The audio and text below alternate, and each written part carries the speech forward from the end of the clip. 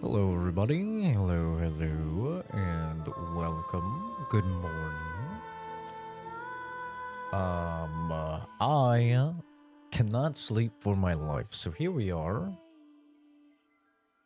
I tried to go to bed at a solid time. I think I was in bed at like 10, man. I was like, I'm about to get some good amounts of sleep. I was like debating if I was gonna like stream last night. I was like, nah, dude, I'm just gonna go to bed early, and here we are.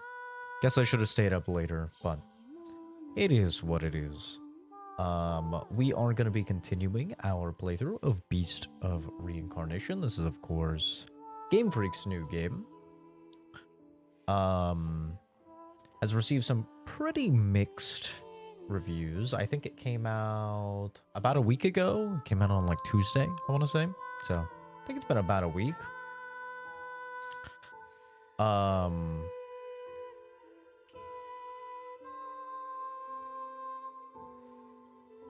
Okay, it did update. It just sent out the wrong alert. Okay. Well, some people are going to be confused if they got that alert on YouTube. It didn't update until after the stream went live, so some people probably got a thing saying I was playing Gears. Not clickbait. Just sent out the wrong alert. My bad. But yeah, we are going to be pushing through to the end. If I remember right, there's 12 chapters in this game, and I think we're on 7 or 8. So we're getting there, man. We're getting towards the end. And, you know, while there's quite a lot of controversy around this game, I'm really liking it. I'm having a very enjoyable time with it. I think this is, I don't think it's like Game of the Year candidate or anything like that, don't get me wrong, but I think this is a really solid like 7.5 out of 10 game. Having a good time with it. I want to know what's going to happen in the story. The combat is still very fun. It has some issues for sure. But overall, I'm having a good time, man. So we're going to be continuing this. I start work today at 6, so I can play for probably like 4 hours and change. Actually, make sure my alarm is set to the right time here. I also put in my PTO requests yesterday. And kind of planned out what I'm going to be calling in using paid sick time as well for the rest of the year. So I can go over that real quick as well.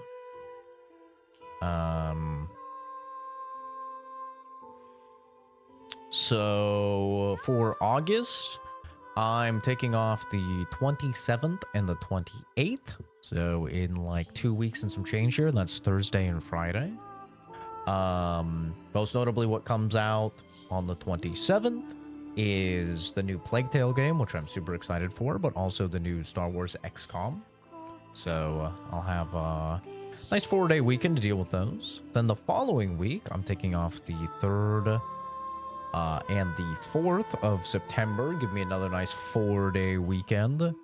Actually, that's a longer weekend because I'm taking off the 3rd and the 4th, which is Thursday, Friday. Then I have Saturday, Sunday off. And then Monday is Labor Day, so I have Labor Day off, and then I'm taking off the 8th. So I'm going to have a 6-day weekend there, which is going to be fire. Most notably what's coming out there for September 3rd, I believe, is Blood of the Dawnwalker. So, very big new RPG coming out. I think something else is coming out there as well. Then I'm taking the 16th, 17th, and 18th off, which is Wednesday, Thursday, Friday. And then I'll have the 19th and 20th off because it's Saturday, Sunday. So that will give me a 5-day weekend. I think most notably what comes out around then for September 16th, September 15th is, September 16th is, or 15th is Wolverine. So it's Wolverine comes out on Tuesday. I'm not taking Tuesday off. But then I'm taking off Wednesday, Thursday, Friday, and then I'll have Saturday, Sunday. So we'll have plenty of time to get through Wolverine, which comes out on the 15th. And then on the 17th is Dawn of War, the new Dawn of War, which we'll be playing with the boys. The boys will probably be playing that early because I think they're getting like the super advanced mega turbo version bundle or whatever the hell it's called, which gives you early access, which I'm not getting because I already got to get through Wolverine.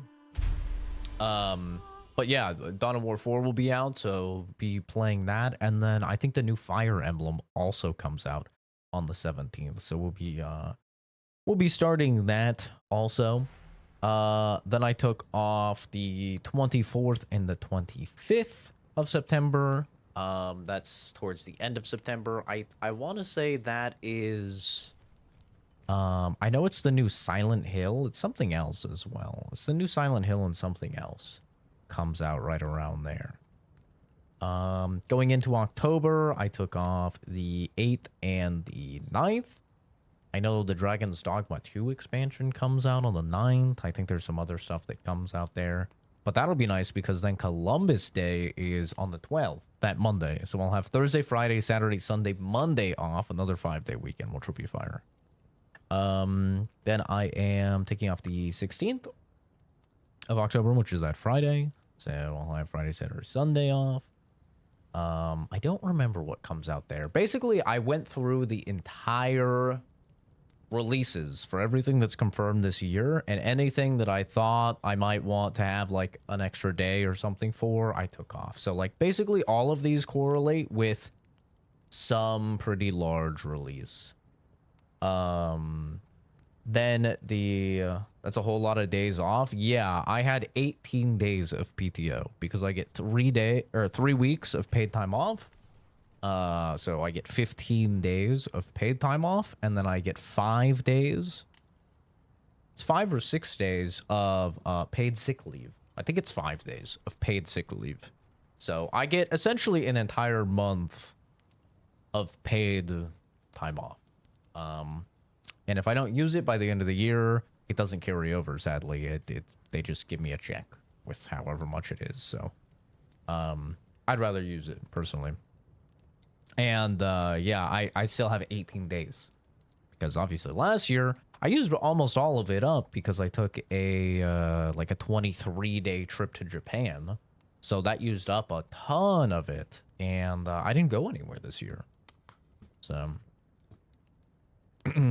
started playing on my Switch again. I want to see how bad Overwatch is on the Switch. Oh no. It's gonna be brutal. 6-day game nights with the boys. Probably not. Oh, that reminds me. October 6th is October 6th when I took off the 8th and the 9th. Sorry, October 6th I think is Gears of War. So Gears comes out on a Tuesday. So I'll have that Thursday, Friday off, but Thursday, Friday, then Monday off because of Columbus Day. Then to finish it off, right before Halloween, I'm taking off the 29th and the 30th. So I'll have the 29th, 30th, 31st, and the 1st. And then last but not least is GTA. For GTA, it comes out on the 19th, which is a Thursday. Kind of a weird day for it. But I am taking off the 20th, which is Friday, obviously Saturday, Sunday, Monday, and Tuesday, the 23rd and the 24th. And then that week is actually Thanksgiving. So that's a lot of days off. I'm going to have, in the span of like 1 week, I'm going to be only working like 1 day, which is pretty insane, because of Thanksgiving. So...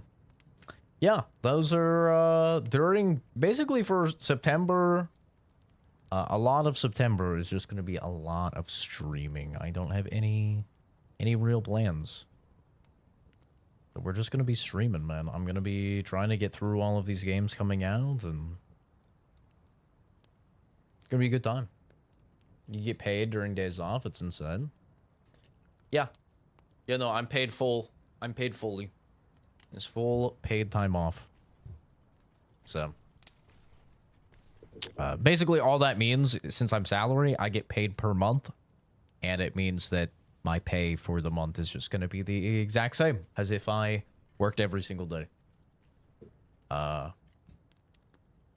Which normally, if you have like unpaid time off or something like that, then they will pay you less for the month. But yeah, I know that's crazy for a lot of Americans to think of, because a lot of Americans get like freaking 5 days off or something like that. Europe is like, most of Europe is like that, by the way. Most of Europe, they get quite a lot of vacation time. It is actually like really just America that is really harsh on that stuff.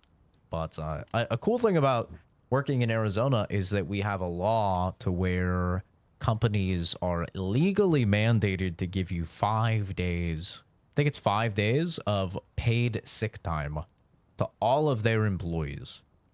So, and that cannot be used as part of their vacation or anything like that. Like, you have to give them separate vacation, which is always kind of a cool thing about working remote and living in Arizona, is a lot of time the employer doesn't know that.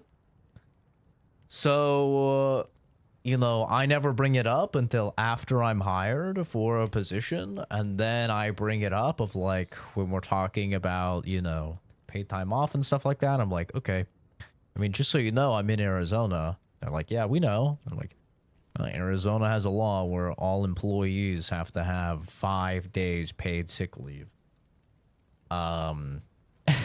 So that's usually on top of whatever we've negotiated and talked about when it comes to, you know, vacation days, which I would be honestly fine with like 2 weeks of vacation, but, my last position was 3 weeks. And so I told them that I would like 3 weeks, and I got 3 weeks. So yeah, I got 15 days PTO on top of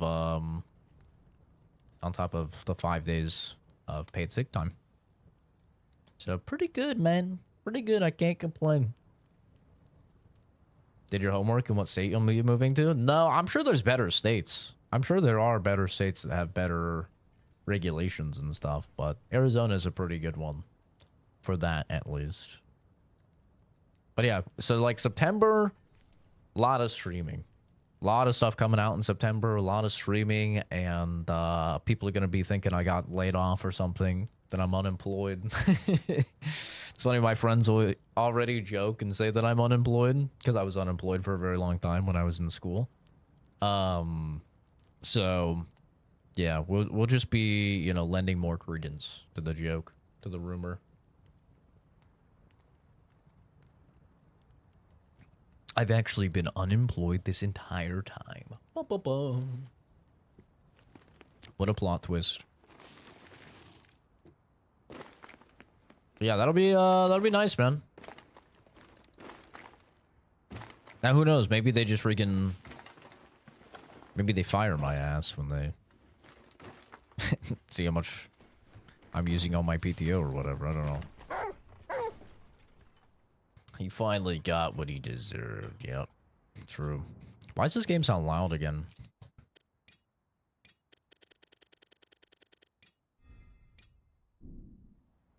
It's just me. Big robot. Uh-oh.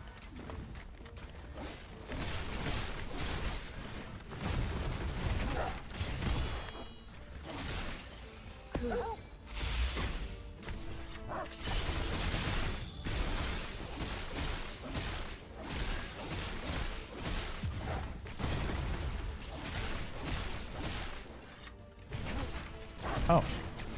Ow.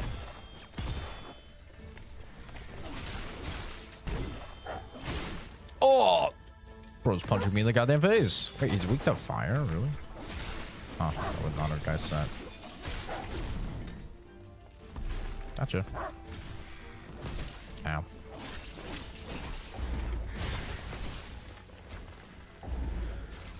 Oh! Bring him down. I'll beat his ass. Oh, he's dead. Oh, there's a lot of these guys, man. They're fucking everywhere.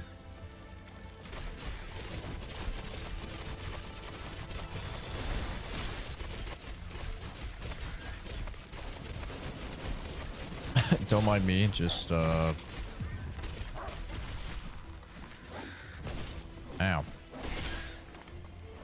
Shooting the shit out of these guys.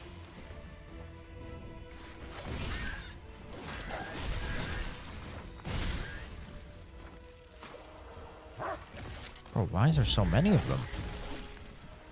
Holy. Not a lot of shit to parry either.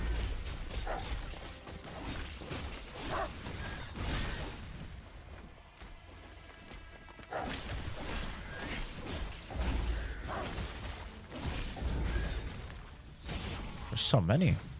Cool.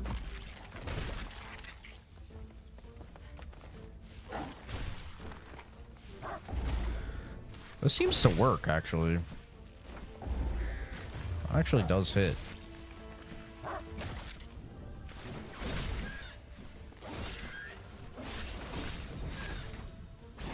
Cool, can you kill this last guy, please? Oh my god, how many of you fucking dudes are there?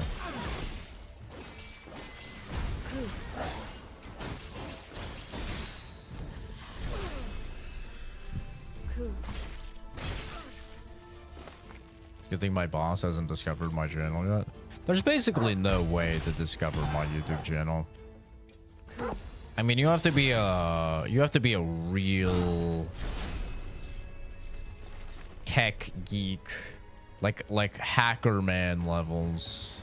Years and years and years ago, I paid a guy to essentially expunge my name from the internet. Like, the guy went and he came back to me, and a real like hacker man type of guy. And he found me every single place online that had my name tied to it at all. And gave me like a giant list and helped me take it all down. So there's really like not many places you can find me at all. I mean, as AI gets better, there's always, you know, like image searches and image recognition and stuff like that. And I'm sure like eventually we'll be to that point where they'll just be able to like, you know, have a picture of me, like my employee ID or something, right? And then upload that online and it'll like trace the entire internet. But like I had a federal level background check when I worked in Medicare and when I worked in forensics, and both times they did not find my YouTube channel. And like Medicare especially, dude, when I worked in Medicare, the background check was like this thick, the report they gave me. Like there was like, I don't remember exactly. I want to say there was like 40 pages of stuff that they had on me. They had every job I had ever worked, even like part-time stuff that it was just like throwaway. All of my like registered employers, all of my tax information I had like ever filed, all of my schooling information, obviously all like criminal background stuff, which like I don't have a criminal record, so wasn't really a lot of, but I mean they had everything, man. Social medias, all of that, and they didn't have my YouTube. So like, it's the nice thing about not being a big channel, you know. There was like, I was starting to get worried when the channel was like starting to pop off really hardcore. We were having like 100+ concurrent viewers every stream. I was like, yo, this is not good. Like, I think this is actually really not good for my job life. I was a little worried, I'm not gonna lie.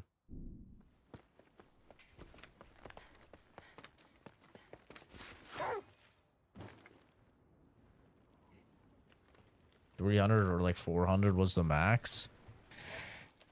Yeah.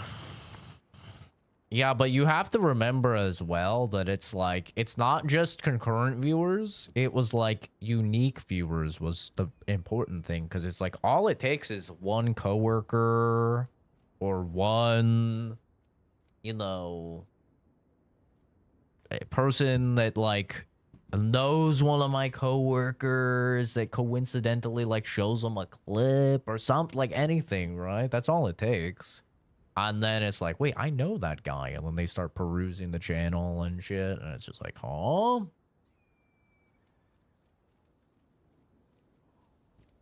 So, yeah. There was a point in time where that was a very scary possibility. Because, yeah, unfortunately, the stuff that I say on the stream would get me fired. It would. Like, the people I work with are cool and all, don't get me wrong. But it would, I would be fired. There's no doubt in my mind I would be fired.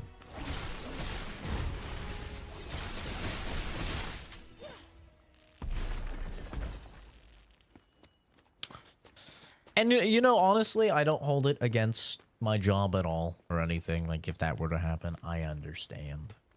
I get it. The thing with the science field, though, especially, is it's a very, maybe judgy isn't the right word. What's the right word? It's a very, like, archaic field. Which is kind of ironic, right? Because science is supposed to be about, like, being progressive in the future and yada, yada, yada. But, like, the truth is that it is, like, very, very archaic. Like, I tell people this all the time, but, like, if you have tattoos, many labs will not hire you. People are like, that's crazy. It's 2026, you know? But it's like, that's just how the field is. Like, if you have like crazy sleeves or whatever, it's gonna be really hard to be hired at a lab. If you have, you know, like a lot of face piercings or, you know, dyed hair, I feel like they've come around more on. I've worked at a couple labs with like some people with dyed hair, but they're pretty, you know, it's a bunch of fucking 50-year-old white dudes, predominantly, you know? It's like 50-60-year-old white dudes. It's like they're very judgy.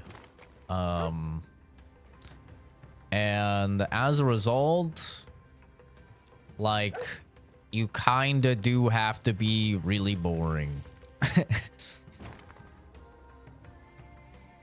Like, it's not a coincidence. It's not happenstance that I look the way that I do. Right? It's like we control how we look and how the world perceives us. And it's not a coincidence that I look like a stereotypical white skinny nerd. Right? It's because that's what has the highest chance of getting me employed at a lab as a scientist. It's what it's going to give me the highest odds of success in my particular field. Whether you think that should be the case or not, doesn't really matter. It's just how it is. So, you know, I don't for even a millisecond think that the people that I work with would be like, oh yeah, no, it's totally fine that you said women shouldn't be able to vote and we should, you know, and Middle Easterners fuck goats or whatever other crazy ass jokes I've said, you know, during the course of the channel. I don't think it would be okay. My purpose is to relay information about the land.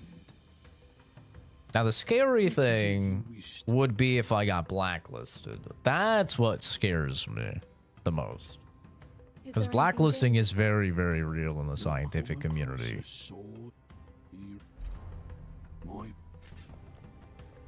If you get blacklisted, I mean, you're kind of cooked, dude. Like, you're basically doomed to work at a fucking CVS if you get blacklisted. Like, you're not going to be able to work at any actual, like, respectable lab.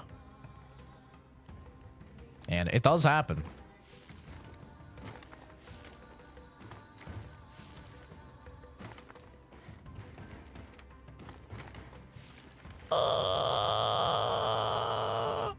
Oh, we're fine. Calculated. But yeah, I'm very happy that I never had to worry about that. 5 enemies total. Cool. The YouTube channel is nice and chill now. I don't have to be worried about, you know, anything popping off and getting a bajillion viewers, and it's nice.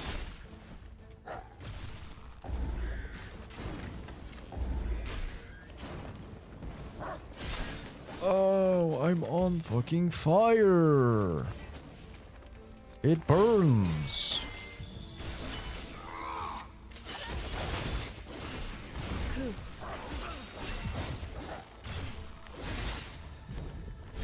Can you kill one of the birds? No? Unfortunate. Oh. Oh.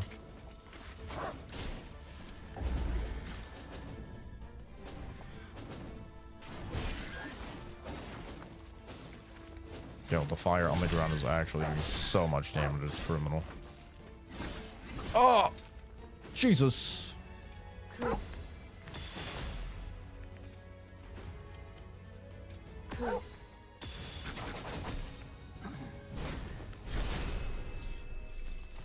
People who don't believe in human progression will rather be in their own world, or the people who will never make decisions for themselves. That's why finding people who are young to work is rare.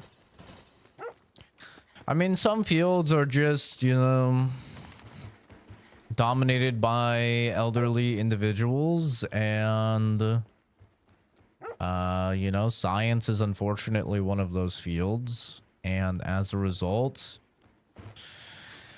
you have to do what works, man. You know? Like, here's the thing.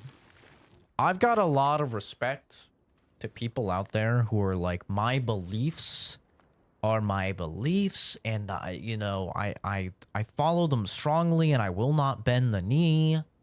And god damn it, if I want to get a bunch of tattoos because it's my body and I believe in that, then I'm gonna do it. And if I can't find the job, then oh well. I got a lot of respect for those people, but I'm gonna keep it real with you. I'm not one of those people. Okay? I learned very, very early on into adulthood that when I was true to myself, things didn't work. Okay? When I was going to a very liberal college in Oregon, which is a very liberal state, and I had to write a persuasive paper on gun rights, I did what I believed was right. I wrote a paper about how vital I felt gun rights were to you know, Americans and to American culture, and I backed it up with all sorts of, you know, all sorts of evidence, and you know, it was a very, like, in my opinion, it was a very well-written essay. I got a D on it. Now, that's a regular for me, okay? I'm a straight A student. That's a regular for me. So, I went, that's strange. And I took it to the writing lab. And I said, hey, I have this paper I want to turn in. You know, can you guys take a look at it? They gave me a little bit of, like, grammatical feedback, but overall, they're like, this is a very well-written paper. This will do really well.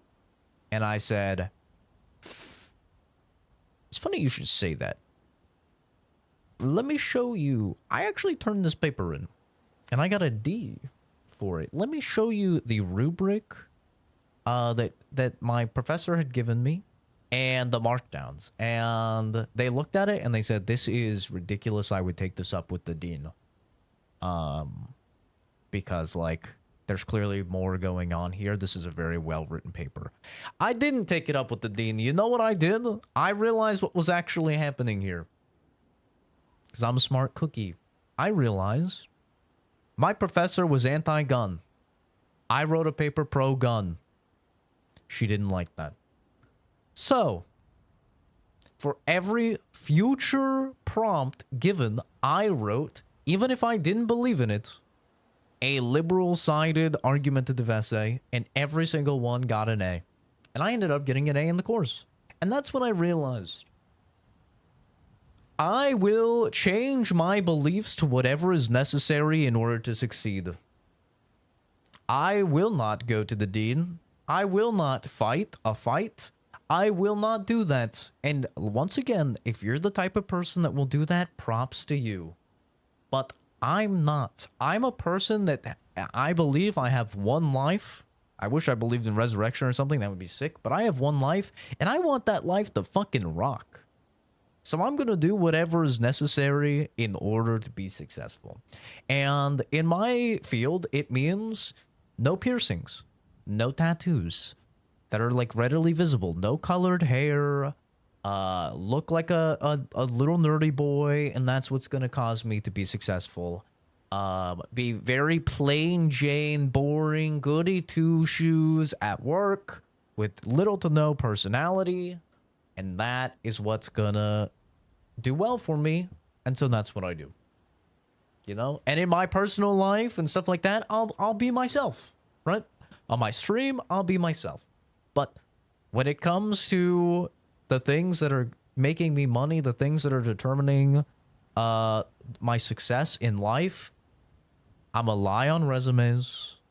I'm gonna tell people what they want to hear, if they're my professors or if they're my teachers or what, or not my teachers, my boss or whatever, in order to do well.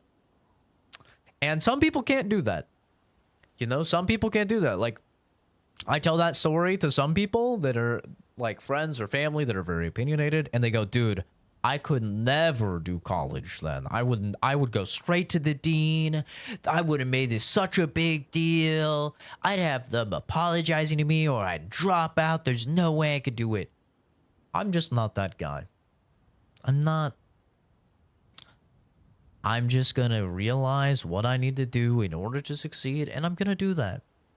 And once I did, I succeeded. And it was really that simple, man. And is it unfortunate that that's how the system is? Yeah, it is. But it's not my fight, man. It's not my fight to try and change it or anything. I'm just gonna do what I gotta do in order to succeed. Is that a big reason why? In my personal opinion, is that a big reason why a lot of individuals that go in maybe more right-leaning come out more left-leaning? Because it's very hard to constantly be hit with ideologies that are more towards the left by individuals who are very smart. Like, that is a thing. These professors are very fucking smart people, man. They are. You know, whether you agree with their political ideologies or not, there's no doubting they are smart people. Like, they are the top 1% smart motherfuckers. So, like, I can easily see how maybe you're more right-leaning, but then you get in, you're an adult, and now you're being exposed to a ton of left ideas. You realize, oh, I kind of have to, like, write more left-sided papers in order to do well in a lot of these classes. I have to take these viewpoints, and eventually it ends up just winning you over. Because that is a fact, by the way. It is a fact. I'm not going to say that a percentage, because I don't remember the exact percentage, but a majority of individuals who go to college and obtain a degree come out on the left, regardless of where they were before they went to college. That is a very real thing in the States. And yeah, you know, I can see why. I can absolutely see why. Like, a lot of people, they just can't do what I do. They can't chameleon themselves in and you know, mask their ass off. But this is luckily a trait a lot of us autistic people have. A lot of us autistic fuckers, Must be a campsite. we're used to living our life not being able to be ourselves because ourselves are weird. You know? I'm used to not being able to be myself because myself is going making monkey sounds, going "Kukinga, kukinga, kukinga," you know, making wanky sounds, and I can't do that in my day-to-day. So, you know, I mask. That's what a lot of autistic people do. We mask. And some people can't do that. A lot of neurotypical people can't do that. A lot of neurotypical people have to, you know, they gotta be themselves. Not me, man. I'm gonna be the version of me that leads to me being the most successful possible. You know, and whether that version of me is real or not, doesn't matter. That does not matter to me, goddammit. Commented, that's why 50-year-olds you. Yeah, 50-year-old people, they do get hired more often. They usually have like a lot of experience and stuff too, though. But yeah, commented on a Warframe Tricks stream talking about the yapping while doing laps in orbiter thing people do. Sees MR5, thinking I'll give some tips. Then she pops the Gooner bait for outro. Hit do not recommend channel. Yapping while doing laps in the orbiter. People are doing things in their game while they're yapping. That's crazy. I just sit on a menu. It's sad. Most serious things in life are always black and white. No room for colors because the world is divided by ideals. Yeah. It's an unfortunate thing that people, especially because of the internet and radicalization that's occurred due to it, see things in black and white, when in reality, almost every single thing that we talk about is a shade of gray. There's nuance, but that requires a certain level of like intellectual capabilities that many are just not capable of. So as a result, it's much easier to go, me good, you bad. You believe me? You believe what I believe? Okay, you good. Oh, you know? You bad. Enemy.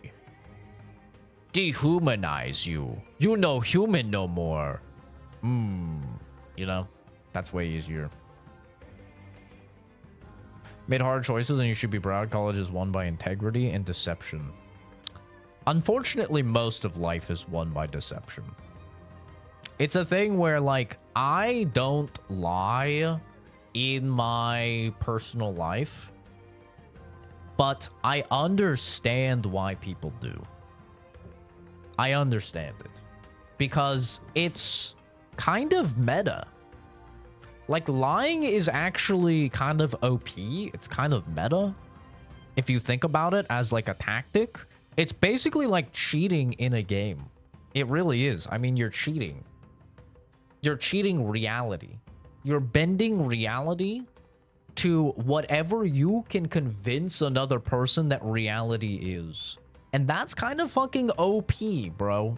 That's like Thanos with the Infinity Gauntlet and the Reality Stone where he's like, your bones are jello, boom. Your DNA is Skittles. Or fruit by the foot, or whatever the hell that commercial was back in the day, you know? Like, it's kind of OP. Lying is OP. It's meta. So I get why people do it.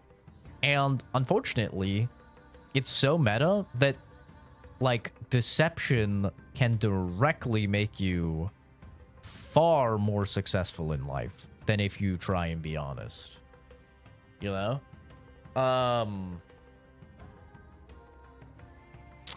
But for me, I used to lie all the fucking time. Like when I was young, I used to lie all the fucking time. And eventually, like once I got to be a teenager, my parents did this thing where they would lessen the punishment quite significantly if I told the truth. And so they kind of like started conditioning me to just tell the truth.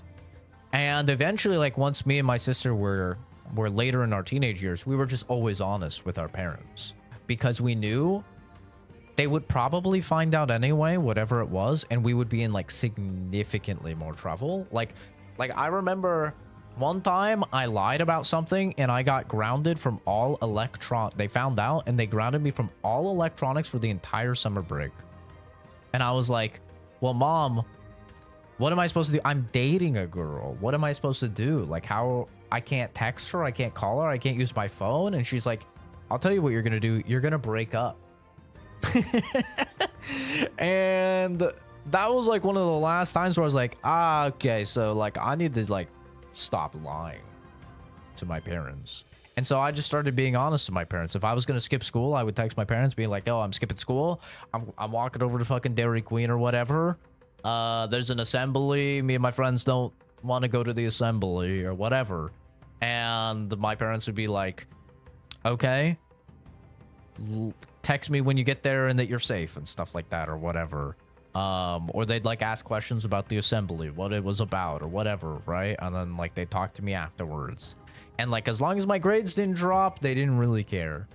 And so like that's when I started pivoting towards like honesty. But it was honestly the chick that I dated at the time. I would lie to her all the time because I was afraid of the repercussions of being honest. And it just created a very unhealthy dynamic where, because like if I was honest with her about skipping school, for example, she would get so fucking angry. She would get so mad. She would say stuff like, you know, there's no way, like you need to go to class.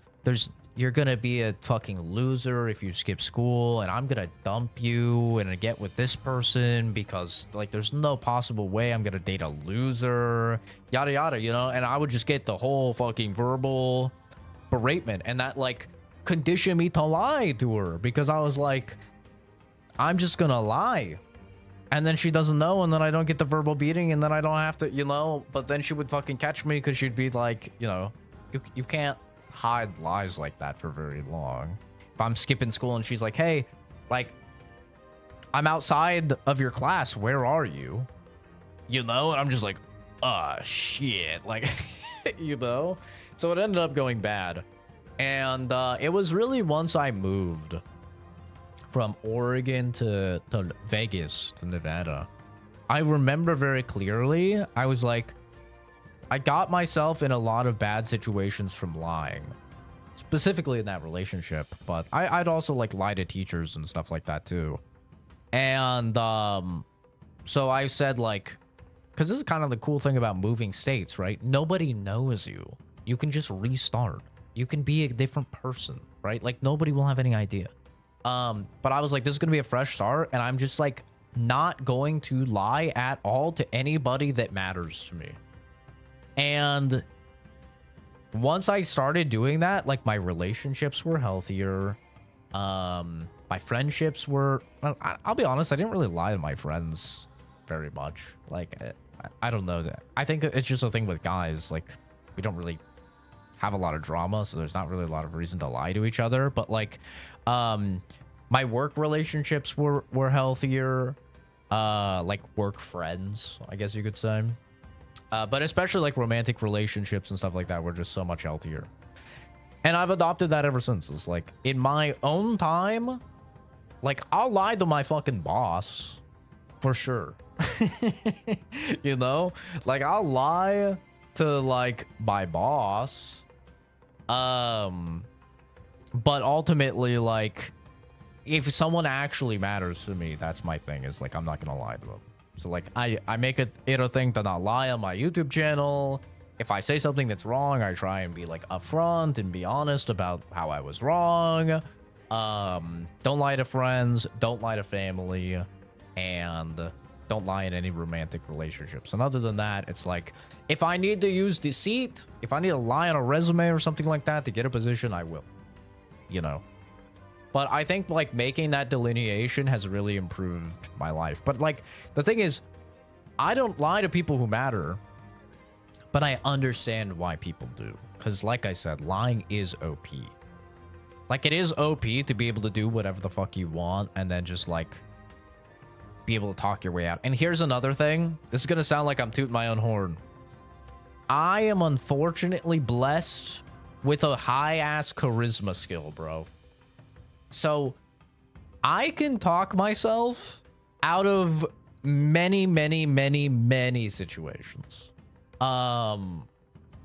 Unfortunately, like, I can talk circles around the average person, and like when you combine that with lying, it's kind of OP, bro.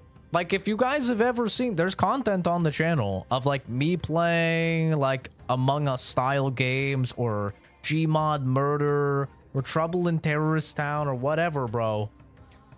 My friends used to call me the master of deceit.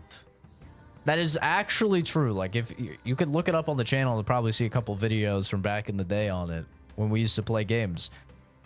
I could talk my way out of some crazy things. Motherfuckers could catch me with a gun after shooting someone and somehow I could talk my way out.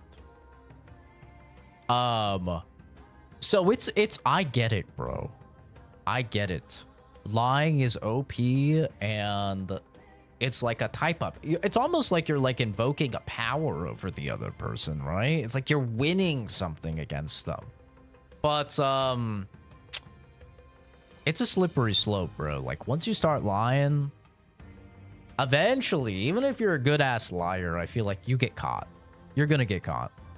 You're gonna, like, you can't keep all of the narratives in line with each other, right?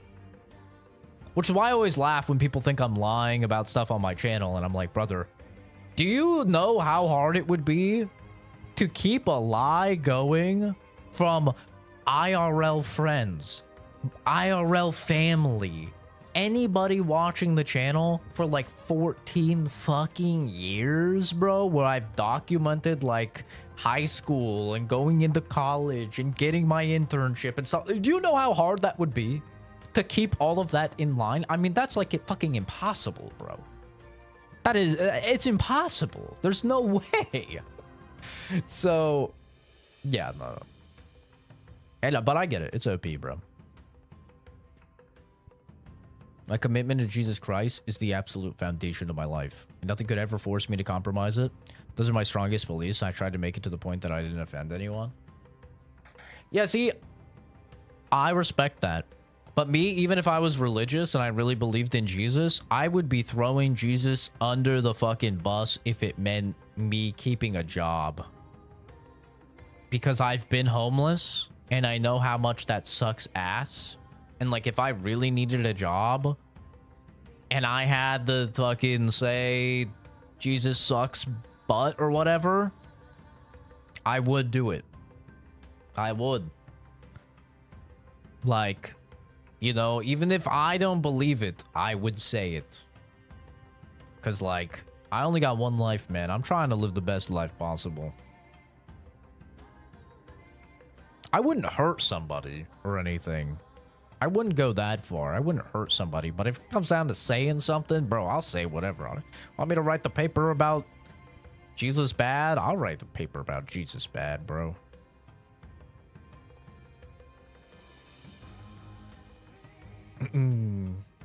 The moment you're raised eating soap for lying, then find out life is won by lying. Yeah, it is, unfortunately. Like, when I need to, I tell the truth when needed. My dad lied to my mom for 37 years. What the fuck is the point of you beating me for lying? Valid. Girlfriend was trying to get you to be a better human being. Holy shit, she sounds amazing. It was, I think, looking back on it, it was less about being a good person, and it was more about me being a trophy that she could be proud of to the people around her. I think that's what it was. It's like the dudes that date a really hot chick and they try and make it so she doesn't ever go eat some fucking ice cream or something. And they're like, you're going to get fat, you're going to become disgusting, and then I'm going to leave you or whatever, right? And they give them like a body dysmorphia.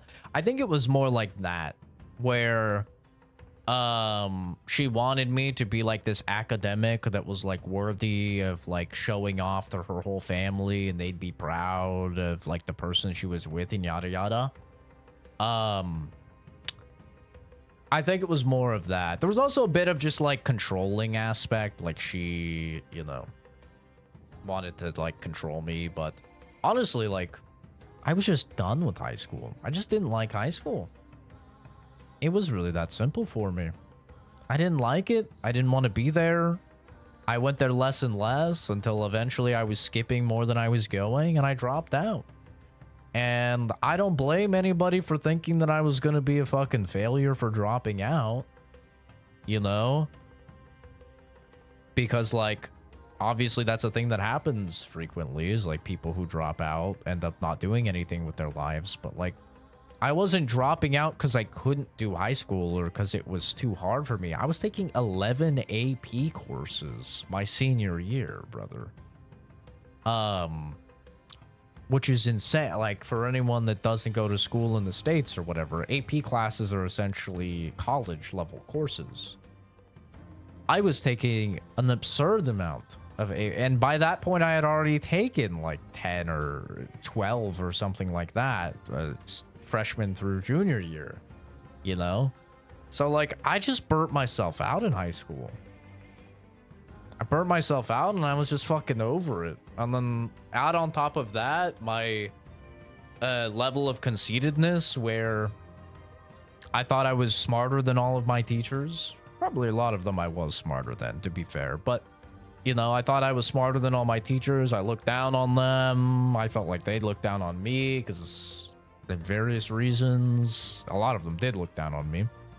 And it was just like, I just wanted to be done. So I just dropped out, got my GED, passed the GED test with all collegiate levels, like, because they have like, you know, you didn't pass and then you passed at like high school levels, and then you passed it like high school honors levels, and then you call collegiate levels, which is like you're ready to go into college and skip a lot of classes, right? And like I didn't study or anything. I just went right in and got all the collegiate scores for the GED thing, and then just went right to community college. I just like skipped a bunch of steps. So like while the people I went to school with were still in high school, they were still finishing high school, I was starting my first term of community college already, you know? But yeah. I was just over it, man. And college is so much better. It's like infinitely better than high school. God.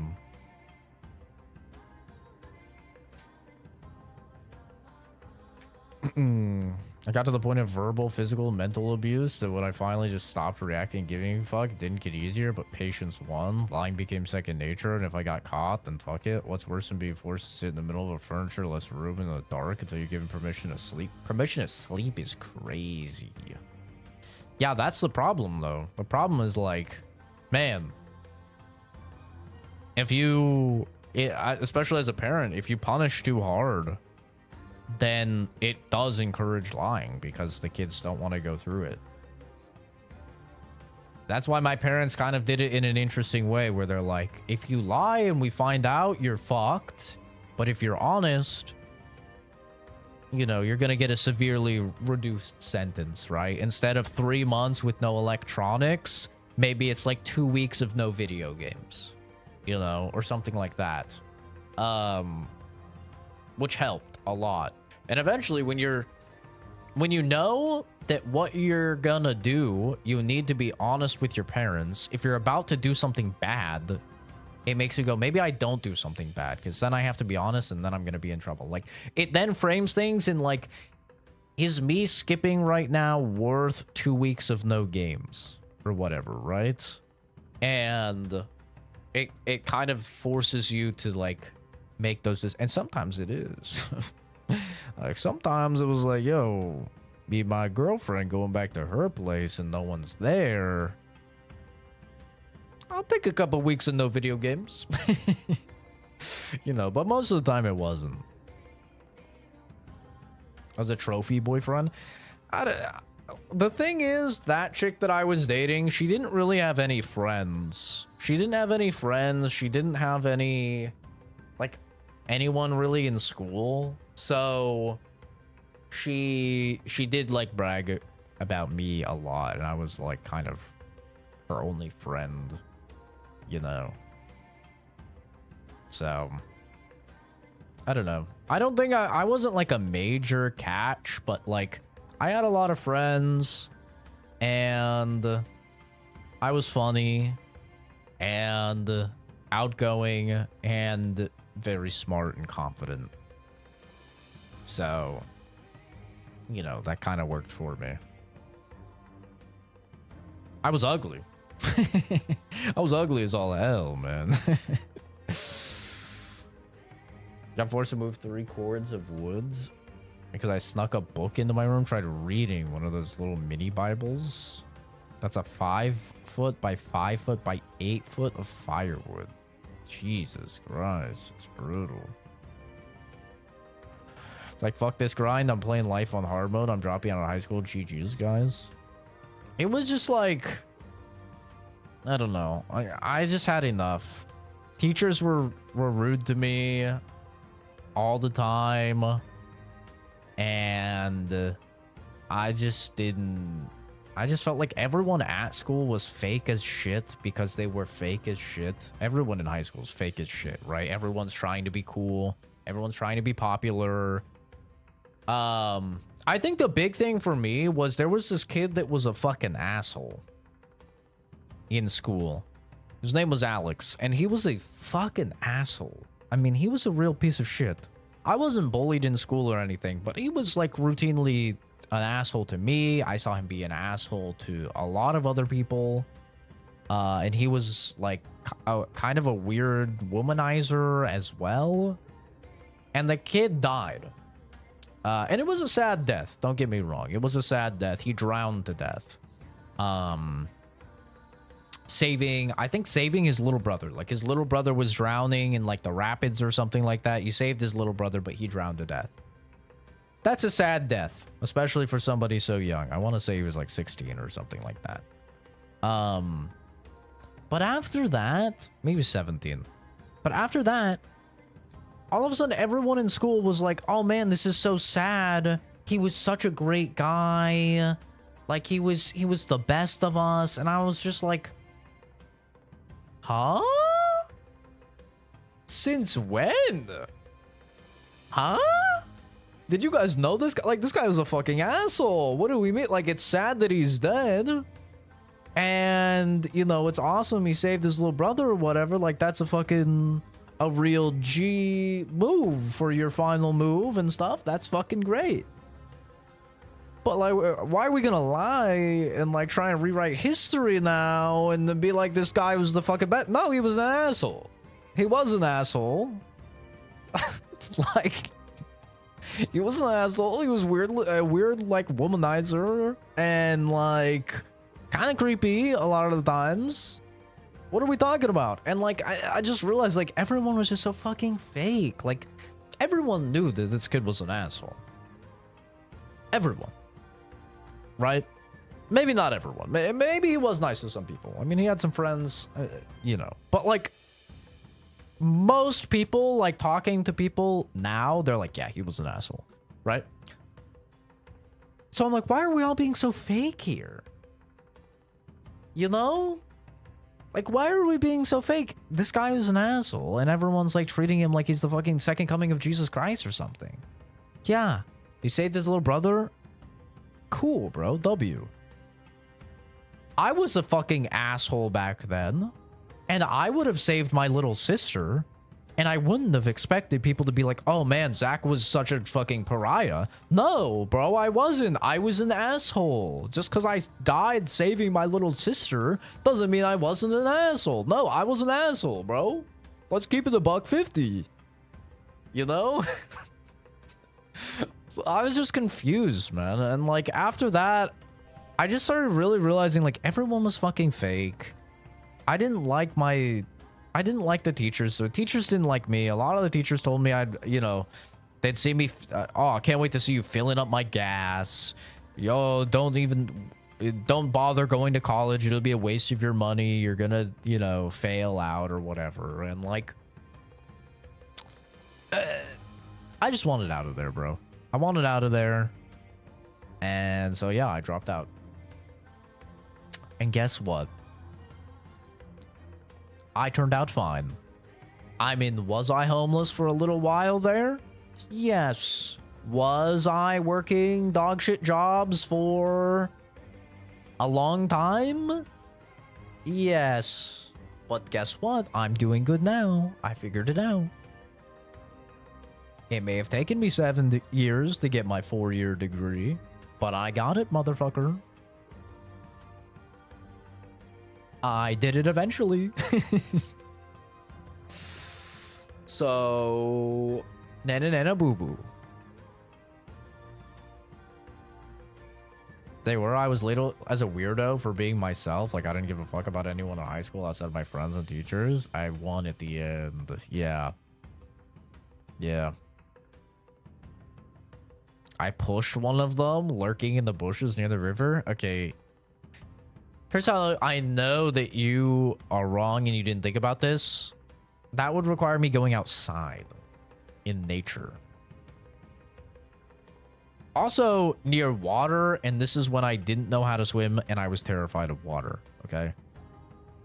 I only just recently stopped being terrified of water and just recently learned how to swim when we bought our last house and we had a pool.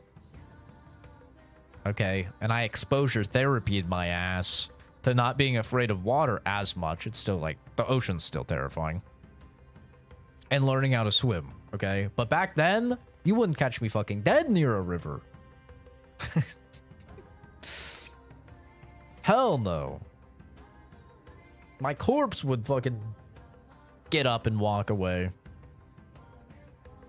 Dead baseball player named Cameron Diaz, and his death was extremely preventable. He crawled inside the trunk of a car while the driver was drunk, and he was the only death. Spoke to him once, and he was an asshole. Yeah, dude. There's just something about, like, after people die, it's like, oh, man. We gotta be so nice to these people. And it's like, no.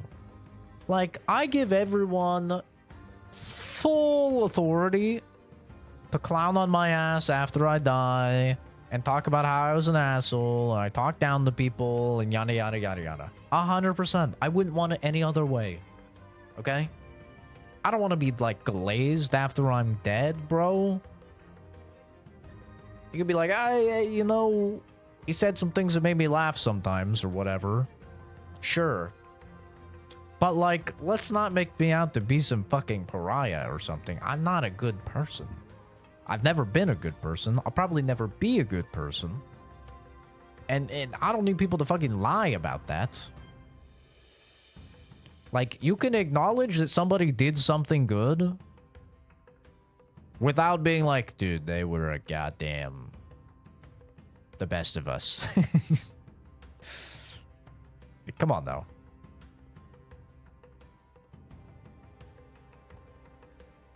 I don't know. Maybe it's sadism. I don't get it.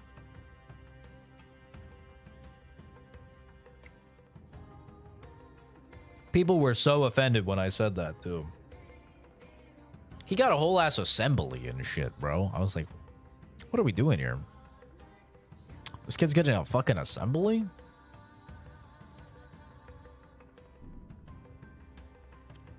This kid's kind of a piece of shit. What are we doing?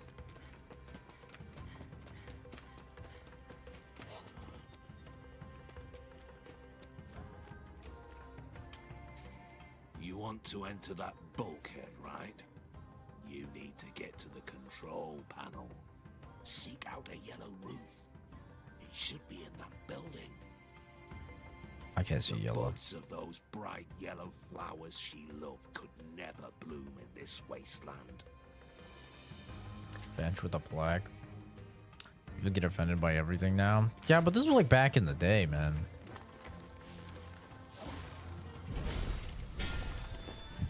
Cool.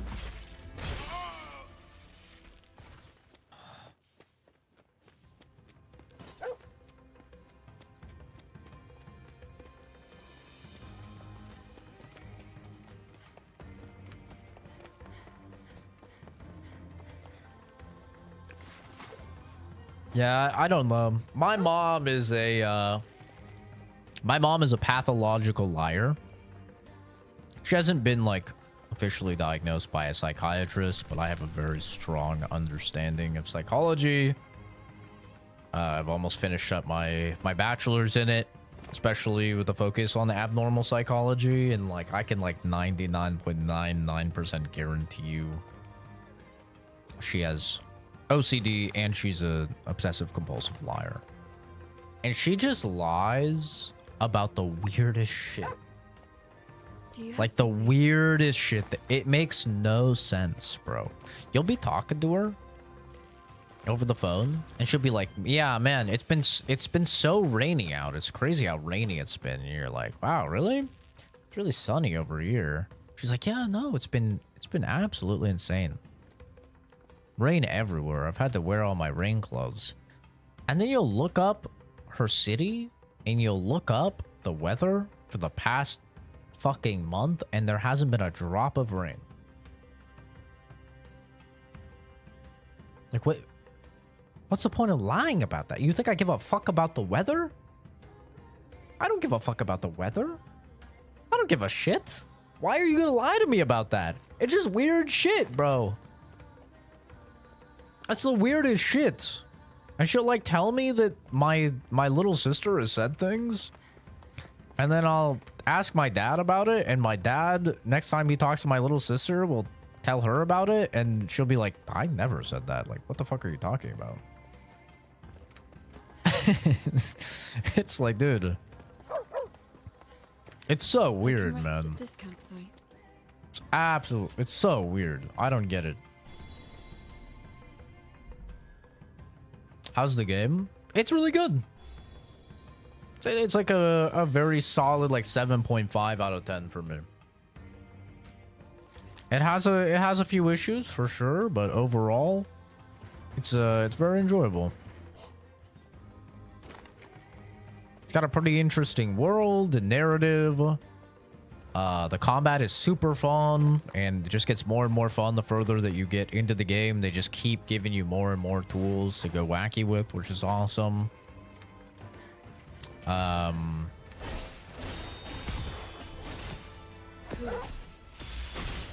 music is really good. The exploration is fun.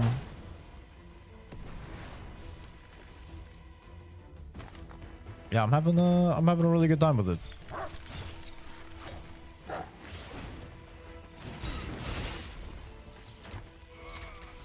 Whoa.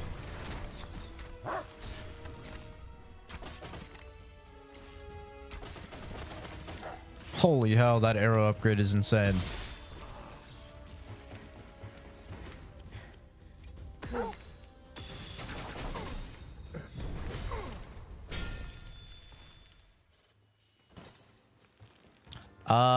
But it does have some issues. I think it suffers from enemy variety, lack of enemy variety, which is unfortunately pretty common with this genre of games, I would say.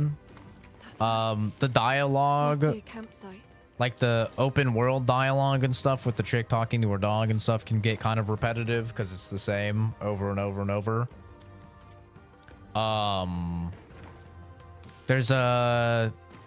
They do reuse a couple bosses, which I'm never a fan of when games do that.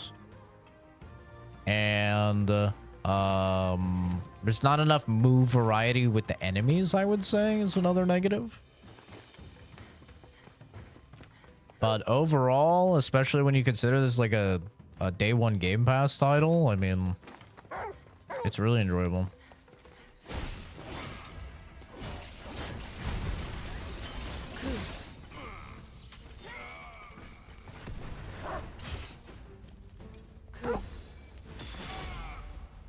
Cool. Cool. Game music reminds me of the game that won GOTY last year. Expedition 33? I don't get Expedition 33 vibes. I get like some Stellar Blade vibes for sure though. Or like Nier. It's very Nier and Stellar Blade vibed.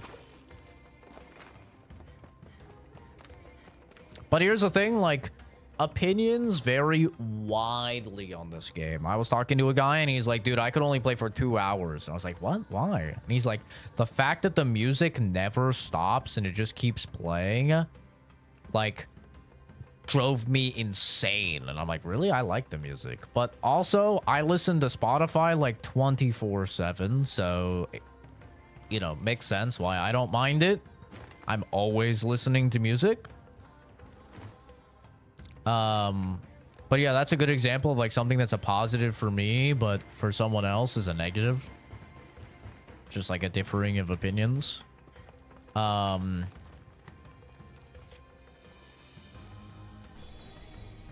people really don't vibe with the combat or the open world exploration, which, like, man, totally fine.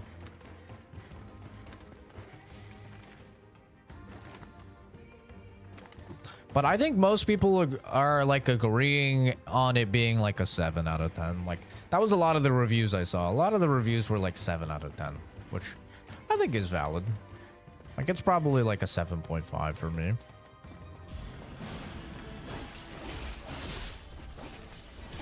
Ow. My spine. Ow.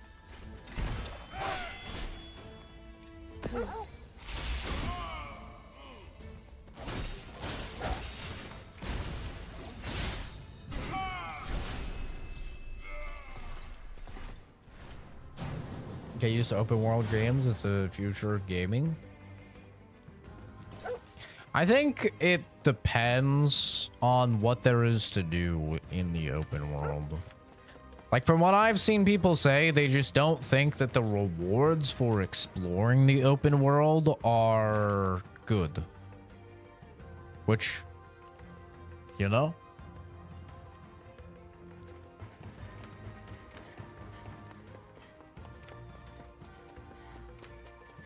I like the rewards because the rewards are a lot of like unlocking new meals and like ingredients and stuff to cook back at the base, which gives you buffs, as well as like has some story bits which are cute.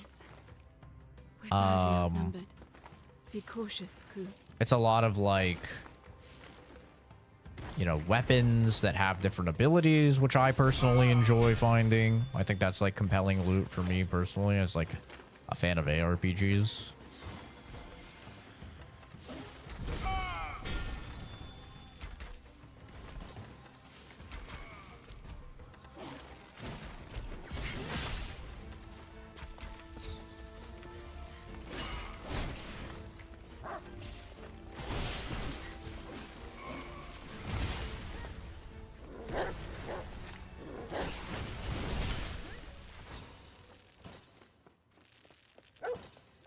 But I can definitely see, like, there's no side quests in this game.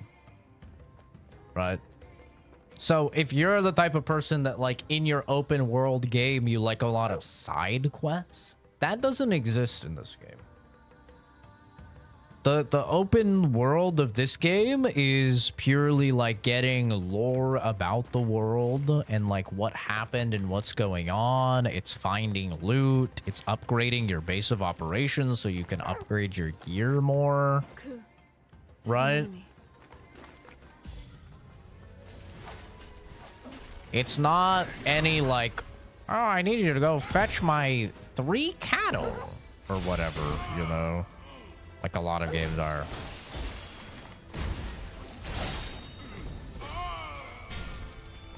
Ku. Which for me I like, because I feel like most games side quests are shit. You know? I feel like a lot of devs don't really put a lot of effort into their side quests. And for me, that's usually what determines if I like an open world game or don't like an open world game, is if the side quests are good. There's an enemy here. And I usually just feel like most of them are not good. Ku.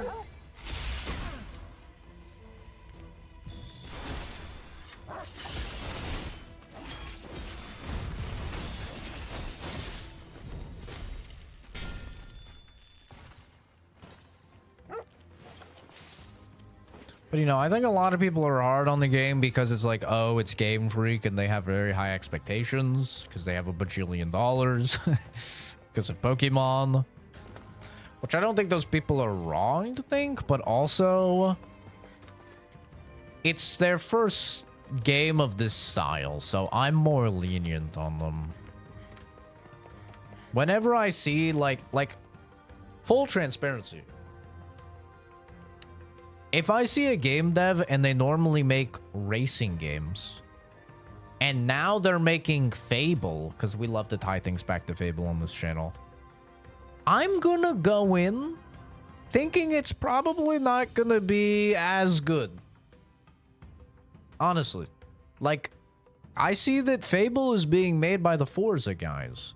I'm not gonna go in as if fucking Fable is being made by the original creators of Fable or something, right? With those high expectations. I'm gonna go in being like, yeah, these motherfuckers make driving games, bro. So I'm gonna be impressed if they even manage to like make a game that runs. You know? I did the same thing with this game. I'm like, these motherfuckers make Pokemon. And I don't know if you guys have seen a Pokemon game. They're dog shit. I'm sorry to be the bearer of bad news. They've been dog shit for like 15 years or something. Like, they're dog shit. They run at a whopping 18 FPS. They have a draw distance of 3 inches from your character. Crazy levels of pop-in. They're just dog shit games, right? So I did not go into Beast of Reincarnation thinking this was going to be the biggest masterpiece of all time. Just to be honest. I went in being like, this is a game unlike anything that they've ever done. And if it even like runs and functions, I'm going to be pretty impressed. And the game runs great. There's basically no glitches or bugs. The combat is a lot of fun. The world is interesting. The music is a bunch of bangers. So it's, you know, it surprised me. It's 7.5 out of 10 for me. You know? That's how I see it. Like, I'm gonna go into Fable, and I'm gonna assume that Fable's not gonna be very good. Because most of the things point to Fable not being very good. And so I'm gonna probably be more lenient with Fable when I play Fable, because my expectations are gonna be on the floor. And if Fable is good, awesome. If it's not, I don't really care. I'm not a Fable fan. But also awesome, because I get to laugh at Oscar. You know?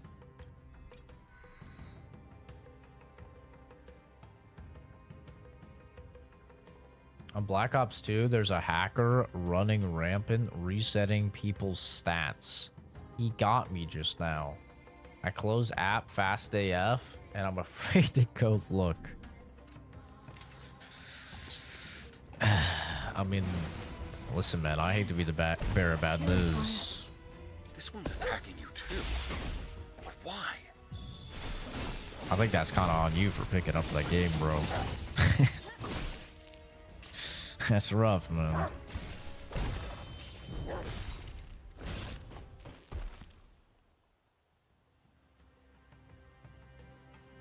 I knew that shit was gonna happen right away when they said they didn't update the anti-cheat. Try taking it off. Okay. I was like, wait, so you're telling me Black Ops 1 and Black Ops 2, the games that have been literally unplayable on console because of hackers forever, and PC, to be fair, you're gonna release on PS5? They're like, hell yeah, bro. Okay. You gonna like add an anti-cheat because it's very obvious that like the games have been hacked to hell on previous PlayStations and Xbox and PC. Clearly hackers know how to get in. Nah, bro, we're just gonna release it. We're just porting it over. Okay, yeah. I'm sure nobody's gonna hack it. Yeah, I'm sure that's gonna take a while. What, it took like 1 week, 2 weeks? Like, come on, bro. No shit, it got hacked. It's the same game. If a dude could hack it before, he can hack it now. You didn't change anything. They didn't even add an FOV slider. They didn't do anything. The same face. This is so strange. He was just like Shidu. What? His strength. Even the way he moved was the same. Oh, they have an Same explanation Shido. for why they have the same moveset? Well, all we can do is keep moving. There'll probably be more of them. So watch yourself. The game is trying to tell us that it's not being lazy with reusing movesets as part of the narrative. Don't you love it when games do that? They go, oh, no. You can't complain about this thing because it's part of the story. Okay. Got it. My bad.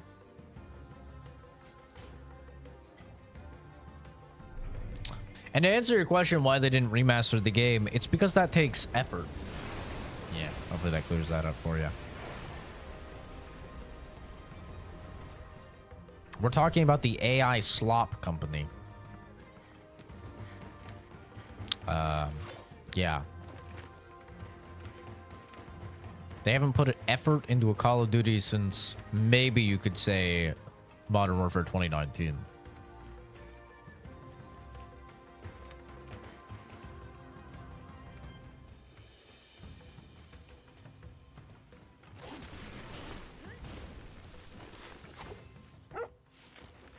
A strong box. Strong box. Not trying to be sexist, but if you see the new devs team, you would understand why COD is going to shit. Honestly, that's all dev teams now. You know why? Because to be a video game developer, you have to go to college. And you know what men aren't doing anymore? Yeah, going to college. Us men aren't going to college anymore. We're going to trade schools, or we're just going right into work after high school. We have the lowest rates ever of men going to college and the lowest rates ever of men actually completing their degrees. Women are dominating us across the board in graduation rates, average GPA, everything. We're just getting absolutely bodied, bro. So yeah, all of these fields are going to be dominated by women. All of your games are going to be made by women. All of your movies and your animations and everything, they're all going to be dominated by women. Men just aren't going to college anymore. They go into the trades. They got to be fucking electricians and shit. Which, don't get me wrong, it's a good job. But like, Something absurd. What is going on?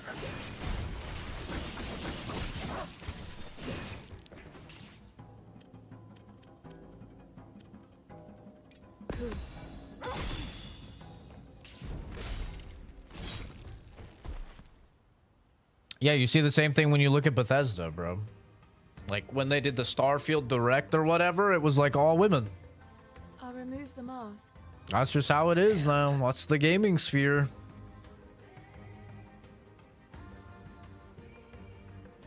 This person also has the same face. It's like, you gotta be the change that you want to see in the world. Why are they going after you? Is something wrong? I see so many men complaining that like Physical. women are taking over the gaming industry and stuff like that, and all these studios are woke and stuff because they're all women, and it's like, well, are you going to school to be a digital artist? Are you going to school to, you know, learn how to use Blender and learn how to like 3D animate and stuff? And they're like, no, I'm going to fucking be an electrician or whatever. And it's like, I'm working in construction or whatever. It's like, all right, well, I mean, if you're not going to do it, and if none of us are going to do it, you know, You gotta just let him do it, man. I mean, that's just how it is. Bring back the beast of reincarnation. Then what's the purpose of the vessel he's going after? Vessel? Emma, you're in danger.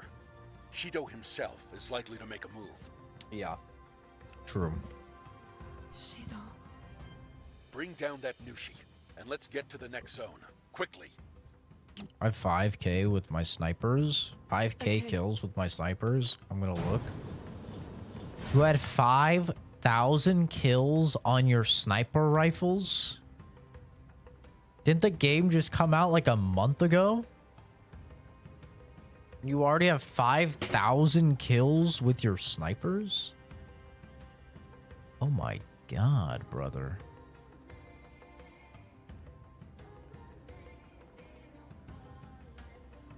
Oh my god. What the fuck? What the fuck? That's insane. That is insane. It definitely doesn't shower and step outside. Okay, come on though. Holy. Those are some fucking those are some hours logged.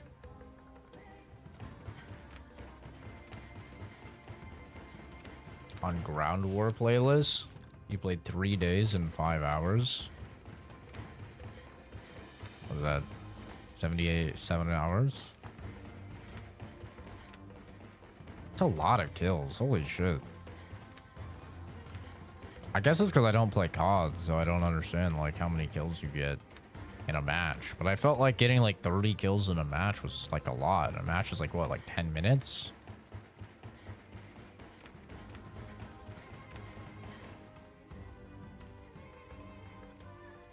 Well, a sniper rifle, I would assume it's like less kills.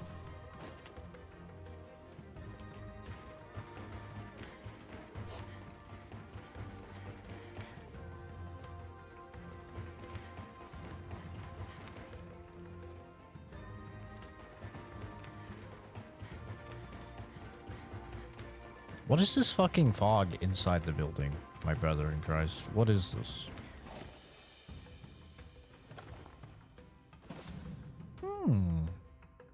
5 slots though, so I don't want it.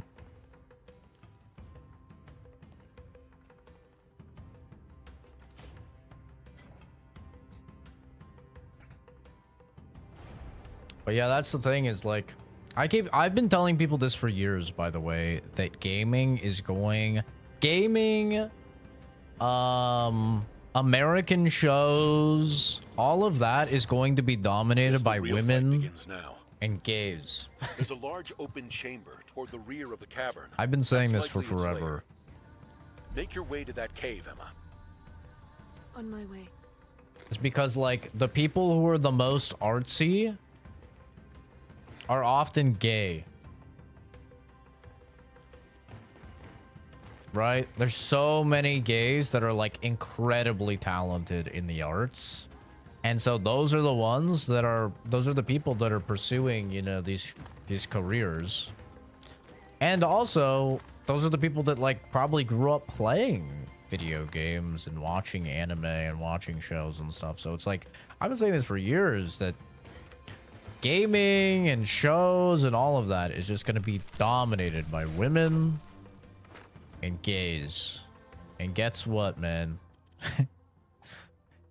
Shit is getting dominated by women and gays. Sure as hell. Okay. W.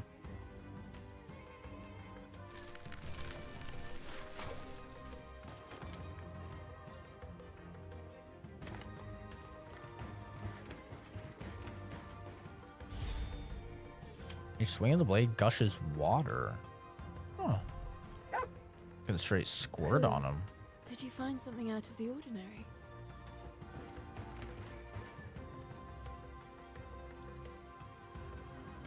Straight squirting out here.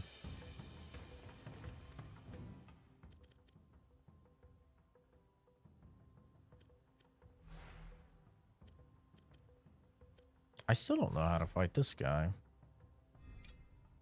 gonna try and find this guy.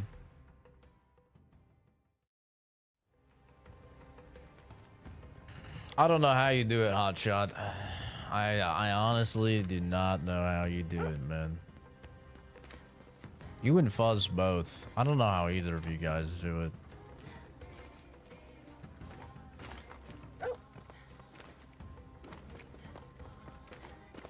Every time I play Call of Duty, I'm just like, man, this shit is ass. Like, playing Battlefield 6 and then trying to play a COD is like, it's just night and day, bro. I don't know. Call of Duty just feels so bad to me. Like the sound design, the level design, the tech. It's like the same. It all feels the same that it's felt for like 20 years. Just like maybe more cartoony, I guess.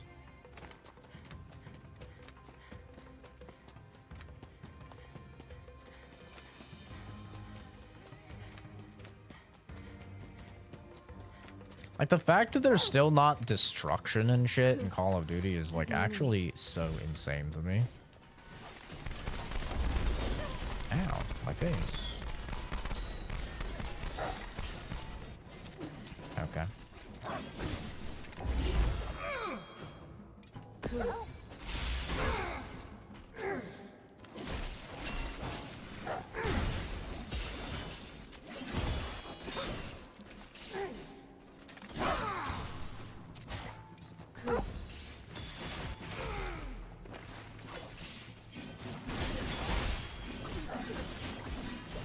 I'm just dead.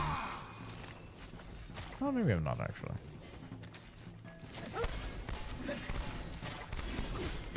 The fucking poison.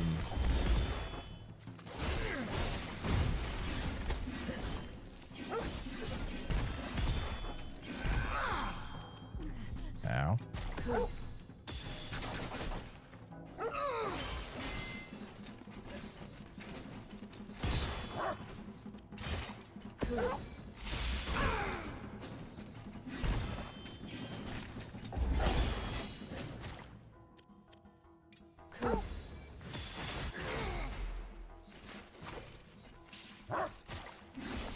Oh, I did the wrong move.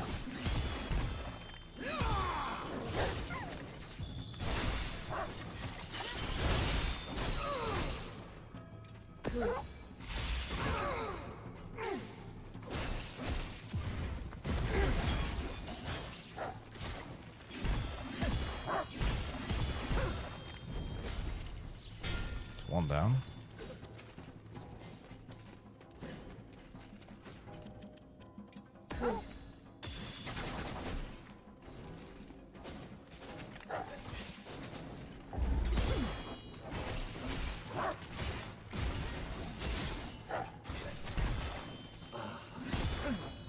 My turn, bitch.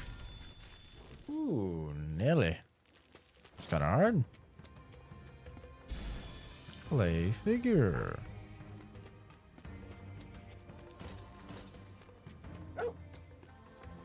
Black Ops 7, there's an LMG that has 2 barrels. It basically one-shots you. It's so broken, it's ridiculous. Yeah, I don't know. I just... Every COD I play... It just feels like dog shit.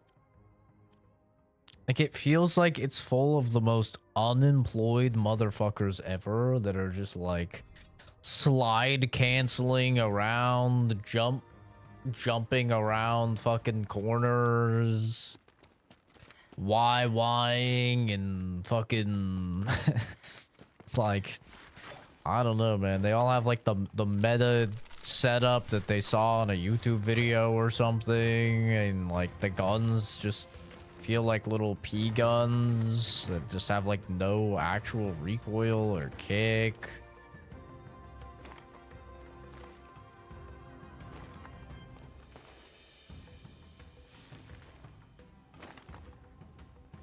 I'm just getting owned by a bunch of people on controller that, like, if you were to put them in aim labs, they would not hit a single fucking dot.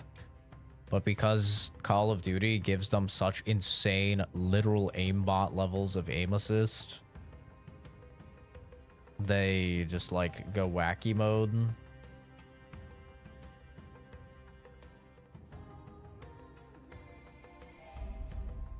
It's just, I don't know, man.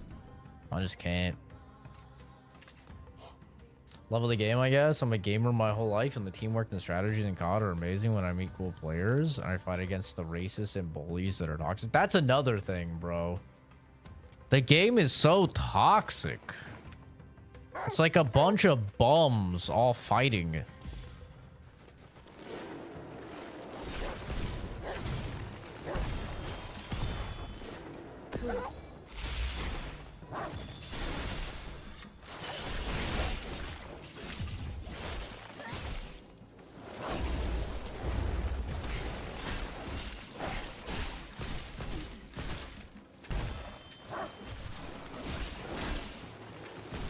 Ow.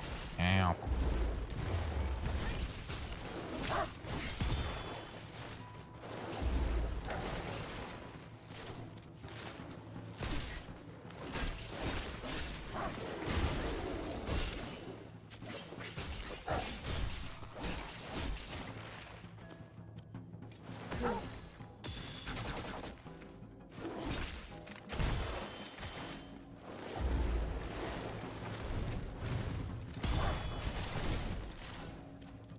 Like all the people are so fucking toxic, and then you report them and they get banned, and then like somehow I'm the problem because I reported the dude saying slurs. It's like, bro, you wouldn't have lasted a day back in the Call of Duty lobbies. It's like, dude, I was there. I was playing Modern Warfare 2 and COD 4 and World at War and Modern Warfare 3. You know the difference? I fucking grew up. I'm a 30-year-old man, and I act my fucking age. Like, it's such a cringe, like, excuse and shit. Like, bro, you wouldn't have lasted a day back then. Wow. That's awesome. That's like being like, hey, man, I used to be a rapist when I was younger. Oh, what do you mean I shouldn't rape people anymore? God, you guys are such fucking babies. You wouldn't have lasted a day back in the rape cage. Back in the day, it's like, dude, it's called becoming a better person. Yes. These things are bad. Yes, you shouldn't say the N-word. Now listen, if it's a good joke, okay, you know? If it's a good joke, W. But here's the thing, most of these fuckers aren't funny. They just like say terrible things to say terrible things, and they're like, haha. You're pathetic. What are you, triggered? It's like, no, I'm not triggered, brother. I just think it's embarrassing. I think it's embarrassing, and I think your parents would probably be ashamed of you. Like, do you honestly think you could look your parents in the eyes and they could listen to your fucking comms on Call of Duty or whatever, and they would be proud of you? Like, if the answer is no, then that probably means you're doing something you know that you shouldn't be doing.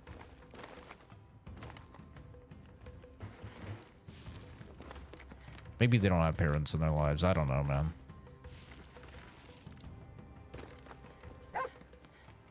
You're acting strange. I'm all down for some shit talk. Don't get me wrong, bro. I shit talk all the time. You know? I play Rivals, and if I'm playing a character and they're playing a character and I beat them or whatever, you know, I'm gonna be like, haha, Iron Man diff or whatever, right? But I'm not gonna be like, haha, you N-word. That's like, bro, that's ridiculous. Why would I do that? Alright, come on, man.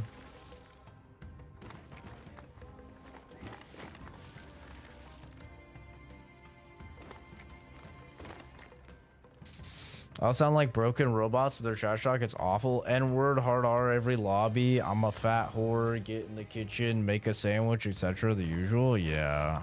It's just, yeah, it's crazy. I just don't understand, dude. I don't get it. Yeah, God help you if you're a woman and you use the mic. You need to make them a sandwich and get in the kitchen.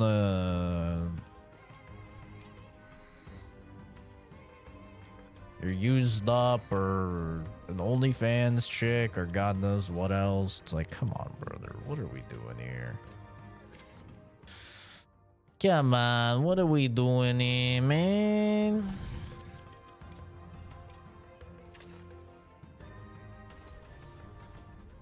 The anti-cheat is terrible. Welcome back, Emma.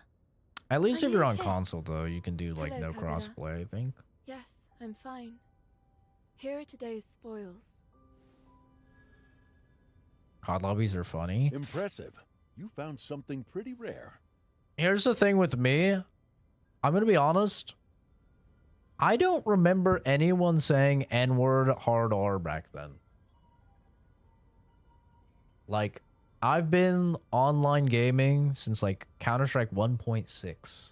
Way back in the day, bro. Okay? That came out in like the 90s. And obviously I played it a little later. I played it early 2000s. But like, I've been online gaming with voice chat and stuff for a long time. I don't remember anyone saying N-word hard R. That was like the one thing that was like off limits. Like, people didn't say. It's like they would call you every homophobic slur. You know, they'd call you the F slur, or like a queer, or you know, talk about you sucking their dick or whatever. But like, and I remember like some Hispanic like some racist stuff towards Hispanics, but I don't remember N-bombs. I really don't. Like, I actually remember very clearly thinking like that was too far back then. And now it's like, now people talking, they're like, dude, you wouldn't have survived back then. It was N-bomb all the time. And I'm like, I don't think it was. Like, I was there, bro. I don't remember N-bombs being thrown around like they are now. Like, hard R is just thrown around so much nowadays. Because it's like the edgy go-to, you know? And like, yeah, I don't know. No one's gonna gaslight me into N-bombs being a thing that happened, bro. I don't think it was. Like, I think I would remember. And I remember how many times I got made fun of for being a squeaker, and they called me homophobic slurs, or they called me a little girl, or they talked about how my balls hadn't dropped yet, or whatever. I mean, that shit happened all the time, bro. So much so that, like, I'd be like, hey guys, he's on cat. He's on cat, guys, get him. They'd be like, shut up, squeaker, little bitch. Use your mic when your balls drop. And I'd have like a go-to response of just being like, I'm pretty sure my balls dropped on your mom's forehead last night, bitch. And like almost every time I said that, they'd be like, they'd all fucking laugh and they're like, all right, man, okay, that was pretty good, you know? Like, so like, you know, you learned how to shit talk back in the day, but it was, you know, normal shit talk, talking about each other's mothers and stuff like that, you know? It wasn't just like calling each other the N-word. It was like, you know, your mama's so fat jokes and shit. Now it's just like, haha, I'm not gonna put any thought into it. I'm not going to have an actual funny response. I'm just gonna say the N-word. I'm just gonna say the F slur. And it's just like, we used to be a proper community back in the day, okay? You used to say my mother was a whore and she slept with you in some way, shape, or form. I used to talk about how your mother was a crack whore and, you know, she fucking left you out in the rain while she was taking her hit or whatever, right? And we go back and forth. Now it's just like, aha, I say the N-word. And it's just like, bruh. Okay. It's like, okay, I just mute you and report you, and then you get banned. And then I'm like the fucking little baby or whatever, because like I'm not gonna call you the N-word. Like, what do you even do when someone calls you the N-word? Call them the N-word back? It's like you start beefing with a guy, right? You're beefing with him a little bit. You say he looks like a bitch or something like that. He pulls out a fucking shotgun and blows a 12-inch hole through your chest. It's like you go from 0 to 100 instantly. This guy pulls out a fucking minigun and riddles you with 800 bullets. There's more of you scattered around on the wall and the ceiling and the floor than there is attached to your body. And it's like, okay, cool, bro. You went to the last step. We were here. We're calling you a little bitch. And now I'm pieces. Close Cassie at funeral. You know, that's what it basically is. It's just like you try and talk shit to someone. And then they just call you the N-word. And it's like, okay, well, we skipped. I think we skipped like 99 steps here. Like, there's supposed to be banter. There's no banter anymore. It's just screaming slurs.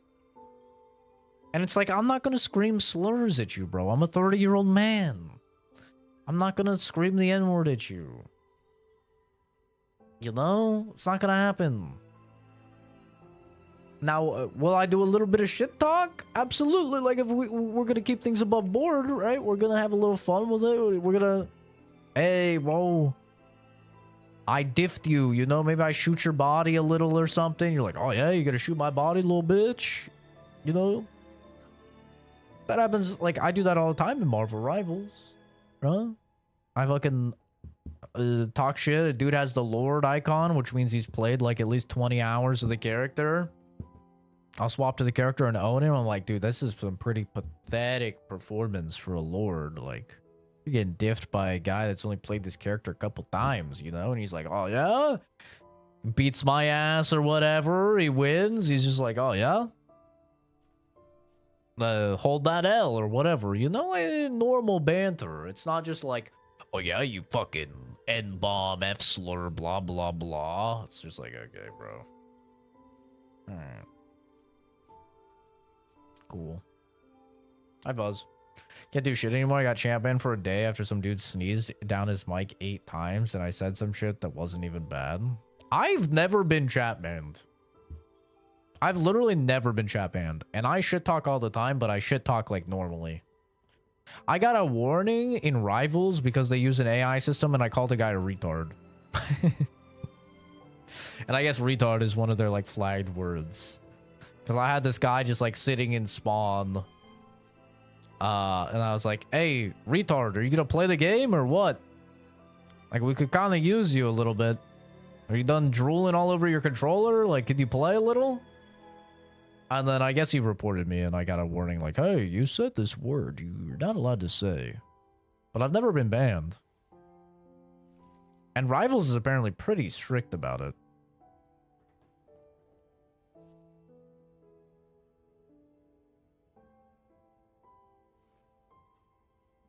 But like, yeah, no, I don't know. I'm fine with people getting banned for slurs because like, I don't know.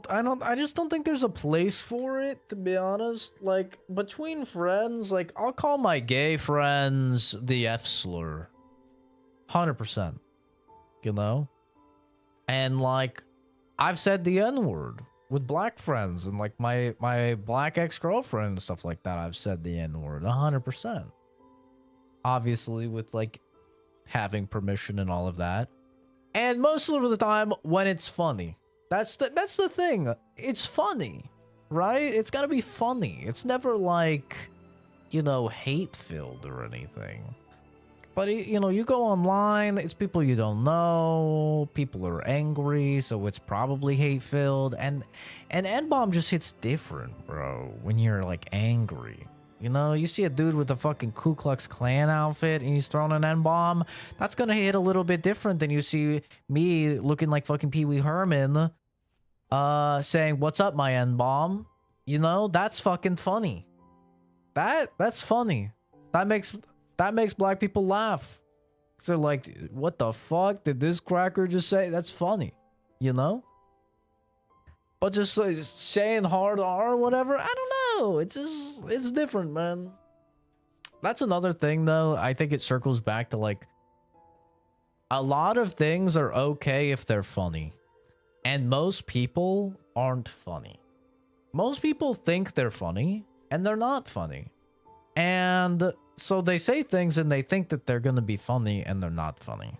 You know? Me, I'm funny.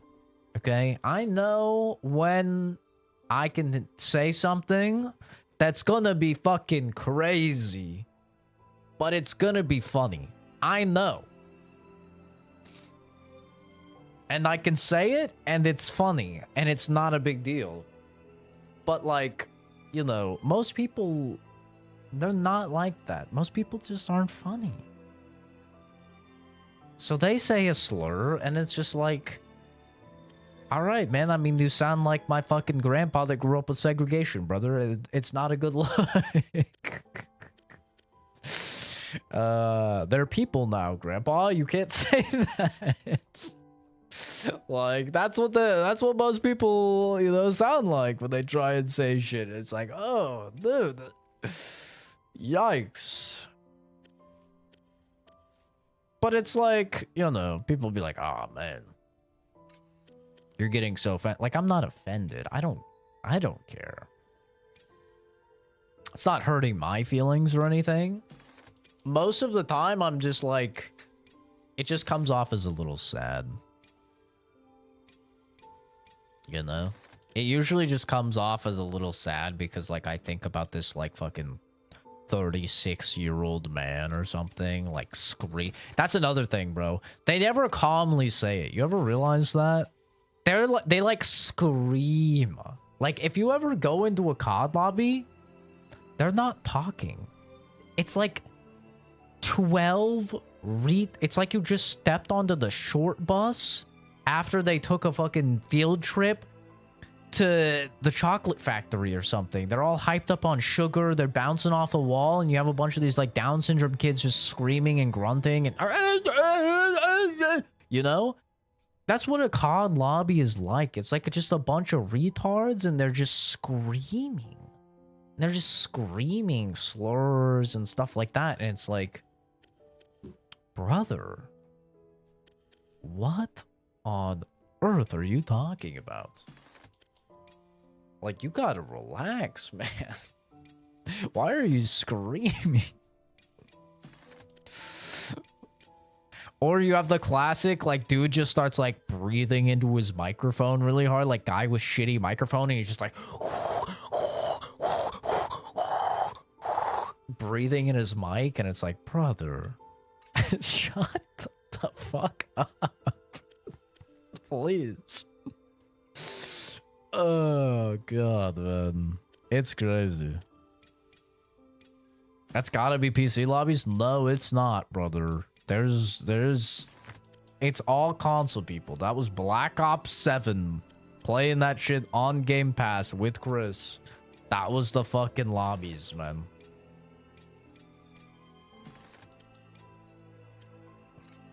And almost all of those motherfuckers were on PlayStation 5.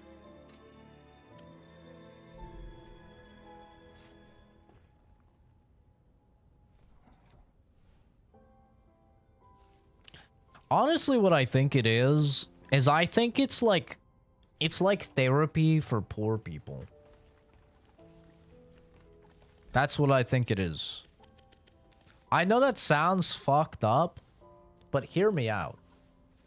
It's literally like they can't afford the hundreds, if not thousands of dollars to like speak with a therapist regularly about how their day sucks or whatever, and how they hate their job and they hate their wife and they hate their fucking like boss and and they're talked down to or whatever.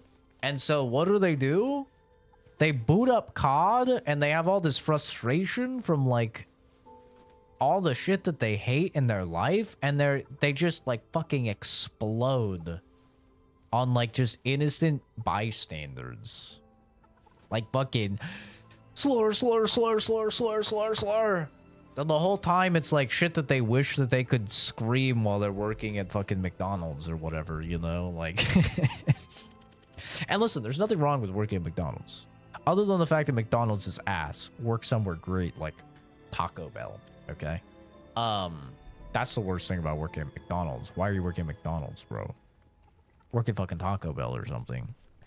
But, you know, like, I think that's what it is it's just like, it's got to be therapeutic for them. Like, you know, for me, I work out. That's my therapy. Like, my therapy is working out.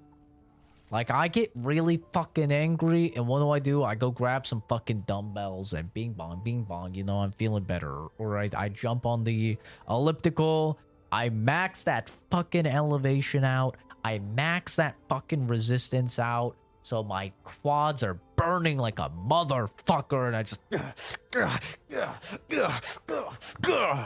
like I'm climbing fucking Mount Everest, bro, you know? And that makes me feel good.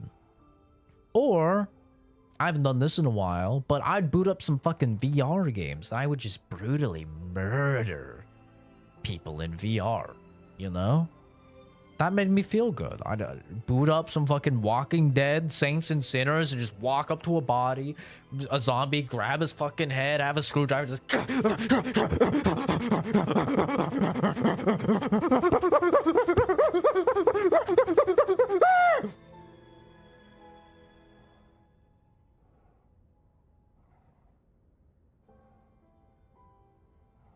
you know, something like that.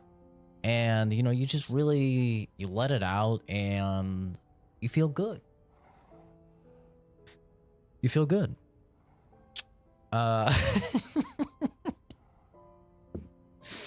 You know? It feels nice.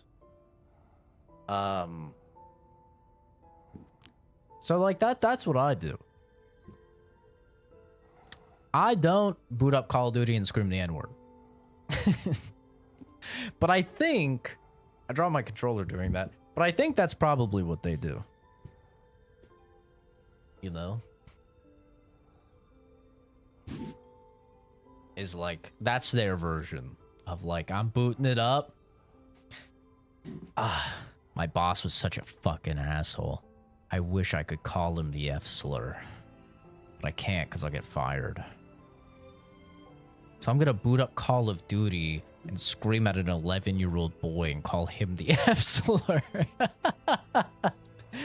It's like, I mean, I guess if it stops these people from going fucking postal, you know, shooting up their McDonald's or whatever,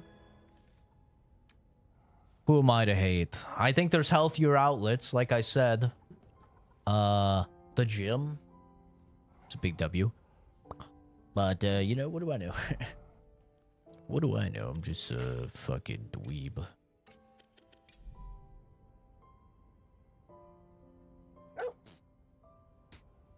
Ku.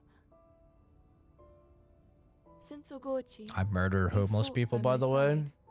True. I'd like that to I continue mean, that's until we reach true, the that's a capital. bit. I would never, What will ever you do when we get there, though? murder a homeless person. I don't view the homeless as Will people. you stay with me?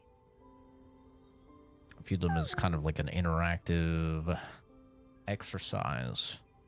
Sort of combat trial IRL, you could say.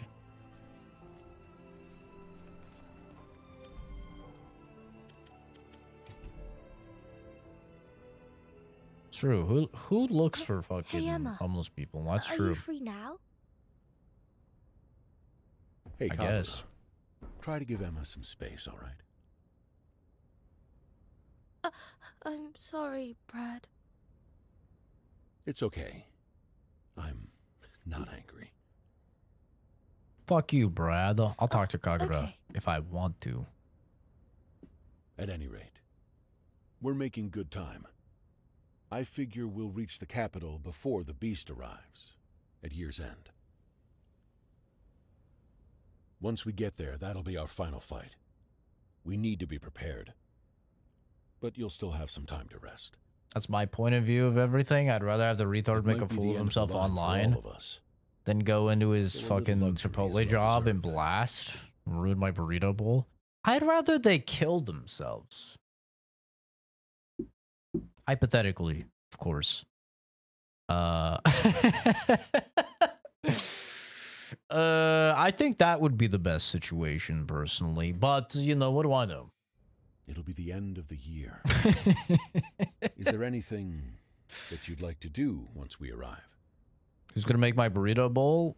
Brother, we are at an unprecedented amount of I unemployment. can't think of anything. Someone will make your burrito bowl. Actually, it'll be my birthday. I think that was around then. TOS. Ah, it's your birthday. In the capital, birthdays are a day of celebration. Really? I think you're not allowed to Yes, tell indeed. someone to kill You get a themselves. feast I in think your that's the honor and a horde of TOS, which I would presents, never do. although- I'm not a Canadian doctor or something. That's their go-to diagnosis. Well, at least I can wish you a happy birthday. You live in Canada, you go to the doctor, you're like, dude, my foot's really like kind of hurting, doc. You think I could maybe like, You say it too, Emma. you think I could maybe get some pain medication or something? Well, And they're like, yeah. Remember for the occasion. How about an elephant's dose of how wonderful. morphine? That should help. I have Huh? to put this in my diary. You know, What, the doc? fact that you're Oh, both sorry, going to sorry. celebrate my birthday. Sorry about that. It'll be a good reminder, I think. So, something about Canadian doctors, bro. They really chomp at the bit to kill people. Which I kind of respect, I'm not gonna lie. I have a level of respect for that. Of like, somebody comes in and they're complaining about something, and your doctor is just like, have you thought about killing yourself? You're like, what? They're like, I've got this syringe right here. It would just be like going to sleep. You'd never have any problems ever again. And you're just like, I hadn't thought about it, but now you've kind of Oh. put it in my head. Tell me what you want to eat. I want the onigiri, but I need rice. Ultimate fruit punch. Holy buff. Did I make that?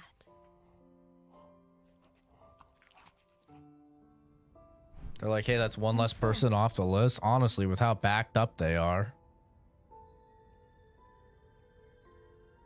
Said it before? I probably have. I've told many people to kill themselves back in the gamer days. That was one of the... That was probably like the edgiest thing you said back in the day. You didn't say the N-bomb. But you would pretty routinely tell people to kill themselves back in the day. That was a common one for sure.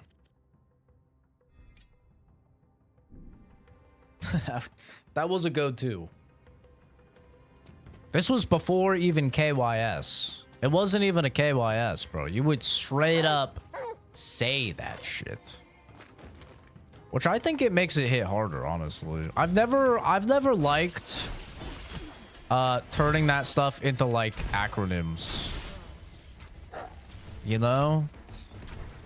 I've talked about it before on the channel, but there's just something about like... Can you stop shooting me in the fucking face, please? Please and thank you. But there's something about, like, if somebody says STFU, right? I'm just like, yeah, whatever. But if someone looks at you and they say, shut the fuck up. That hits different, bro. That hits different. It makes you feel a little something. don't know what Ku is doing down there. Something. Oh! Okay. Well, he's dead. You know, you get hit with the STFU, it's just like, ah, yeah, whatever. It's the same thing with KIYS. You get hit with a KYS, it's like, oh, well, that's not very nice. But if somebody's like, kill yourself, that hits hard, bro. That hits different. You know? I'm not saying that, Twitch, okay? I'm not saying that. I'm doing a hypothetical situation. I would not say that to someone on stream. I would never do that. It's terrible.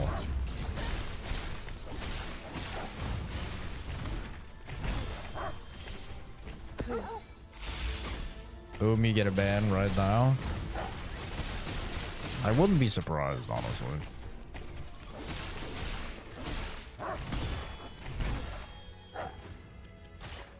I don't know why it keeps showing a mouse when I'm not playing on mouse.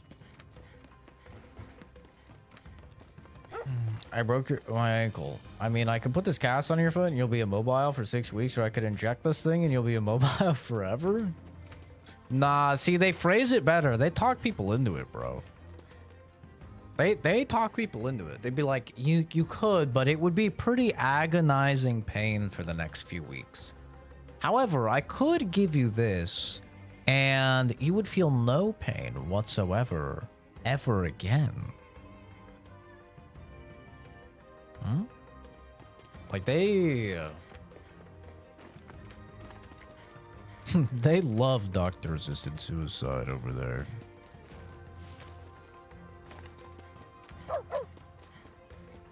I can rest at this campsite. Which, by the way, for the record, I'm all for doctor-assisted suicide. I'll put that on the record now.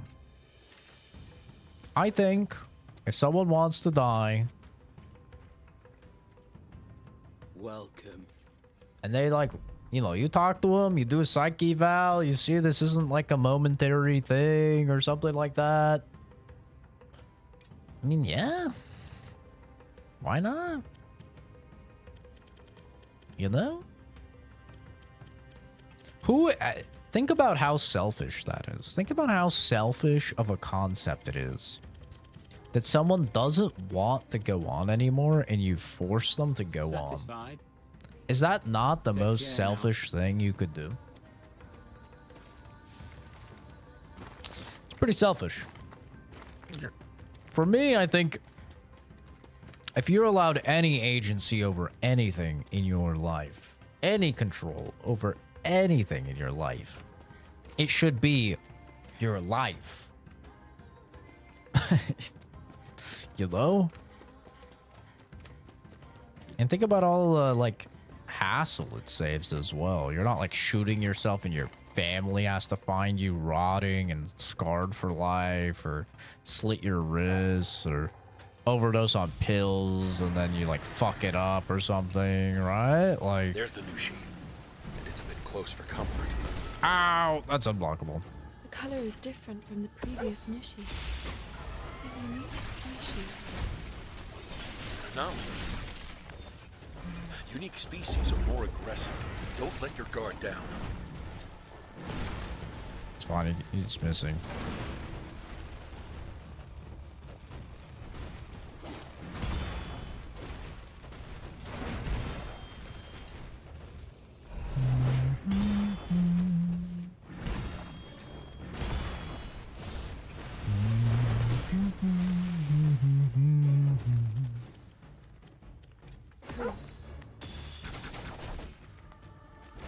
That's some good damage. Cool.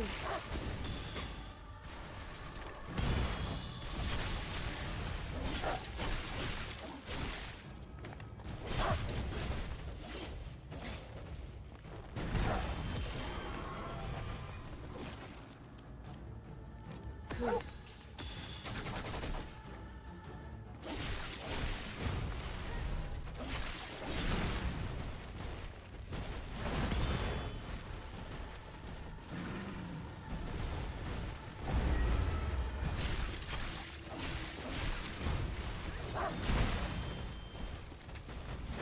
do like that you can cancel all of your special moves. I think that's cool.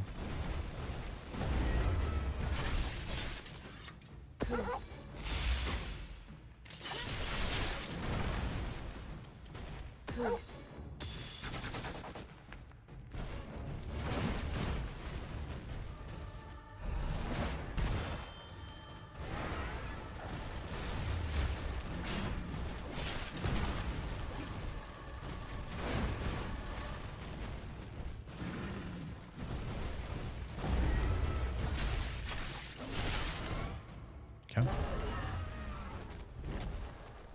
Got a little scratch. Let's say we got a permanent pain-free option.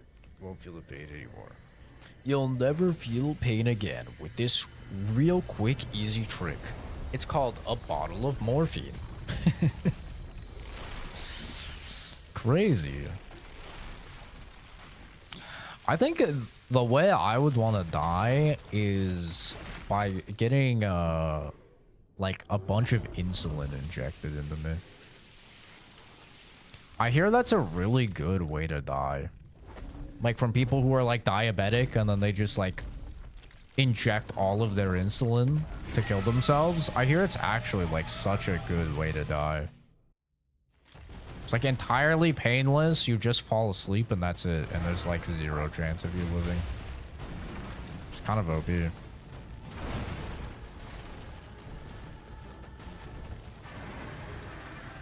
That doesn't look good.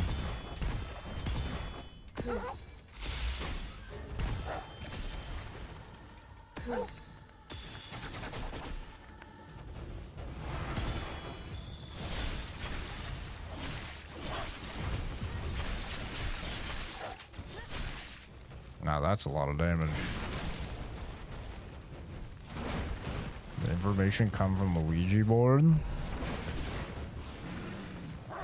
No, just like a basic understanding of medical stuff and talking to doctors and stuff like that when I worked with them.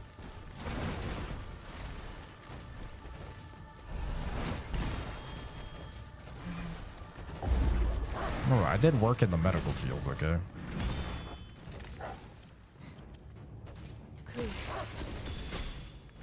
Technically, I guess I still do.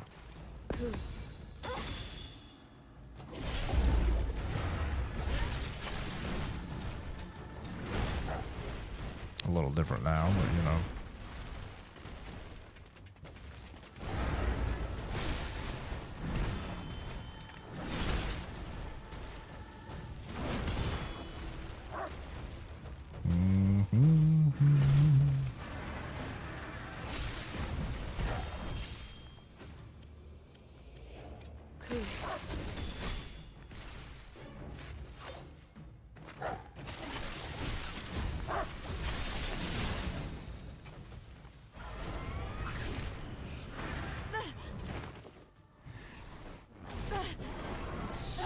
Stab it in the spine.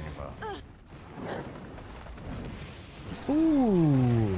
Okay. Goku. Goku. Oh, shit. Eat his fucking arm, Goo. Nom.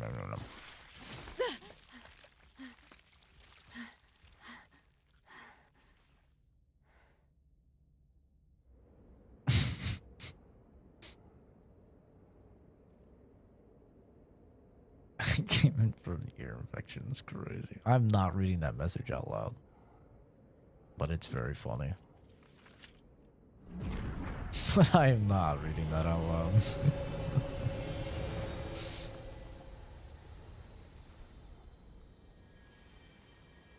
Canada is very cooked. I mean, to be fair, there's a lot of places in Canada where just no one fucking lives.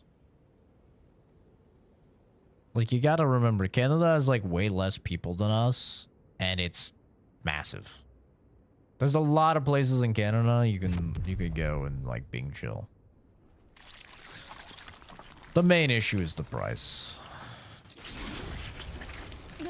And the weather. A lot of Canada is, like, fucking Alaska, man. There's a reason why nobody lives. There's a reason why so many of us fuckers are from Toronto.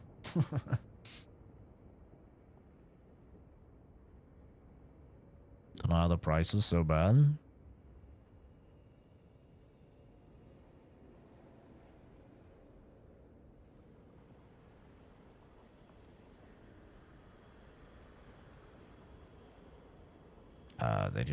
They just don't manufacture anything. Guess they got syrup.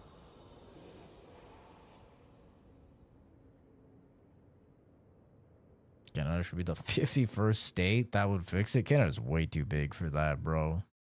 Canada's massive.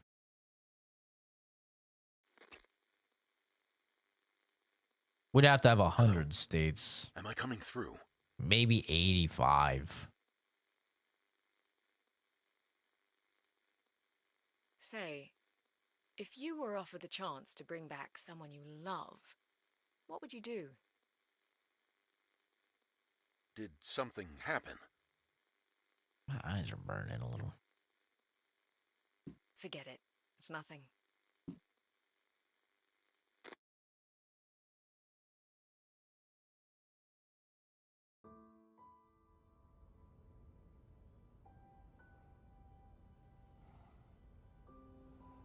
Empire of the United States would go hard.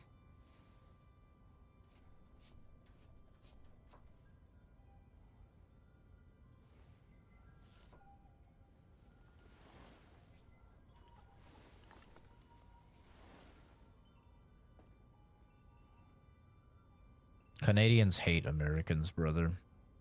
It would never happen. Emma, There'd be a goddamn war. Pagoda, I'm back. I mean, not that they would stand much of a chance. welcome back. I mean, they have guns, but not like us. Nor a military like us, but You seem a little down. Do I? a lot of them You hate look like you're Americans. missing someone. Maybe someone far away. I'm not, though. Nothing's different. Have to My deal with mistake. Canadian people? What the fuck? Sorry. What's wrong There's with no need us? to apologize. I suppose I do feel slightly off. The Why hell? that is, however, I do not know. Okay. I blend in just Hey, fine over here. My crops have flourished recently, so let's cheer you up with some decent food. Okay. I put the no offense. Then we'd have to deal with those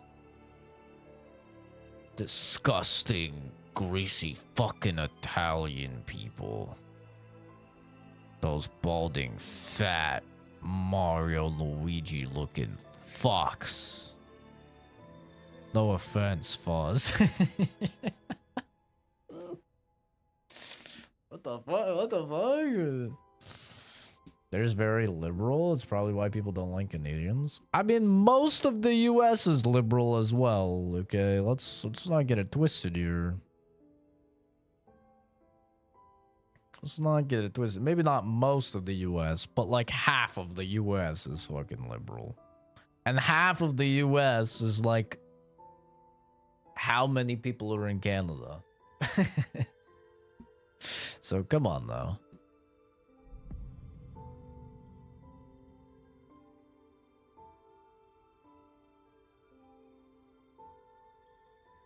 Damn, that combo. Oh my god. Yo, that combo's crazy.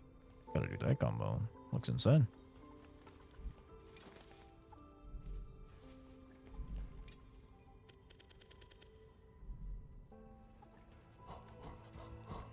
Wash up the dough. Wash up the dough.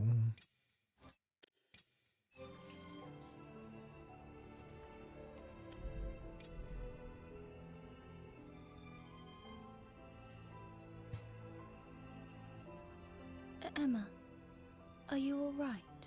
America already Please can't send deal with down their own somehow. fucking issues. They don't need to take on another Really? anything. Who do you normally speak to when something's on your mind? I always talk to you when I'm in a tough spot. You always help me feel better. There used to be someone. Emma? Forget it. I don't talk to anyone. Well, you're always welcome to talk to me. All I can do is listen. But if it helps, just let me know if you ever want to talk, okay? All right. Fucking Any problems? Frenchies. Big or small, I can agree with that. I'll always be here to listen. Fuck the French. W on that. I agree.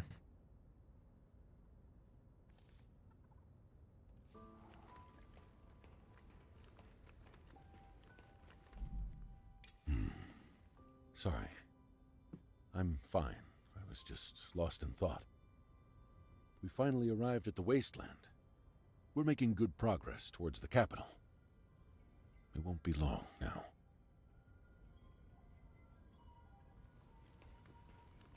Yeah, Quebec is the worst. I agree. Oh, tell me what you want to eat. Besides Marie and Warframe. That's funny. Ew, pickle onigiri. Ew, ew, ew, ew, ew, ew, ew, ew, ew, ew, ew, ew. Disgusting. No thank you. Ewy, You are ewy. what you eat, so choose wisely. Should I make that? Italy over French? I would like Oh. that again.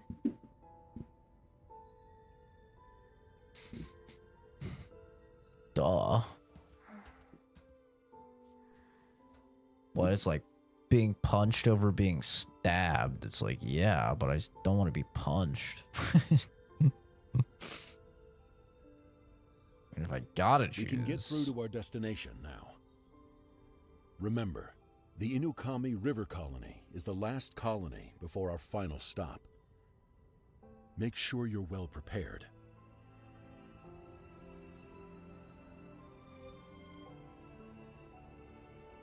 The capital awaits just up the road.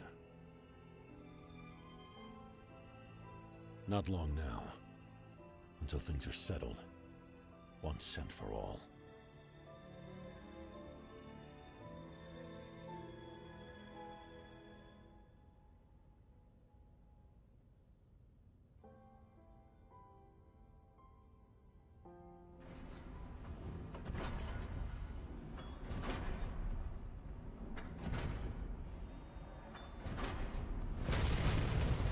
Uh-oh. We're under attack. Whoever's Probably leg is she hit. do.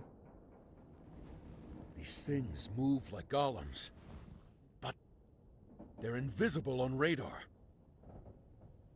What she does. Emma, buy us some time. I'll get us moving again with some quick repairs. On it.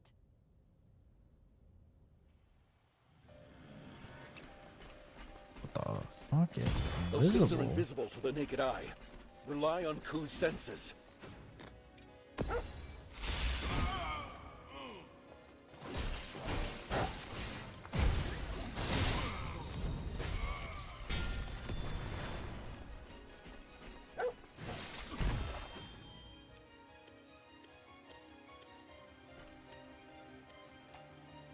Cool.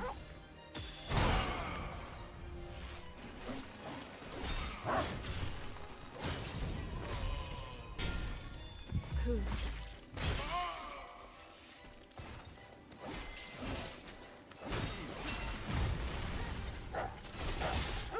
Honestly, kind of sucks for those countries, but also just proves why America's the best, because we're such a hodgepodge of a bajillion different Move up cultures and clear a path. that it literally doesn't matter. Kind of OP.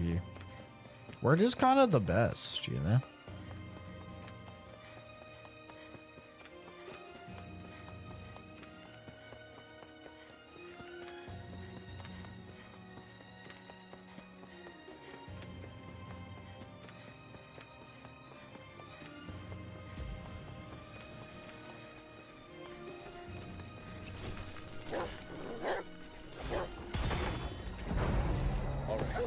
Execute. Bauera, head after Emma. Get. I'm surrounded. Go, Bauera. Plow ahead. You don't want anything to happen to Kagura, right? Wait! Get behind Power! Dad, hold on. I'm on my way. Don't come back here. I'm not letting you see me like this. Listen up, Emma. You've never been good at making decisions. Your indecision puts you in danger. Don't care. I'm So coming just this back. last time, I'll decide for you. Keep going. Protect Kagura. No, Brad. God damn it. I wanted to do at the capital. I suppose it's all right. Perhaps I've done just enough. Run! The collar is gone. Go, Emma. Brad!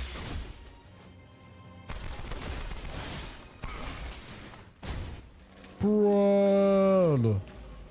No! The chick has to show up, right? Kunai?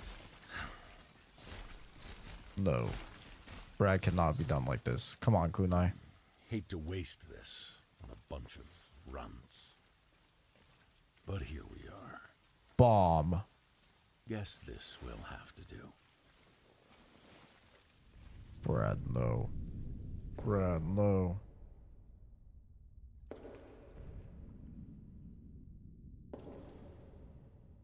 Kunai! Save him! So it was you. There's no need to cry. I don't hold a grudge. We're all weak. In some way. But despite that, I have one last thing to do.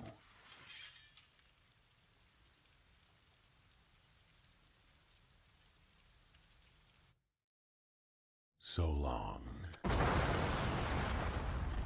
Brad! Brad!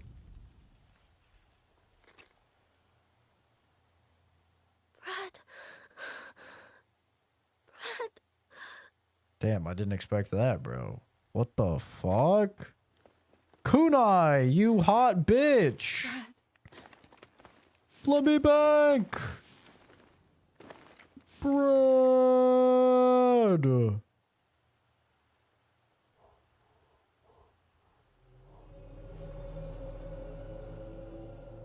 That sounds like...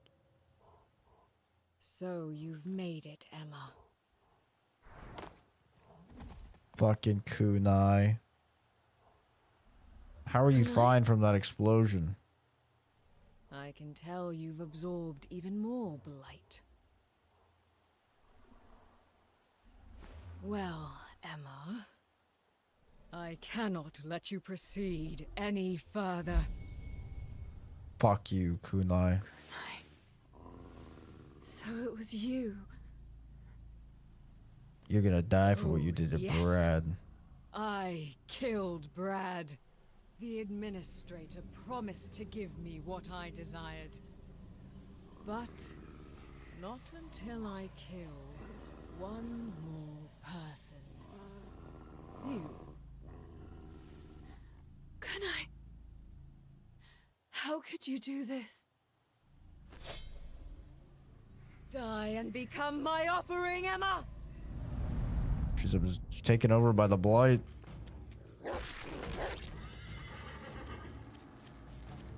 Cool.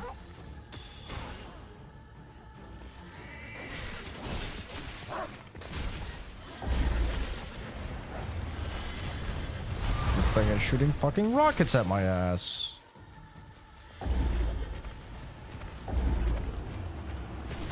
Ah! This thing's shooting fucking rockets at my ass. Ow!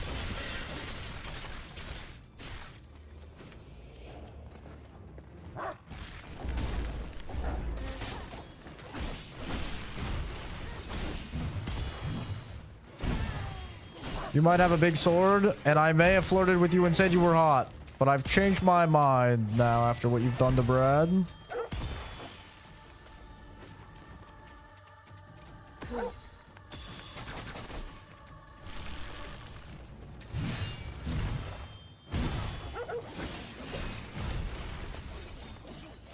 I wanted to have sexual intercourse with you, woman. Can't believe you've done this to me.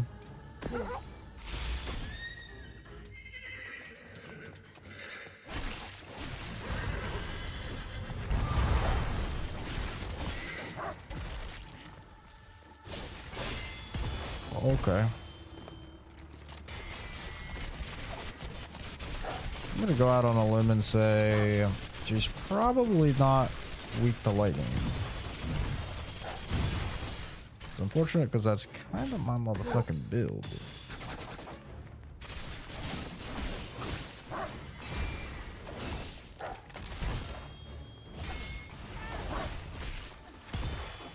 Women are always hot. I mean, honestly, everyone is hot in fucking Asian games. But the women are especially hot. That's it. You die now.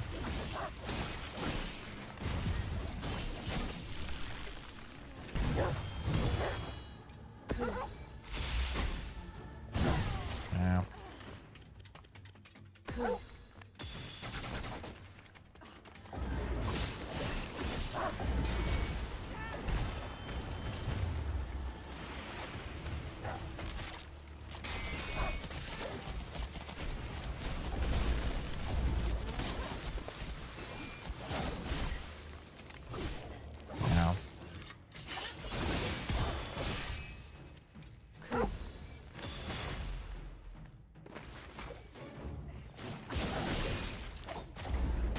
Oh, that's not ideal.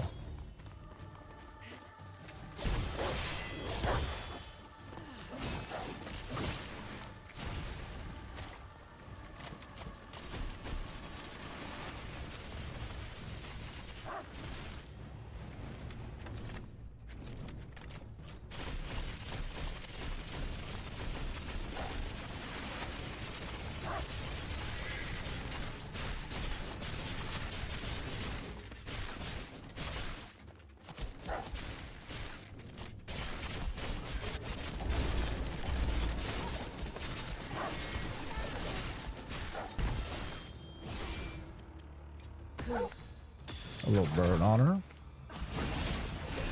She's definitely a lot harder than she does. Ow. She's actually hurting me. What's happened to you? Why are you doing this, Kunai? If we resurrect the beast of Reincarnation, I can have my brother back. I have no reservations about what I must do. I better not lose in a cutscene again, bro. I'm so tired of losing cutscenes after I beat people. She's gonna hit me in the fucking pit.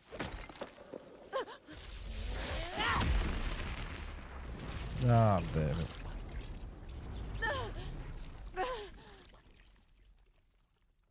No, I have to protect Kagura.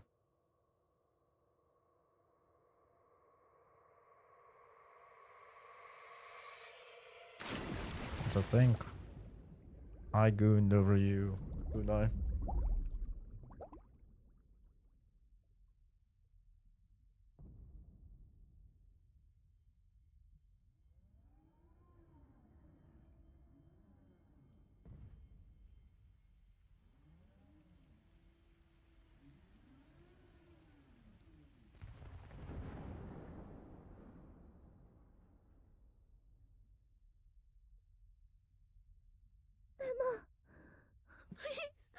Kagura. Yippee. Yes, Elrond, how you doing? If you know, you know. I don't know. What are you trying to say? I have no idea what you're saying.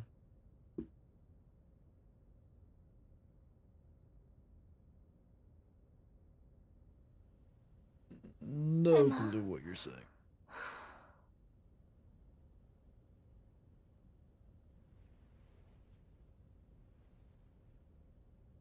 Can you see me, Emma? How does she know how to pilot this thing? Yes. You're awake. Oh, I'm so relieved.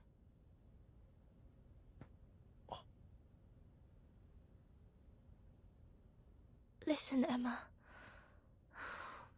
We still haven't found Ku. What do you mean you haven't found my dog? Ku. And who's we?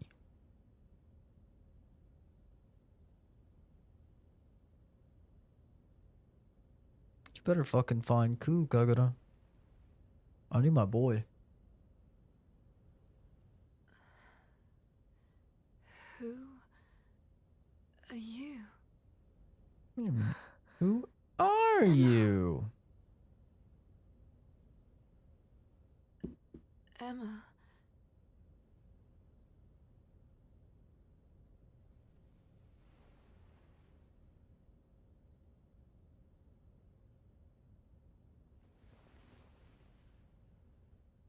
Who am I?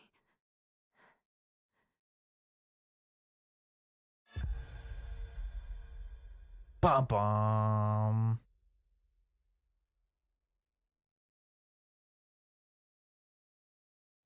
But if you met Misai, man, I'm doing great, man. Can't complain. Life is good. Life is good, brother. Playing a little games before work. Emma. Gonna see if my Emma. PTO was approved. Put Are you in for back my with us? my next like 15 days of PTO over the coming months.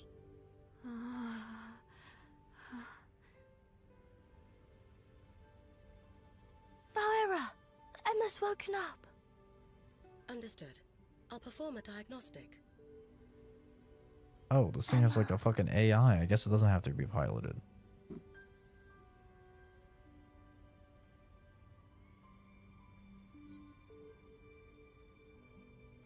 Feeling any better today? Saw some of your old Twitch clips. Holy shit. Do you see the top one, which is me abusing my girlfriend? Who are you? Top viewed clip. I Do Solid you not clip. remember anything? Oh, the close up of the fucking piggies. We got full screen piggies for a second there. Holy. Little freaks. They're coming for us. The shock seems to have resulted in disorientation and amnesia.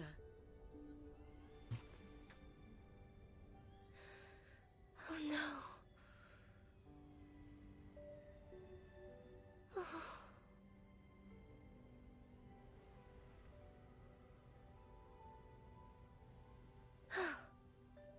Don't worry, okay? I am Kagura, your friend. Where am I? This is where you always come back to. It's your home. Home? Old Zach was a menace. That's right. So don't worry. You're not in danger here. I think I still am, but I'll go get you some water, okay? what even are my top Twitch clips? I know the abuser one. Probably the spider one? Emma, it's all right. Everything's all right.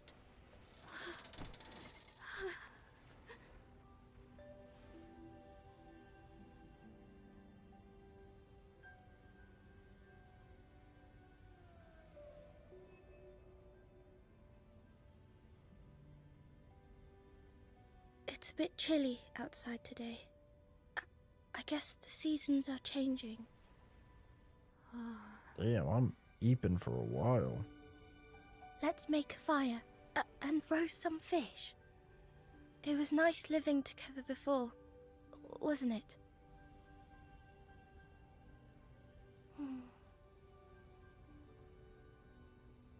Or maybe I just imagined that. You were Spider always encounter. fighting. Well, I just waited for you. Always.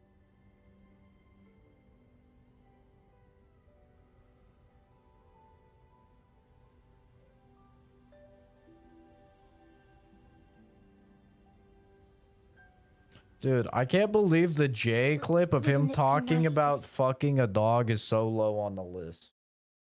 That's criminal.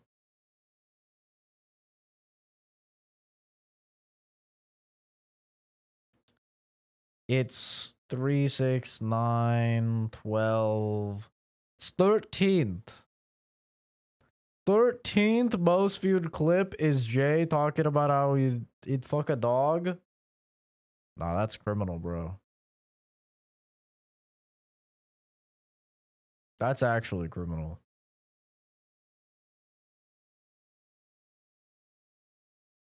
That should be way higher. Number 1 clip is Abuser, which I knew that. Me abusing my girlfriend at the time. Number 2 clip is Spider Encounter. I guess that one as well. Number 3 clip is Perfect Timing. I remember that one. 4th clip was the hairball. Number 5th clip, What Would You Do? That's the one where Eddie says kill you. That's a good clip. That's funny.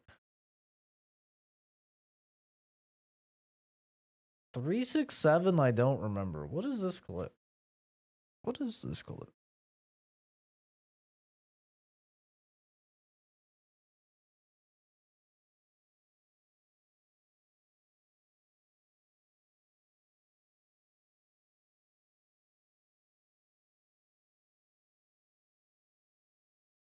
Okay. That's an okay clip. That's not that great. I feel like that's happened a million times to me.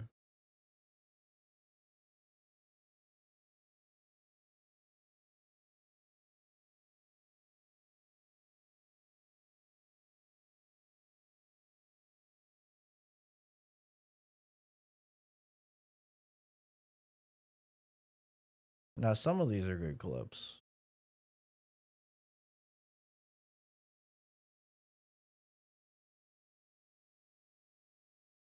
Mental Illness Love is a good one. That's a personal favorite. That's a good clip. That's a solid clip. That's one of my better clips.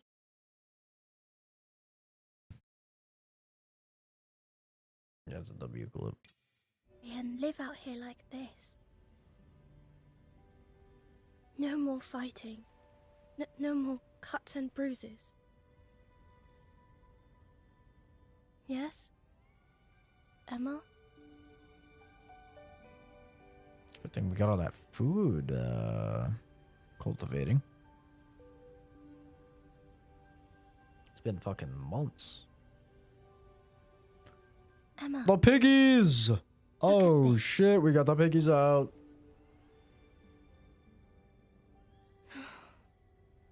It's my diary. Got the dogs I've out. written down everything. So, If only I had Twitch 10 years ago. maybe read it.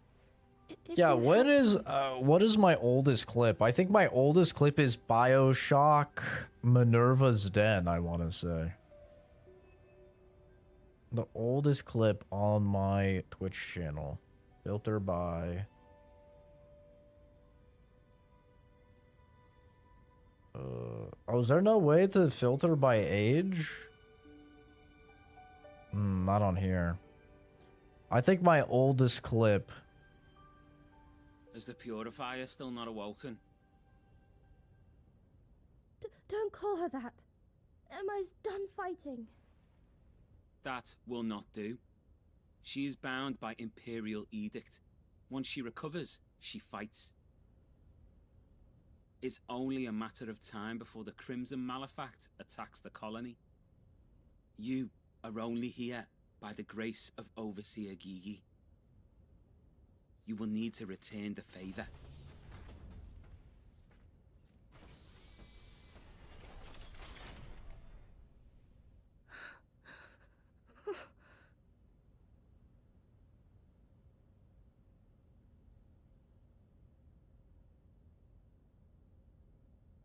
There's literally no way I will find it. Drunk Zach stream. Oh, hey, that's Stalker.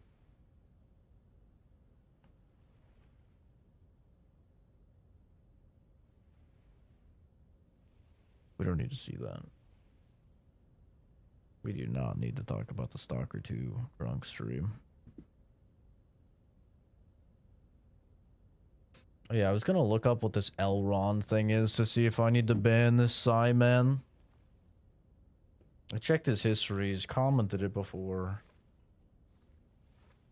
Elrond? Oh, it's the elf guy from Lord of the Rings, It's fine, Kagura. who also plays Emma. the guy in Matrix.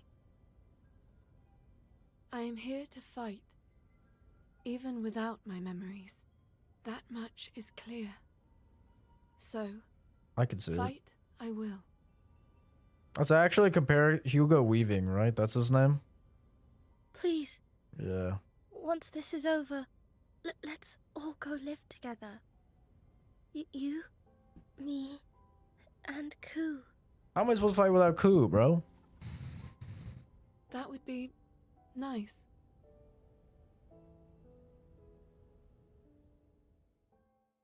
Some of these cutscenes are fucking long, man. I'm playing a damn Kojima game. Okay, so there should be 9,000 things. Okay, see, like, this doesn't make sense. There should be 9,000 fucking things in my... to collect.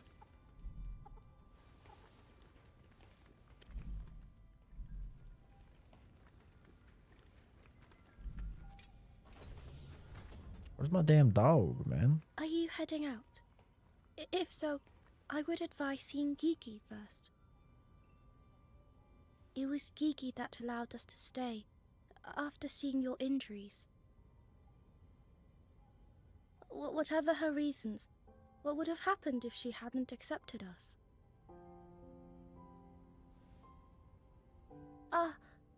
I'm keeping you. Sorry. Come back soon, Emma. It's a woman? I don't think I've seen any women golems, thinking about it now. It's kind of weird. Found the clip, can I share it in chat? I don't care what you put in chat. You're a mod, you can put whatever the fuck you want in chat.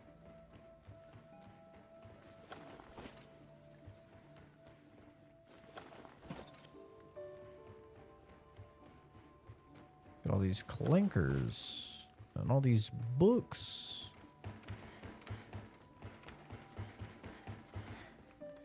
Are you GG? So you have awakened, Purifier Emma. Are you feeling better? It's a woman clanker. Yes. I should get back to my mission. To defeat the Nushi, correct? That's all I'm good for. There is one that has likely built a lair along the ridge. Yet when the colony's defenders tried to go there before, they were killed by a I will crimson never wolf. understand people that come into a fucking stream, they leave like one comment and then they just like leave. Do not understand that. It is likely a Nushi. I need information on this Crimson Malefact.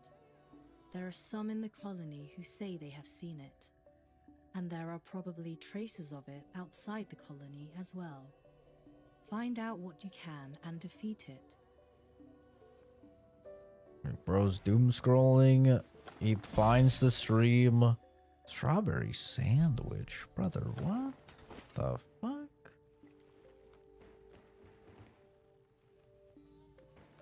Graminoid gone. Lol.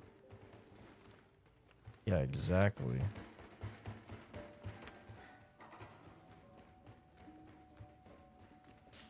Was it this one? The thing about this game is I can't do fucking anything on my PC. I literally can't do anything on my PC while this game is up. It uses all the resources. Let me see if I can open it on my phone.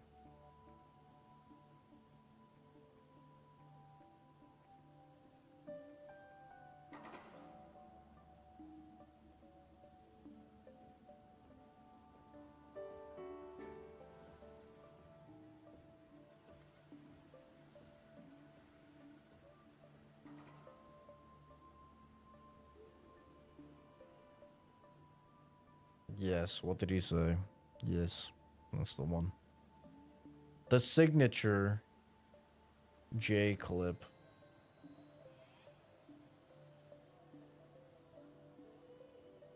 The clip that Jay will never, ever be able to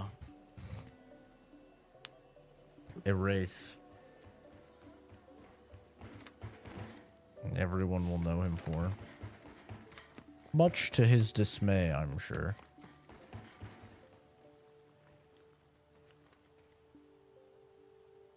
I don't waste words on Stained. Oh, wow, As thanks. if things weren't bad enough with that crimson malefact around. Thanks for the info. Jay's a sick individual. That's what Kenzie brings out in people. I heard the Crimson Malefact goes round destroying golems. Good riddance. If it attacked us directly, I bet it could bring down the whole colony. We're still waiting for the capital to send reinforcements. Kenzie's a curse? True. True. Oh, I'd describe her as well. Honestly, people don't realize how gifted I am. I'm blessed with patience to be able to endure Kenzie for so long. Most people would go fucking silent or insane when exposed to her.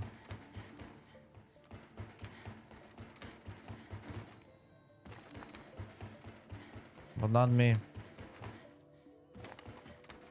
That's how I know I could endure tortures the likes of which a normal man would crumple under. I would have banned her if she was in my chat. All my friends say the same thing. Sat in a squad car with 3 other people when he said that. Classic. That's Jay. Jay's so fucking funny, man. Jay's got to be one of the funniest guys I've ever met. That guy just breathes content. It's a shame that he doesn't stream himself. Anytime I stream with that guy, it's Don't so speak peak. to me. First that Crimson Malefact attacks our guards, then you come along. Guy is just a walking, talking clip factory. Every time I have him on the stream, it's clip worthy.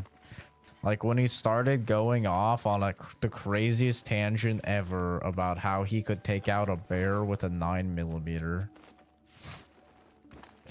And all of us were like, no, you couldn't, bro. And he was going off on like this crazy fucking tangent about how he could and how he's seen videos of dudes take out fucking bears with blow dart guns. And we're all like, yeah, are you the guy taking out the bear with a blow dart gun? Have you taken out a bear with a blow dart gun? He's like, well, obviously not. I'm like, well, if you can't take out a bear with a fucking blow dart gun, then why are you using it as a comparison? He's like, well, it's just because somebody has taken out a fucking bear with a blow dart gun. So if they can take out a bear with a blow dart gun, then I can take out a bear with a 9mm. I'm like, yeah, if you're that guy, but you're not that guy. You're not him. And he's just fucking going.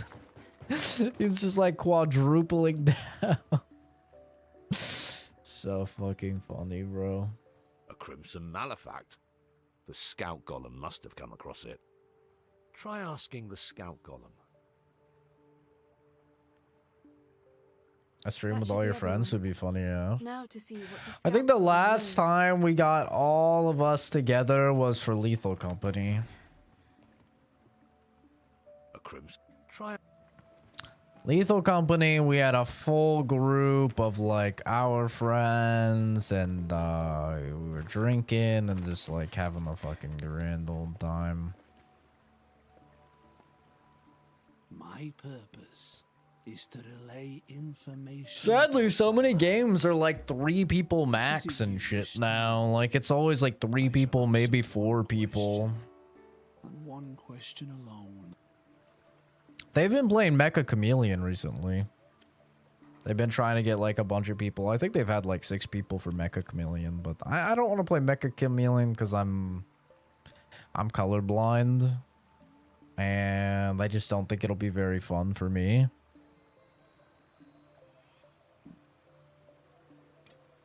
Is there anything dangerous out there? I've come across a sword master golem. Here is my purpose. The schedule one since we have so many days off. It's tough to schedule anything with that many people, man. Stuff like that really only happens when a game is coming out and it's going like turbo viral.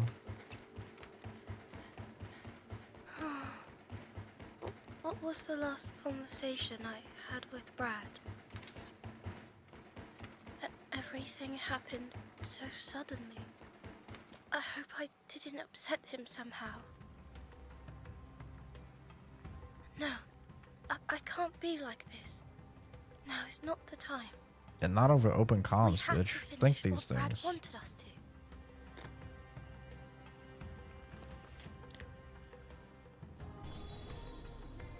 Yeah, they want to do Mecha Chameleon, but they just want to do that so they can shoot a fucking disabled person. That being me. But I don't really have much interest in Mecha Chameleon, honestly. I think somebody requested Mecha Chameleon. I don't remember who, but somebody requested it.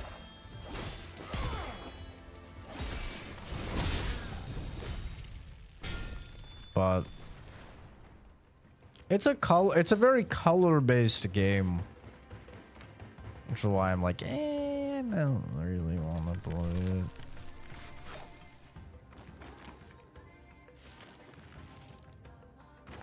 There's an invisible wall there. This game is usually very good about invisible walls.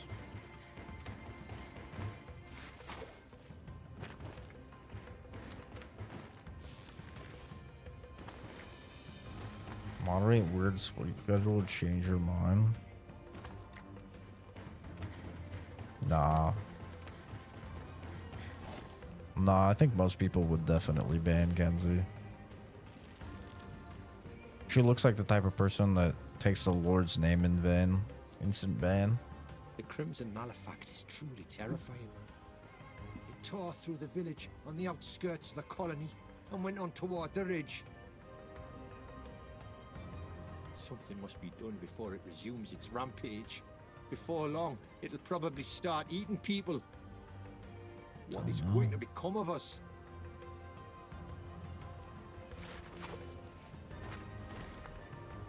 Comes back to haunt Genzi. How much she takes the Lord's name in vain. She knows he wouldn't be proud of her. He'd be disappointed.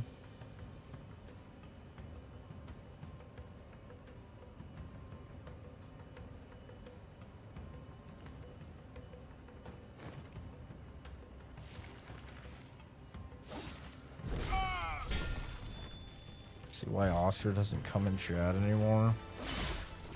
Oscar doesn't come in chat because he's a little Warframe addict.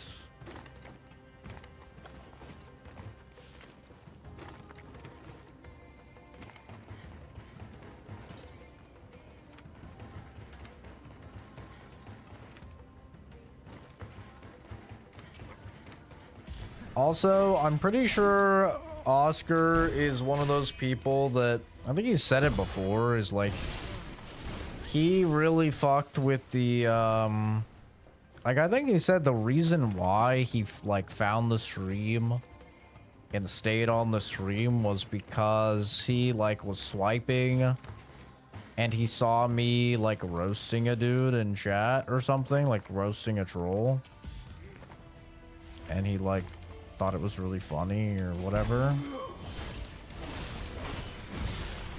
So I think he is probably just like one of those people. Like Farley said this, and Kenzie said this and stuff before as well. Like one of those people that likes the streams more when there's like a lot of people. And there's like roasting and stuff, which the stream is never going to be that again. So like the people that like those streams or like those versions of the CZ production streams, I mean, those people are just gonna like leave. Which is a good thing, by the way. Like, not saying I want Oscar to leave or something, but like you kind of want the people who are not gonna enjoy your current content to unsubscribe, so that way your view rates are better for the people that like do want to see the content.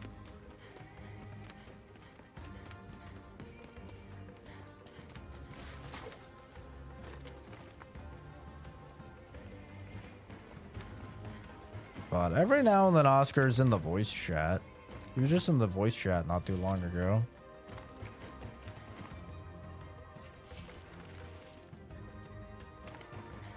On the Discord. We were all in there, shooting the shit a little bit.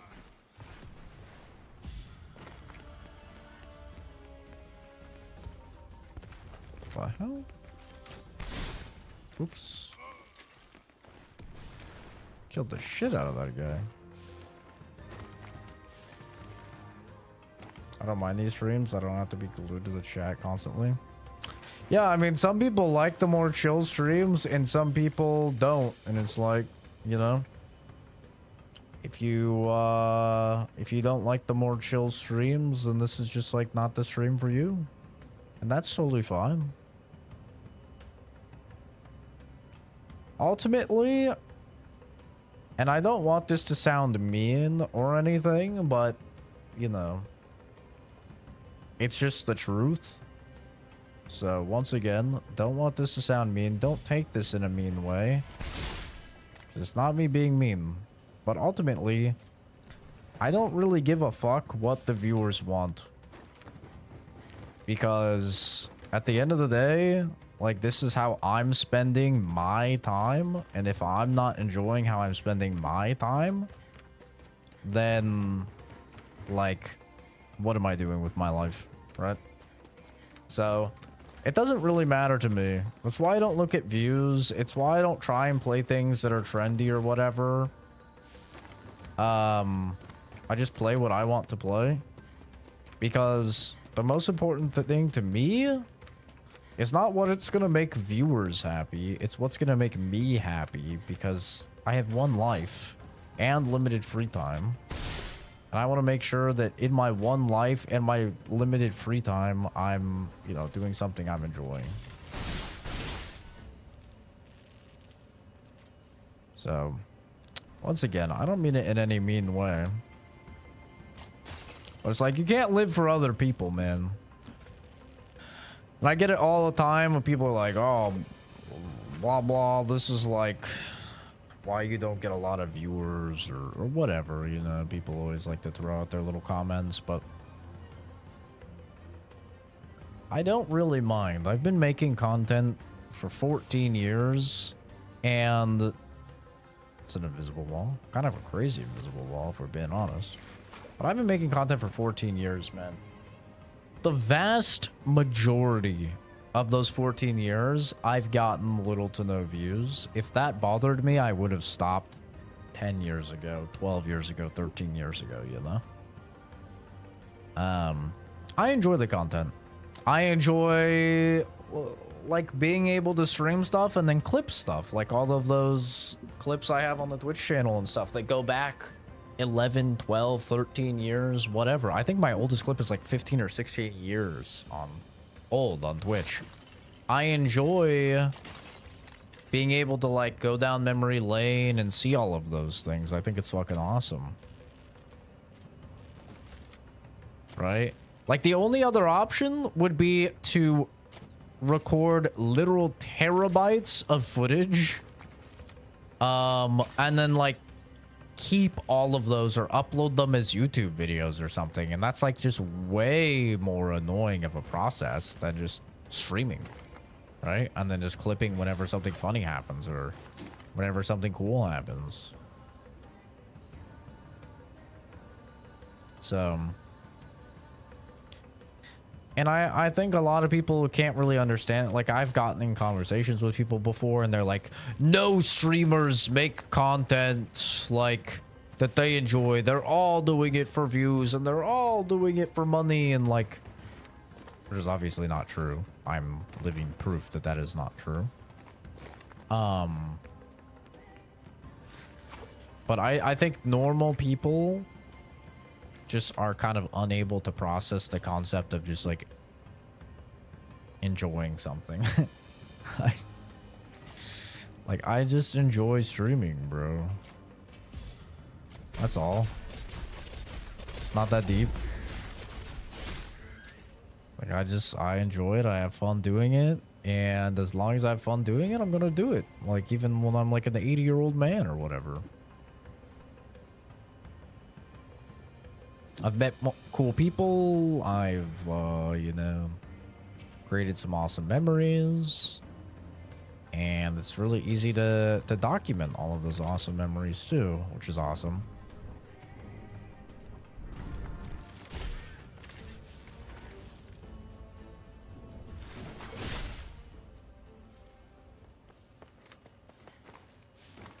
But yeah, like, some people, I think Oscar's probably one of them. I mean, shit, Oscar's talking about watching some fucking Warframe streamer or whatever, bro. Talking about some Gooner Warframe streamer. So, like, Oscar's watching content, he's just not watching my content. Just like, you know, that is what it is, man. What's gonna happen? Here's the thing. I was thinking about this the other day. Is there's been so many people over the course of the 14 years that are here, and they're here for every stream, and some of them have like even gotten mod and stuff like that, and then they just disappear, man. Like, it happens. I was thinking about like who it's happened with recently, and like it's happened with like Levi. Levi was a mod and everything, and he's gone now. Animal, yeah, Animal's gone. I was just thinking the other day, Loki. We haven't seen Loki in a stream in fucking forever, right? Not Loki as in the one I actually talk to and is on the stream sometimes and I play games with. Loki as in the one over on YouTube, right? Haven't seen him in like forever. And that just happens, man. That's the nature of making content, is that like people will be there and they'll be there all the fucking time and they'll be there in every stream and then they'll just disappear and you'll never see them again. That's life. You know? I mean, it happens in real life as well, obviously. Like, you work a fucking job and you see your coworkers every day or whatever, and then you like maybe never see them again.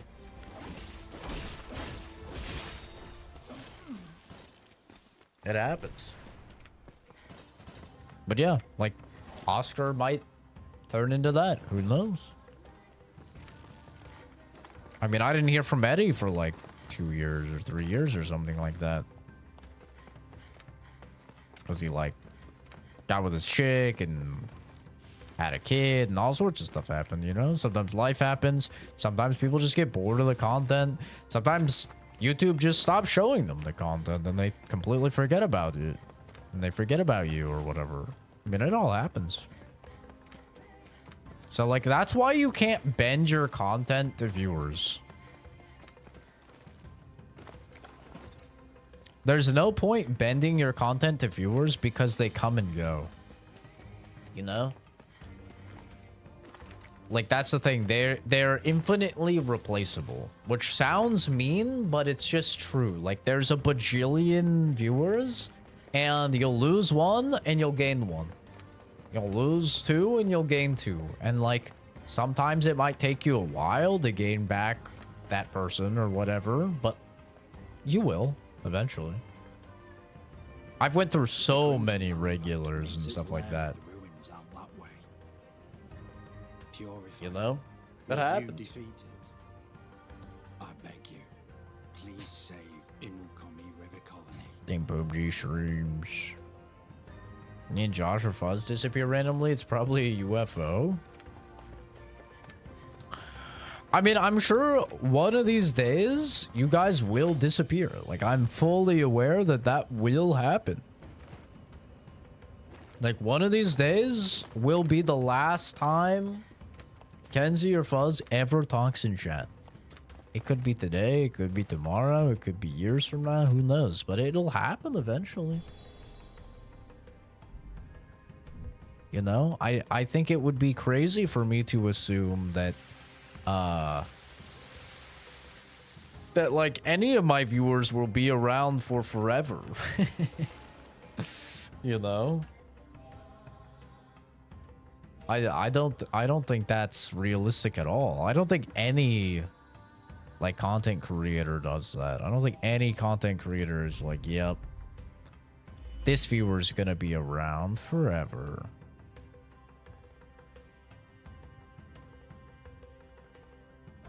That's just life.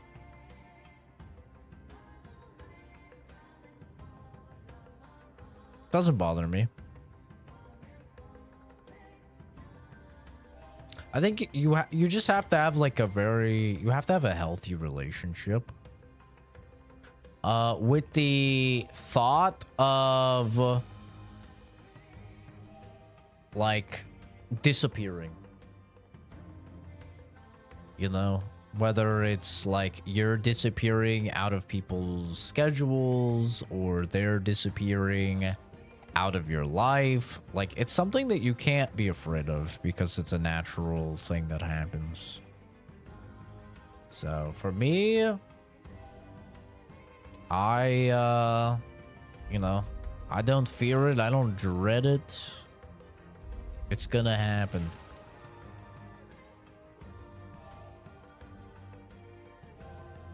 Yeah, that doesn't bother me.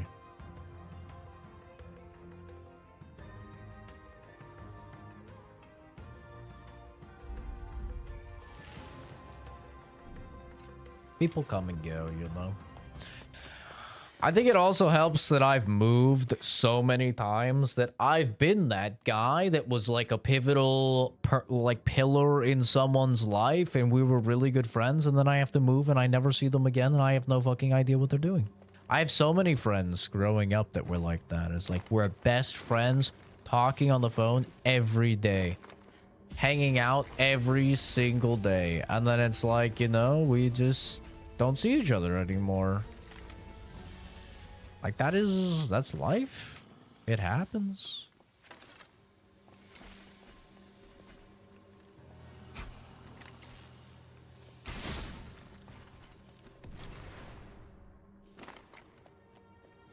That's why I have all notifications on Discord, Twitch, and YouTube. So if I stop watching for a few days, I get busy here and there and still get notifications from all three of them. Discord is the safest one because I ensure that those are sent out. Like, I make sure that the Discord notification is sent out every stream. And if it's not, I send it out myself. And Discord, to my knowledge, I don't think Discord has ever had an issue with notifications. I've never had an issue with Discord notifications. Like, if you have @everyone on, then, like, you're gonna get the @everyone's, you know, for the server. Okay. That's my face, and that hurts.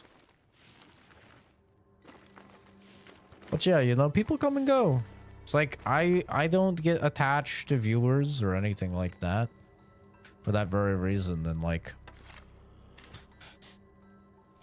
I know that can sound heartless or it can sound mean or whatever, but it's just because, like, I've seen people come and go a million fucking times. I view it like you're a nurse and you're at like an elderly person's home or something, you know, like Kenzie's house. You're at like an elderly person's home, you work there, and it's like you like the old people a lot, like, some of them at least. Like, a lot of the old people are like really fucking chill, and you vibe with them and everything. You like shooting the shit with them, but like, you know they're gonna fucking die. You know, like, they're gonna die, and they're gonna be gone. So it's like you enjoy them while they're there, and then like when they're gone, they're gone. That's how I see it, at least. I'm gonna try out my new ability. Shoot the fuck out of you. An advanced new technique where I shoot the fuck out of you. Okay, that's pretty sick. It's like casual 3850 damage.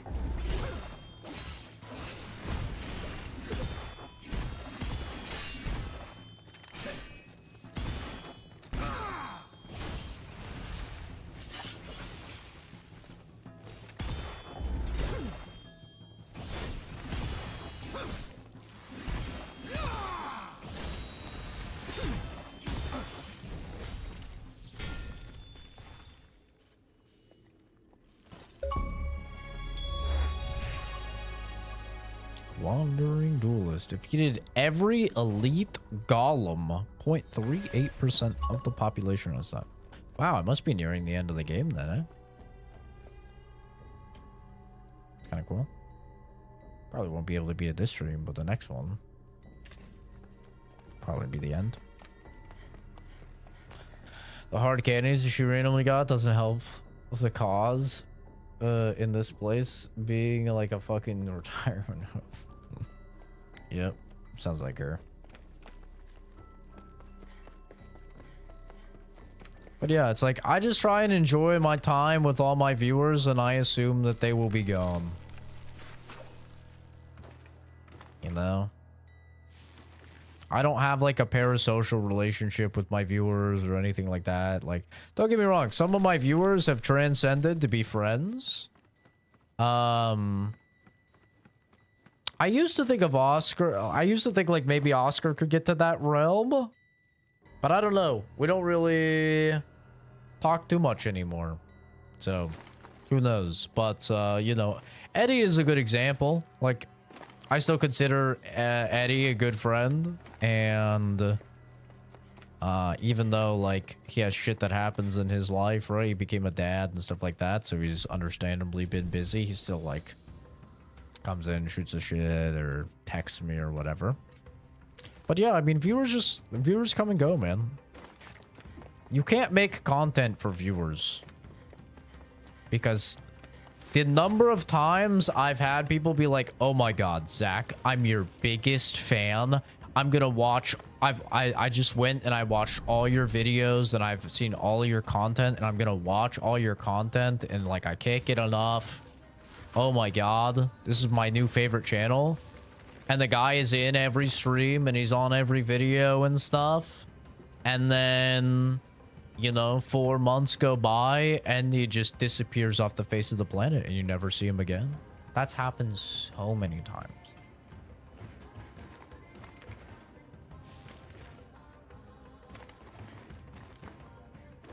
You know, it happens. I've seen it happen dozens, if not like over 100 times. I've been making content for 14 years, man. I've been around the block. I've seen it all. I've had so many situations exactly like that, and it's like, and that's why you can't make content for viewers, because if I was to make content for that one guy or whatever, like, he still would have left, you know? They all leave eventually. It's just like a fact of life you have to accept when you go into being a content creator. It's like you can't get attached to any viewers, because like they're gonna leave, right? And maybe it's because stuff happens in their life, you know, like my buddy Eddie, like meeting the girl of his dreams and moving across the country and having a kid and stuff. That's fucking awesome, man. Or maybe it's just because like the algorithm stops showing them to you, or you to them, and then they like forget you exist, right? Like that's what happened with Animal, right? She was like a mod on the channel like years and years and years ago, and then she just out of nowhere disappeared off the face of the planet. We didn't see her for a really, really long time. And then, you know, eventually she did come back.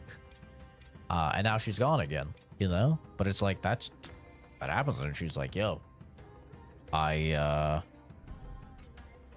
just kind of forgot about you. I was like, yeah, no, that's valid. It's totally valid. It happens, man. Hi, Slobby. Very easy on the internet, I guess. No need to make goodbyes and things and commitments to prove yourself since you can't really, you know. Yeah. Yeah, it's like, I think all streamers, any content creator that's been making content for a while has had that experience, you know. They've had the experience of like, person shows up, they get like infatuated with you. They fucking love the content or whatever. They shower you with praise. They're your biggest fan. You're gonna blow up huge someday, man. Oh my god, like your content's so good, you're gonna blow up huge. You know, I've heard it all a bajillion times. And then eventually, you know, they disappear. It happens. It's like you can't. The first couple times it happens, it's sad. But then you just get used to it and you realize that like viewers come and go, and while that guy might be gone, someone else will come along and replace that guy. And then that person will leave and someone else will replace that guy. And like, it's just a cycle, man. It just happens. There's always more viewers. There's always people to replace the people that leave. And that's just how it is, man. You know, that's why it's important to not have it be like a parasocial thing. Like I see like some streamers and they get parasocial with viewers and they start to see them as friends and stuff. That's when it can fuck you up. Like, because if you're seeing your viewers as your friends and you're like, my friend just left me, they just ghosted me, right? I have no way of contacting my friend because like they were in my YouTube live streams and now they're gone, right? It's like, that's unhealthy, man. That's why it's important to like not have things be parasocial and just see them as viewers, and they're coming while they're entertained by the content, and they're gonna leave when they're not entertained by the content, or when stuff comes up, or when the algorithm doesn't show you, or whatever, right? There's like so many reasons why somebody can just fucking stop watching. And you have to learn to just like not take it to heart and, you know, enjoy the time you have with people. Missed all the bullshit, yeah. Yeah, I mean, every now and then you get a viewer that's gonna be around for a while, right? Like Fuzz and Kenzie have been around for like fucking 11 years or something, which is insane.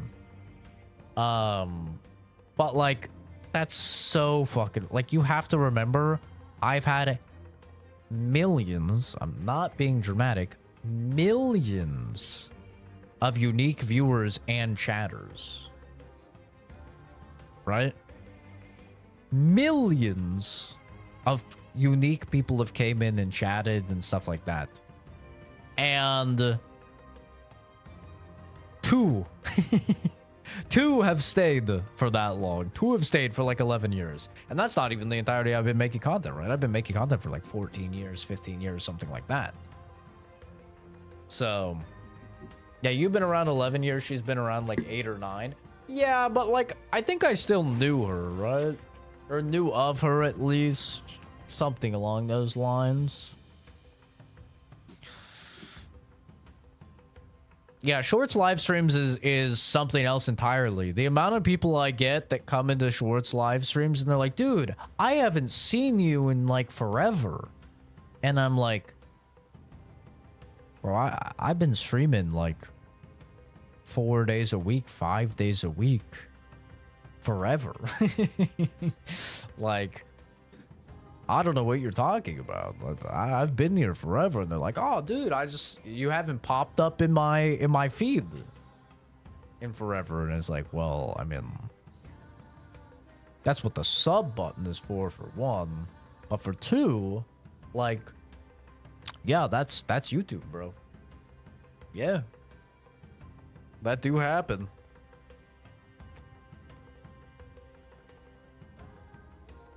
Like, recently, there was a YouTuber called Gold Glove.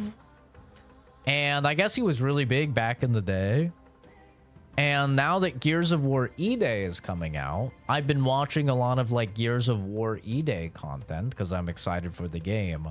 And I watched a video that was from this Gold Glove guy, and all the comments are like, oh my god, dude.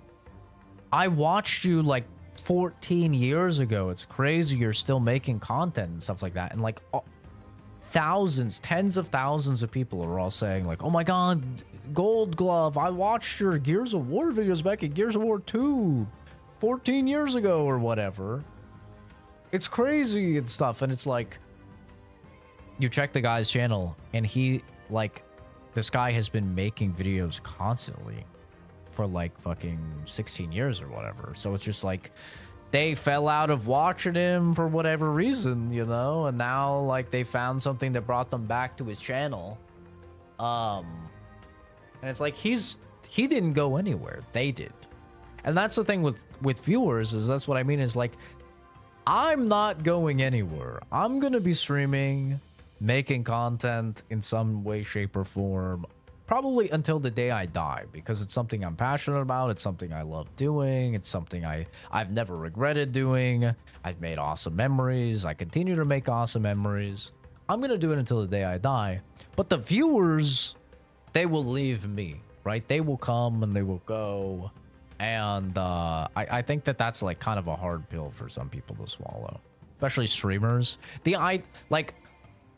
It's funny, you talk to a lot of streamers, or you see a lot of streamers that used to be really big and they're not very big now, and it's like the biggest fear that they have is falling off. That's like the biggest, like the scariest thing imaginable. It's like, oh my god, bro. Someone comes in and be like, wow, you've really fallen off. And they like, it terrifies them. It's so funny.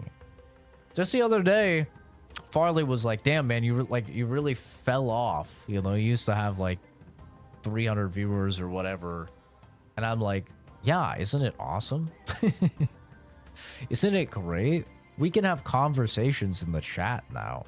Isn't that awesome? I'm not being told to oil up and throw it back every 4 seconds. Isn't this great?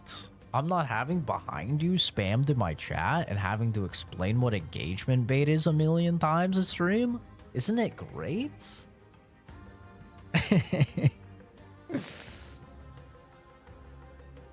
That's why I agree with Ludwig when he said he didn't consider his viewers friends. He got a little flack for it, but realistically, they cannot be his friends if you wanted to, like Markiplier back then. Yeah, I mean, I think you have to be kind of delusional as a viewer to think that, like, you are a little more than analytics to most of your, like, especially big content creators. I mean, all you are pixels on a screen to them, right?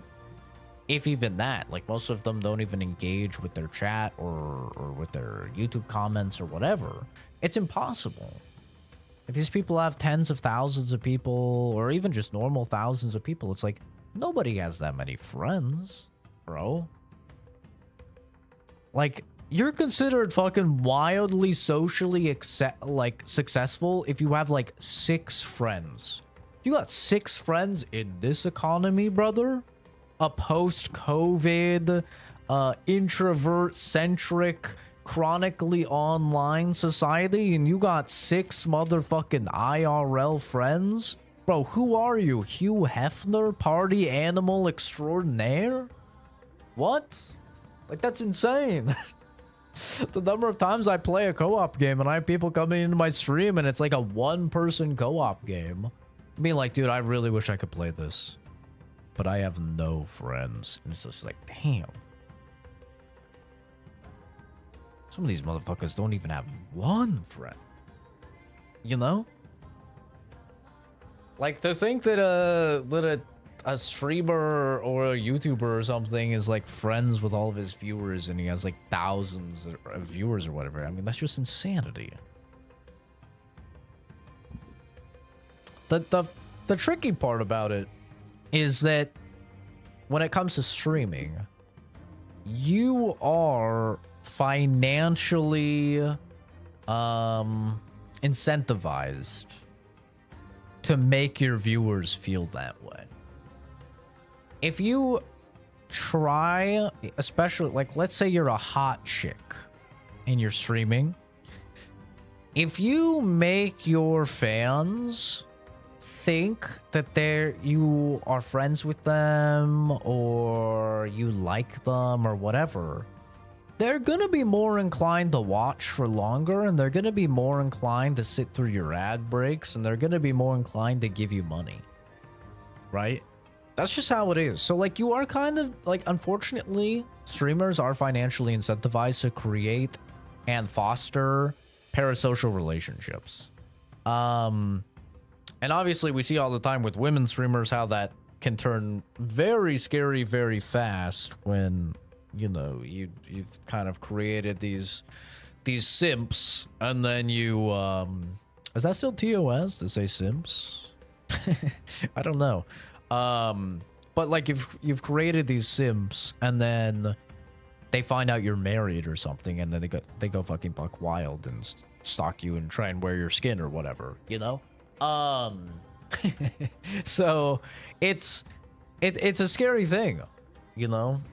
It's like, a lot of these streamers that want to make it, like, kind of do make their viewers think that they're friends or whatever.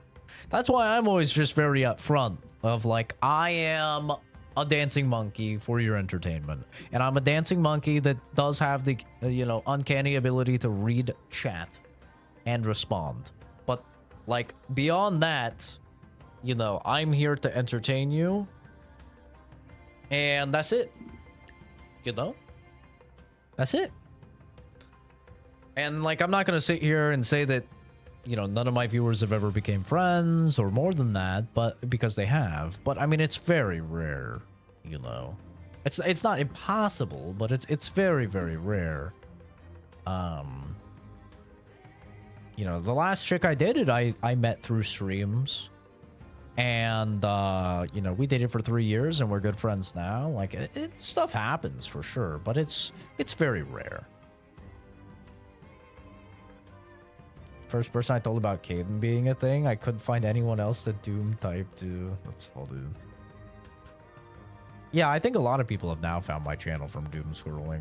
I still think a majority of my viewers have found my channel and subscribed. Well, I should say, a majority of the people who are subbed to the channel have subbed because of reaction videos, funnily enough. Like, the Fallout 4 reaction video is still responsible for, I think, like 4,000 of my subs or something. 4,000 or 5,000 of my subs, I think.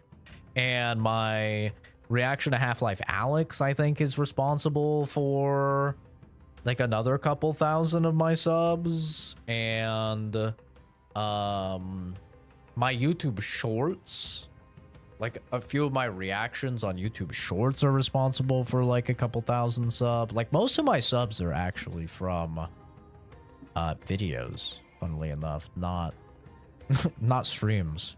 It's why I get so many people unsubbing, because I actually get a lot of subs thinking that I'm a reaction channel, and then they quickly realize I'm not. You know, I react to stuff every now and then, but you know, no sustainable way or solution to make everyone feel included as a large-scale streamer. Then I just reduce them all to chat, because how are you going to go through every single name? Yeah. That chat flies so fast. Like, dude, even when we were averaging 165 concurrent viewers for like a couple months, it was horrendous. I mean, it was impossible for me to read everything. It was so fast. And that's not talking about the numerous times it was, you know, over 250 viewers or whatever. It's like, it becomes impossible.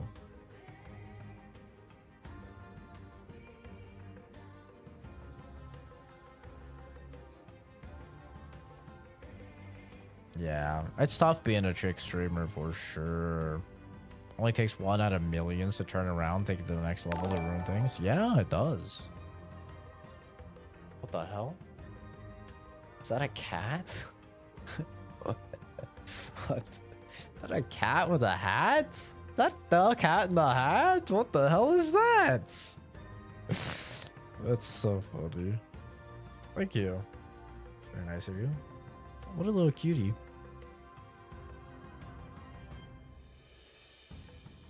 Yeah, it's tough, dude. It's really tough. Yeah, I mean, and the scariest thing is, like, you could make content and only make it to 10 people or whatever, and all it takes is one of those 10 people to be insane. I was talking about it like a couple streams ago, but like, back when I made vlogs, after I made the Fallout 4 reaction video, this is like back in 2015, I want to say, 2016. Apparently, I pissed a dude off somehow. I didn't even stream back then, by the way. I didn't even interact with people on a one-to-one basis at all. I was just posting little vlogs and shit. But a dude went through my vlogs that I recorded outside my job, found out where I worked, and called my job and said that I was saying terrible things online and like giving up company secrets and shit like that to try and get me fired. And like, I had no idea who this person was, and I had no interaction with this person at all. Like, in any capacity. It wasn't even like nowadays where if somebody says something stupid in my live stream, I'll call him a retard or whatever. I had no interaction with this guy. Like, he just saw, I'm guessing, my Fallout 4 reaction video and got really upset by it for some reason. And like wanted to ruin my life. But like, you know, it's just like, all it takes is upsetting one psycho. And obviously I've upset way more people than that. I've had people like send me old addresses I lived at and say they wanted to stomp my dog's head in, and said they want to burn down my home and all sorts of stuff since then. But yeah, I mean, it's pretty crazy, dude. All it takes is one person. One little psycho. We mods killed so many people. So many broken hammers. It's true. My bot was doing work back then, man. My bot was going wacky mode on him. Want to stream, but shit like that will drive me crazy. If I ever streamed, I want to be a small streamer, have a small community. Hackers need to get a grip, they suck. Yeah. Yeah, I think, like, streaming is super fun and very practical, right? It's super practical, like I was saying. And you don't have to record literal terabytes worth of footage every time you play a game or hang out with friends or whatever, so that you can, like, have the footage of when a really funny moment happens. It's so practical. You just stream, and if something fucking funny happens with your friends or whatever, something cool happens, boom, you got it, right? You just clip it on the stream. But yeah, you can meet really cool people. It's just fun, man, but it can definitely devolve quick. Some people are built different, and some people, you know, they will really like streaming to a lot of viewers. I thought for a long time, I thought I would like that until I had it. And then once I had it for a while, I liked it. And then I realized, like, I started to miss what I had. You know, grass is always greener on the other side, as they say. It's like, you're a small streamer and you're like, man, I really wish I could make it big. I really wish I could make it big. It'd be so nice if I made it big and I got recognized for all my effort. And then you get recognized and you're like, oh my god, this is amazing. Finally, I've caught my big break or whatever. And then for me, at least, I was like seeing the money and I'm like, yo, this is awesome. I'm making like $3 grand a month of just like playing games like I normally would. And then it like started to get unhealthy, you know, couple months in, and I'm like, wait, like I'm starting to have a really unhealthy view of like gaming. Like like my friends want to play games, and like I don't want to spend time with my friends because I'm not streaming and making money off of it. And when I stream with my friends, it doesn't do big numbers, and my viewers don't like it. And like my viewers want me to stream this, and like that's what makes the money. And like I would even like start saying stuff to my friends where they're like, yo, I'll be right back, I gotta take my dog for a walk or whatever. And I'd be like, oh man, see, I wouldn't have to worry about this. So I was playing a single player game and streaming, and I'd be making money too. And I was like, it just like completely distorted my views of my go-to pastime and hobby that I've had my entire life, which is gaming, you know? Just felt like anytime I did anything, I was like, oh dude, but I should be streaming because I'll make money and I'll get views and I'll get subs and the, you know?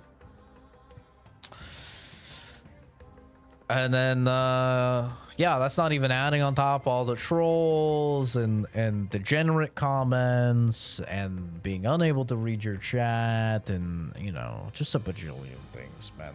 And it's like, so some people, like I said, some people, I'm sure they'll love it. And it's like their dream and they'll get there and they'll love it. But like, for me, I got there and I liked it and it just got worse and worse. And I'm so happy to be where we are now. Like now, I'm like 10 viewers or under is like perfect, you know? Every now and then we'll have like 20 or 30 and it's still fine because there's not a lot of people talking. There's like a lot of people lurking. That's fine. But man, you start getting like 15 people talking in the chat and it's like, ugh. I can't keep up with this, bro. That's funny, Fuzz. I think small communities are better too. Like, I always use the analogy whenever anybody tries to like say I've fallen off or whatever. I always use this analogy. I'm sure at this point, like the regulars are getting sick and tired of it. But I view it like my stream is like my birthday party.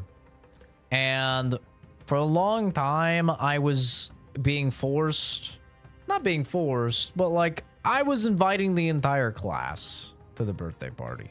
And I didn't like most of the people in my class, but I was inviting everybody anyway. And it's like, oh, I had a big birthday party. Isn't that so cool? There were so many people at my birthday party, but I didn't like the majority of them. Now I'm having a nice small birthday party, but it's with people that I like. There's nobody here that I dislike, because if I dislike them, then they just get banned. And so as a result, it's like a nice, I know this term is like seen as cringe these days, but it's like a nice safe space, you know? Which is what I want it to be, as a thing I'm doing to unwind in my free time. You know, it's like in my free time, I don't want to interact with people I dislike. I want to interact with people I like.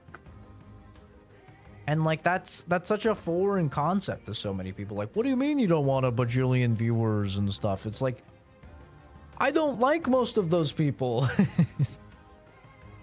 This is my free time, man.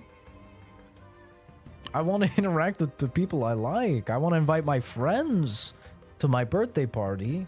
And I want to hang out with them. I don't want to hang out with the assholes. I don't care if I make money or something like that, dude. Like, it's not worth.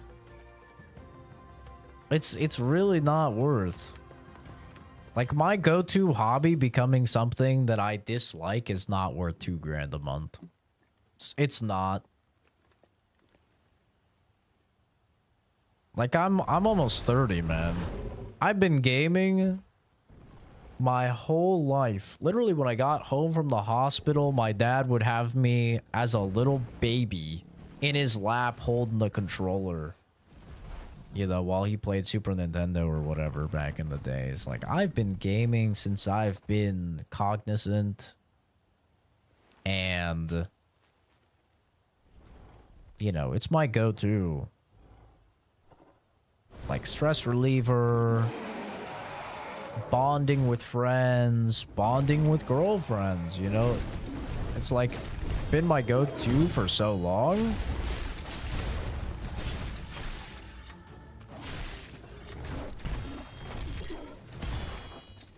It's like anything that's gonna like ruin that. I don't know, for me.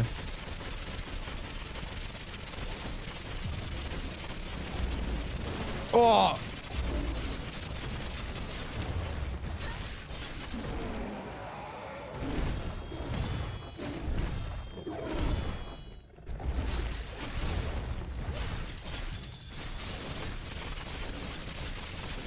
It's just not worth.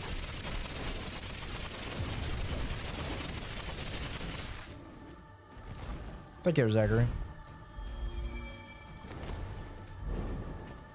Is this cool? It's cool. Oh, it's my baby boy.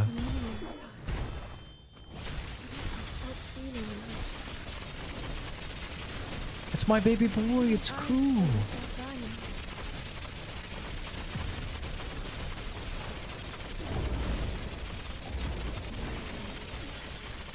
Ow. Cool, it's me, buddy.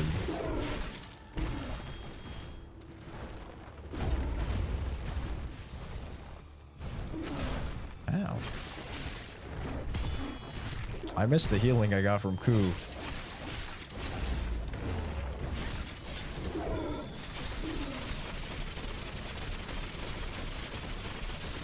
This is such a silly build.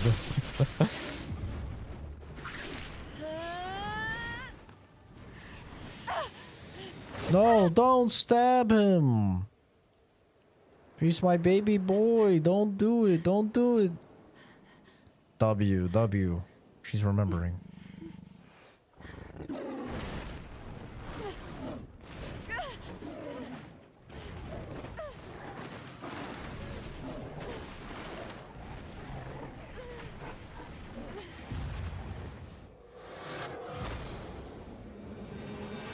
Touch your hair to his tail. Interface. But not in a weird way. Not in a white girl and her dog type of way. But in like, you know, like a two homies dapping each other up type of way. You know what I'm saying? Come back.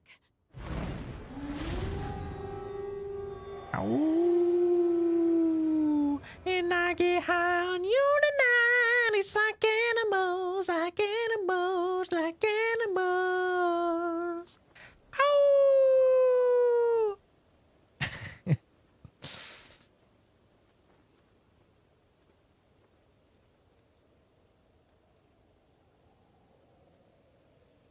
Yeah, dude, I hated it when my friends fucking when my parents, like, there was like 2 years my parents forced me to invite the fucking class to my birthday party, and that shit was so ass, bro.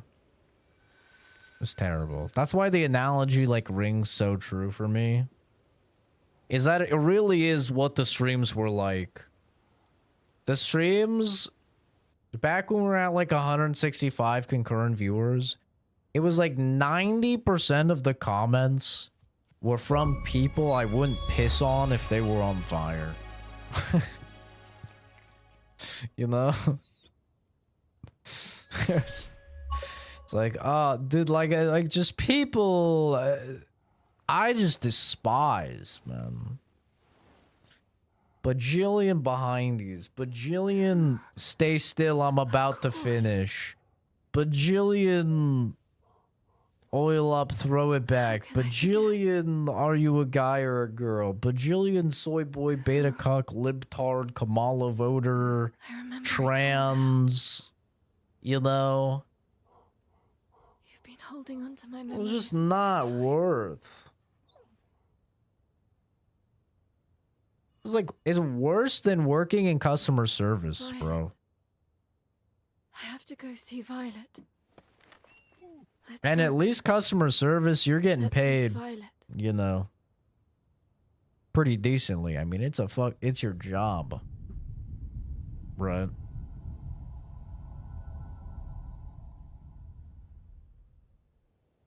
This was my damn free time.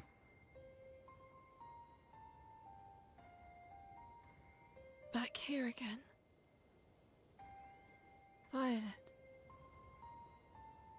Whose memories showed me, Violet. You did all this to protect me, didn't you? Oh, dude, yeah, when they were taking the cake, man. Oh, no. Please. Please speak to me, Violet. That shit was criminal, man.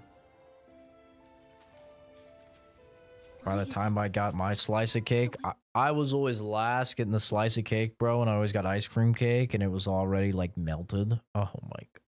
Oh, dude. Oh, you guys are pissing me off right now, man. You guys are bringing back some repressed memories, dude. Oh, man, I need to hop on Call of Duty and call some people the N-word. Oh, man. Not really, not really. That's a joke referring back to earlier in the stream. Yeah. You're with me. You end up getting hurt. It's no use, Emma. This is all I can do to protect you. Violet. It's a callback joke.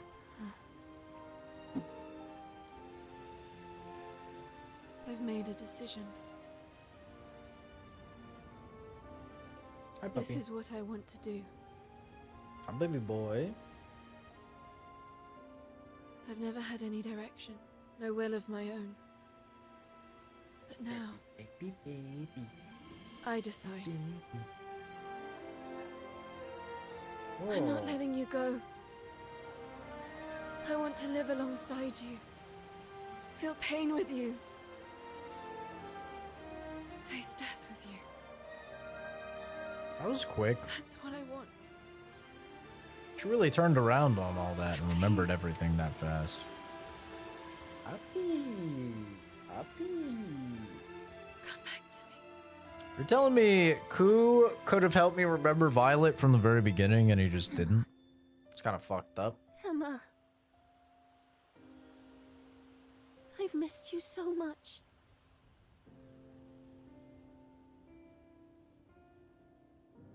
It was so hard having to watch you from afar. Whenever I saw you suffering, there was nothing I could do. Emma. Can you ever forgive me? Chat, I got the little girl back in my head. Just promise to stay by my side. The little Japanese girl in my head is back by my side. Emma. W. Not weird at all.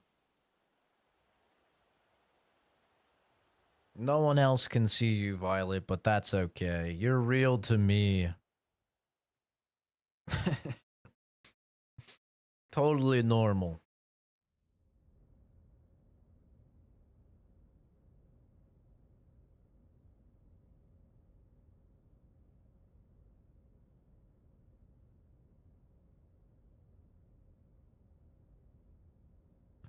Wow.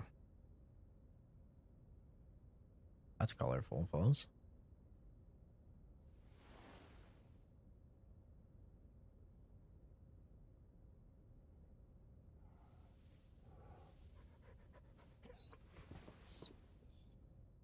Emma. Who's back? He is. I beat his ass. Sorry, Kagura. I got held up. But now, I'm back. Wait. Your memory. It's returned. Yeah, where's Brad? Yes. Oh. I remember everything you've done for me. He exploded. Thank you, Kagura. I think Brad's fine. It's fine. You know? Honestly.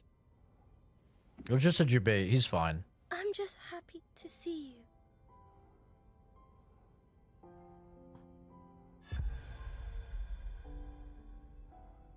Some type of special school right now. You think people talk about me like that? I bet you they do. I bet you people from my past talk about me like that, and they're like, that kid was fucking insane, bro.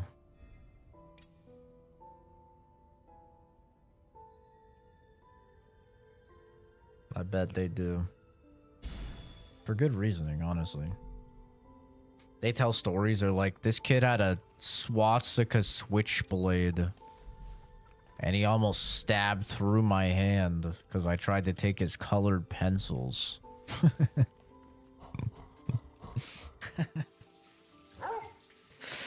That guy's definitely in jail right now.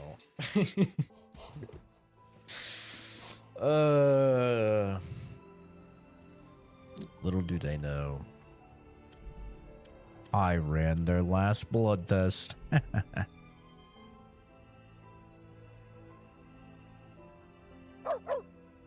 Puppy.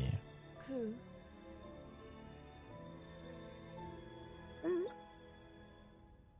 Recently in my chest, it's felt a little... Forget it. It's nothing. People from my old school recognize me if they saw me on stream? That's a good question. Do you still want me to talk? I don't know. I want to. It's just... I can't find the words right now. I do look Let's quite talk again different. later. I do look pretty substantially different. And sound very different. I got that pirate software second puberty. You know?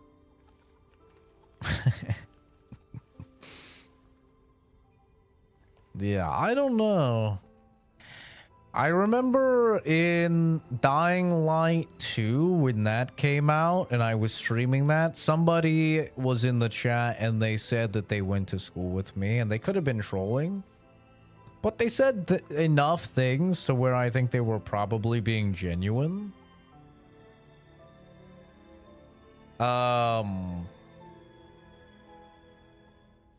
And yeah, so that person recognized me. I remember that because I started crying in that stream. I remember I was drinking pretty heavily on that stream. And the guy said, he came in and he was like, hey, we went to school together. I haven't seen you in like forever. And I was like, oh, hey, man. And then he started talking about how I was a piece of shit and an asshole to him. And that's pretty accurate. You know, I was an asshole growing up. I was a little piece of shit. And yeah, I started like I remember I started like apologizing to him, and then I started like crying a bit because I felt really bad because of the things he was saying. I felt really bad, and you know, said that I was trying my best to be a better person nowadays. Friends with most people from high school on Instagram. I have no idea about the kids from elementary. Well, everyone I went to elementary school with, I went to junior high with, and I went to high school with. Like, they were like all the same people. So I don't know. They're the same. They're the same individuals. Like basically all of the friends that you ever see me play games with, like all fucking 8 or 10 of them or whatever, like almost all of them I've been friends with since like 2nd grade. And we went to junior high together, and we went to high school together.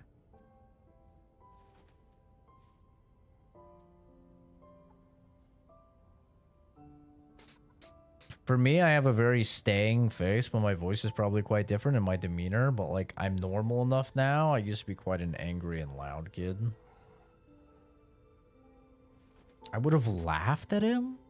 No. I've personally reached out to everyone I could find online and attempted to give them like a very sincere apology. And rightfully so, a couple of them were like, shut the fuck up, dude. You're an asshole. I'm not buying it. Whatever. Which is totally valid.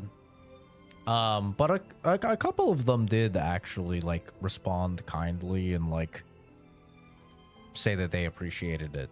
And some of them I just couldn't track down.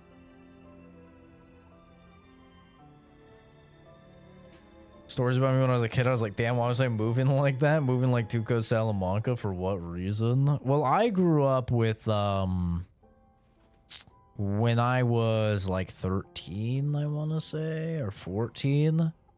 Like my parents got divorced, and then my dad was with it, like my uncle. He's a godfather, and he was like kind of crazy. He was a bit of a crazy guy. So that definitely impacted me pretty heavily. Bro was pretty insane. He had a lot of guns. He would talk about killing teenagers and all sorts of stuff, man. Like, yeah. So that, I think that impacted a lot of my edginess growing up. But yeah, I was just like an asshole. Like, it's kind of funny because everybody sees me now and they're like, oh yeah, you were bullied when you were younger. I was never bullied. I was the bully. That's the crazy thing. I was the bully. I was the piece of shit. I would go around and slap people across the face and then just like book it and run away. I'd walk up to people when they were drinking from the water fountain and slam their head down into it and run off. Like, I was a little asshole. I got in fights all the time. I had a freaking switchblade I carried around with a goddamn swastika on it, bro. Like, I was a little psycho. Straight up. Like, yeah, I was a real piece of shit, man.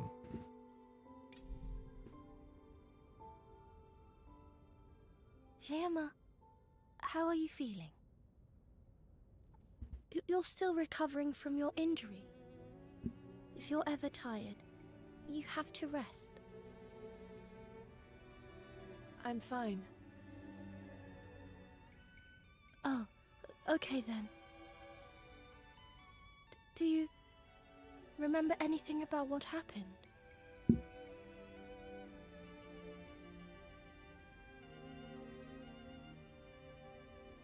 I know you were close. That's right. I kept calling out. Yeah, no, I was think about mean it to innocent sometimes. people. They didn't do so anything horrible. wrong. Don't push yourself too much, okay? I was just like an actual piece of shit. I'm not. Okay. I think that's another reason why a lot of people wouldn't recognize me, is because I am so different now. Like, I have changed so much. I mean, even to the point of like 6-ish years ago when I got back in contact with one of my friends. When we grew up together, we were like best friends. He literally didn't believe that I was me. Like, he didn't believe it. Because I've changed so much in terms of like demeanor and everything. He didn't believe it. He thought I was like a fucking skinwalker or a robot or something. Yeah, Robot Zach. Yeah, we have like a joke on the channel that he had like conspiracy theories or something. Because like, that's how much I've changed. I'm genuinely like a completely different person than I was when I was like 15 or whatever, 16. Like, it's pretty insane, honestly. Which like shouldn't be that surprising. that like a 30-year-old man is different from how he was as a teenager, but unfortunately, in a world where a lot of people don't at all change, I guess it is surprising. I ask people, would you believe I was an angry little kid back in the day? People say, oh, I could see that, or they say, no way. Dude, people don't even think I cuss. Like, people at work, they don't even think that I cuss. This dude wanted to go out and, like, have drinks, and I was like, okay, well, just so you know, though, like, outside of work, I'm quite a bit different. And he's like, what? What do you mean? I'm like, well, I'm like way more coarse, way more brash. And then, like, him and a bunch of people started laughing. And they're like, dude, I can't even imagine you saying, damn.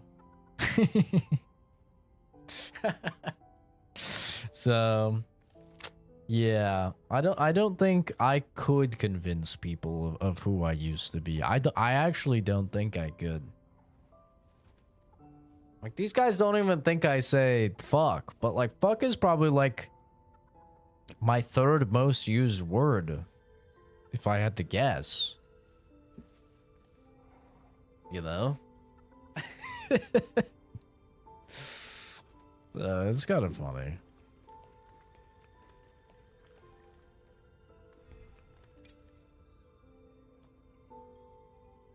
Gosh darn it.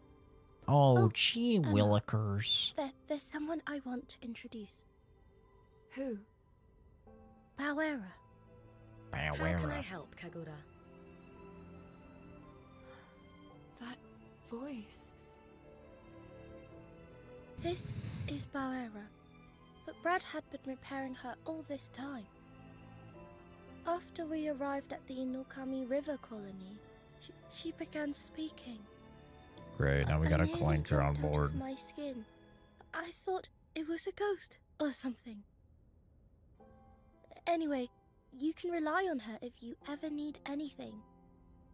God, the English voice acting is so bad, bro. It's just so bad. Oh, tell me what you want to eat. I haven't really changed that much. I just don't get angry at other people as much anymore. I get more angry at electrical appliances not working and shit like that now. I've changed a lot. I have changed a ton. I used to be very racist, very prejudiced. So choose wisely. I'm not anymore. Thanks to just having way more life experiences with way more varied individuals that made me realize a lot of the things that I grew up believing were not true. I am way more open-minded than I used to be. I'm still like, I still have a lot of confidence and a lot of self-esteem, but I wouldn't say I'm like as nearly as conceited or arrogant as I used to be. I wouldn't say I'm conceited at all, or like, I used to be quite narcissistic. Now I don't think I'm better than like everyone. Like I used to think I was just like better than everyone. Now I've had way more like humbling experiences. We only have so much to work with. So I think I'm definitely like did I make that? I'm more realistic, I should say. I still have a large ego, don't get me wrong, but it's not like anywhere close to what it used to be, thankfully. I used to have really bad anger issues, get in fights all the time. Words really profoundly impacted my mental state. Now I can have anybody say anything to me and not be affected. Like at all. People can yell and call me the worst things ever, and it just like has no impact on me. I used to be a very jealous person, especially like with people that I dated. I was super jealous, and that tied into a lot of the anger issues. I don't get jealous at all anymore. I used to be a very pessimistic individual, always seeing the worst in people, always believing the worst out of any outcome. Now I'm a lot more optimistic. I like to believe in the good in people and believe that most people are inherently good. Yeah, I've changed a ton, honestly. I'm such a different person than I used to be. And in my opinion, for the better, like almost across the board. Like the things that I've worked hard to improve, I mean, they've been pretty substantial improvements, I would say. Like they were things that I took a long, hard look at myself and didn't like. And other people in my life had told me that they didn't like. And, you know, I worked really hard to change them over the years. I'm still not perfect. Like, I still struggle with my ego a lot. That's probably, like, my biggest issue. Petals fall in my dreams. And I can be blunt and, like, say things that I don't think will impact people in a certain way, and then they do. But that's kind of just autism in general. That's a toughie. A wish my heart yearns for most of all. Can we stop her from singing, bro? Please. This is not a... Take heed, its lonely call.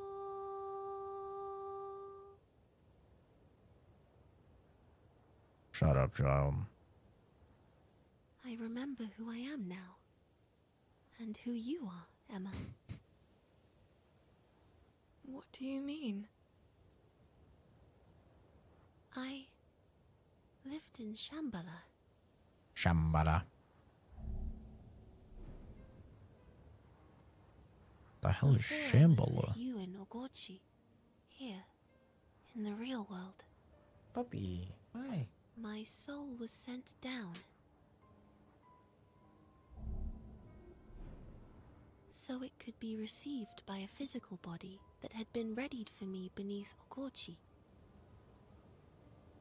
You should have seen it.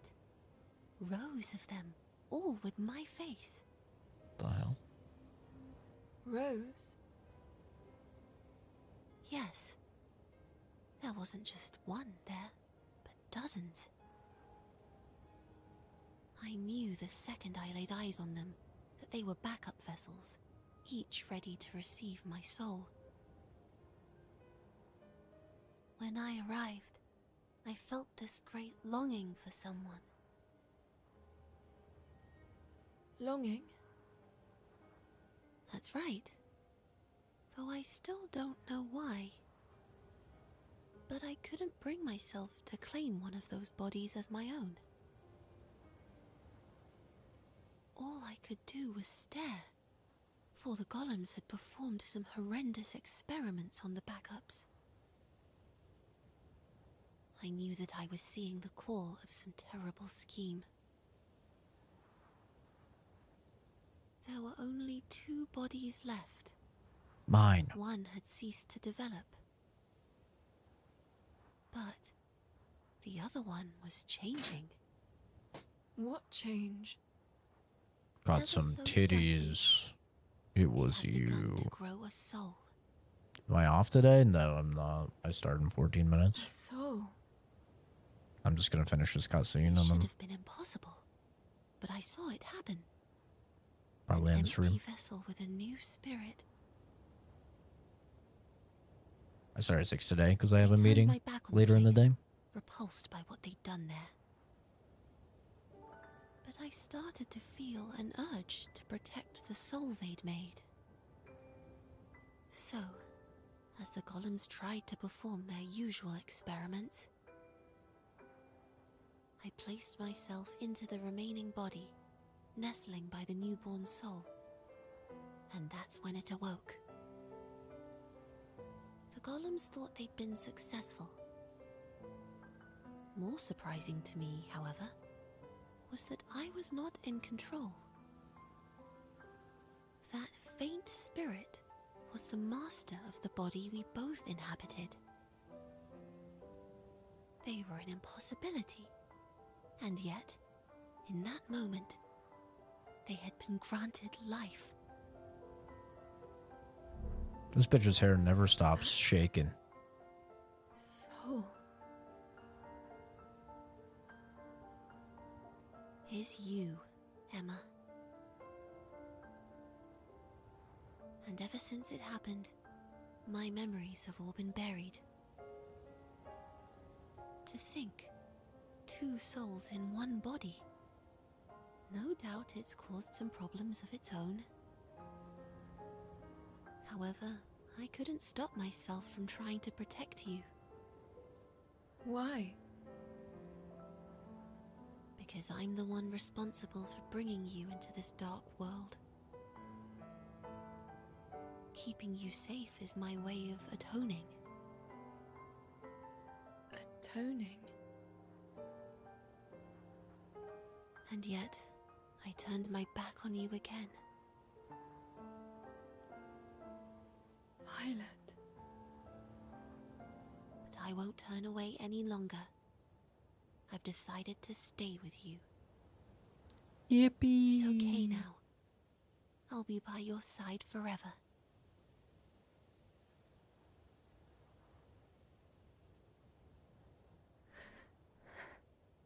Thank you. Thank you. My funny little voice in my head that's not my voice. The other voice in my head. You know. You know how it is. Today's the day we head into the next zone. Please come and speak to me once you're ready. Speak to you? Correct. While I can't maneuver myself with the same skill Brad possessed, I'll still be able to get us to the capital. All right. Brad. Understood, Lara. He was a real one, bro. You didn't deserve that.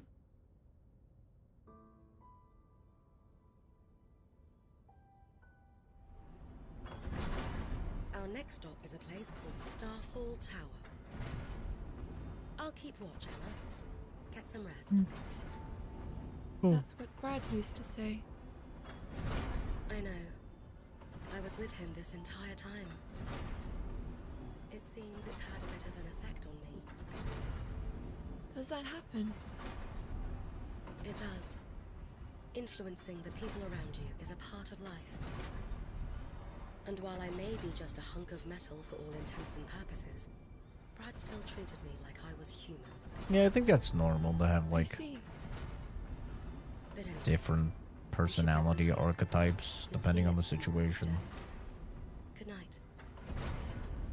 Kind of goes into the conversation we had earlier today. What about, like, masking?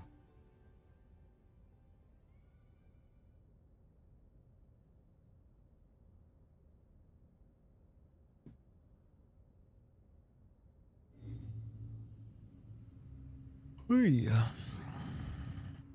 I need to make some coffee. Wake up. I got this creamer that's like caramel macchiato. And I thought it would just like, I thought it was just like you add it to coffee and you get caramel macchiato. Right? That makes sense, right? But it's caramel macchiato flavored creamer. Destination reached. We are now coming to a stop. Which means Why are we stopping? it's caramel coffee flavored that you put into coffee. Which is, I feel like that's kind of weird, no? Like you're putting coffee flavor into your coffee. This isn't the right place. It's a little strange. I was ordered by Brad to stop. I don't know how I after feel reaching these about it. coordinates and to play back a message. A message? From Brad? From Brad. Message playback initiated. Some damn coffee.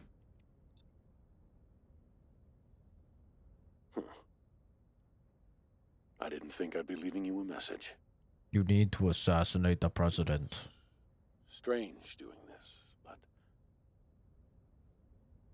it's finally time to tell you more. What the fuck? You should see a large tower in front of you. I want you to head into its lower levels.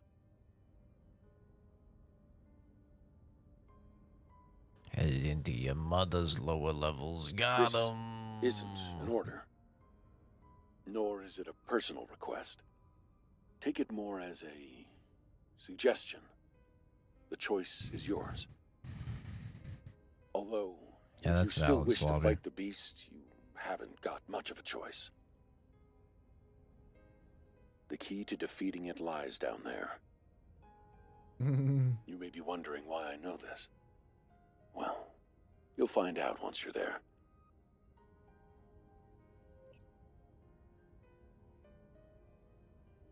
Still End of leaving message. things ambiguous, Brad. Classic. Brad, It's true, Slobby. Gotta learn to Key just defeating the beast. ignore people. How would Brad have that knowledge? Honestly, it seems to piss people off more than anything if you just, like, don't even acknowledge their existence. Nushi detected. It's coming from below the tower, precisely the place Brad mentioned. It's likely lurking around down there. Seems the choice has been made for us. But why did Brad leave a message about this place? Did he foresee everything that would happen? Like, my last girlfriend, she was a black girl. She asked me, she was like, what if we were walking and someone screamed and called me the N-word? And I was like, I wouldn't care. And she's like, what? What do you mean you wouldn't care? You wouldn't defend me or whatever? And I'm like, no, it's a word. It's a word. I don't care. I mean, people could say whatever they want to me, and it doesn't matter to me. And she's like, what? Like, you would just let them call me the N-word. I'm like, yeah. We would just keep on keeping on. We got places to be. We got stuff to do. She's like, that's ridiculous, Zach. That's terrible. I don't know how you could say that. I'm like, listen, I've worked way too hard to get this good of a life, to throw it away because of some words. And I was like, now trust me, if the guy does anything, or if anyone ever does anything real, like anyone actually poses a threat in any way, shape, or form, that's what the concealed carry is for. You know? And I'll gladly take a bullet for you. All right? And I will gun them down without a second's thought, without a moment of hesitation. But if it's just words, that's it, man. That's it. I'm not gonna escalate or anything like that. That's also what they teach you, you know, when you get your concealed carry licenses. They teach you always de-escalate the situation or remove yourself from the situation. So, like, because if you have a firearm, you unfortunately, you would just have to act differently. You have to act like you're up above the situation, because any little thing can turn into life or death, you know? And she was like, okay, I guess that's fine, as long as you would do something. I was like, listen, I always get that thing on me. You know what I'm saying?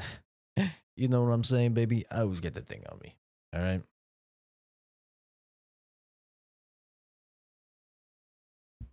There's a reason I go shooting every weekend and I've fired tens of thousands of rounds.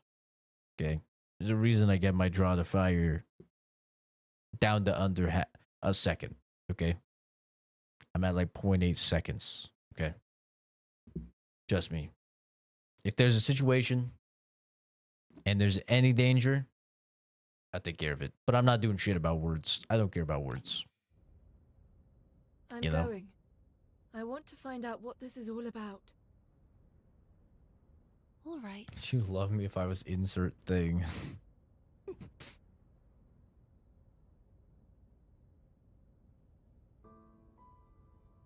Brad left the exact location of the key he mentioned. It's quite far down beneath the tower. This is where you must go. That's kind of hot. It's kind of hot, fuzz. I dated a goth girl who was kind of into stuff like that. Well, she wanted to be cut. A little different, I guess.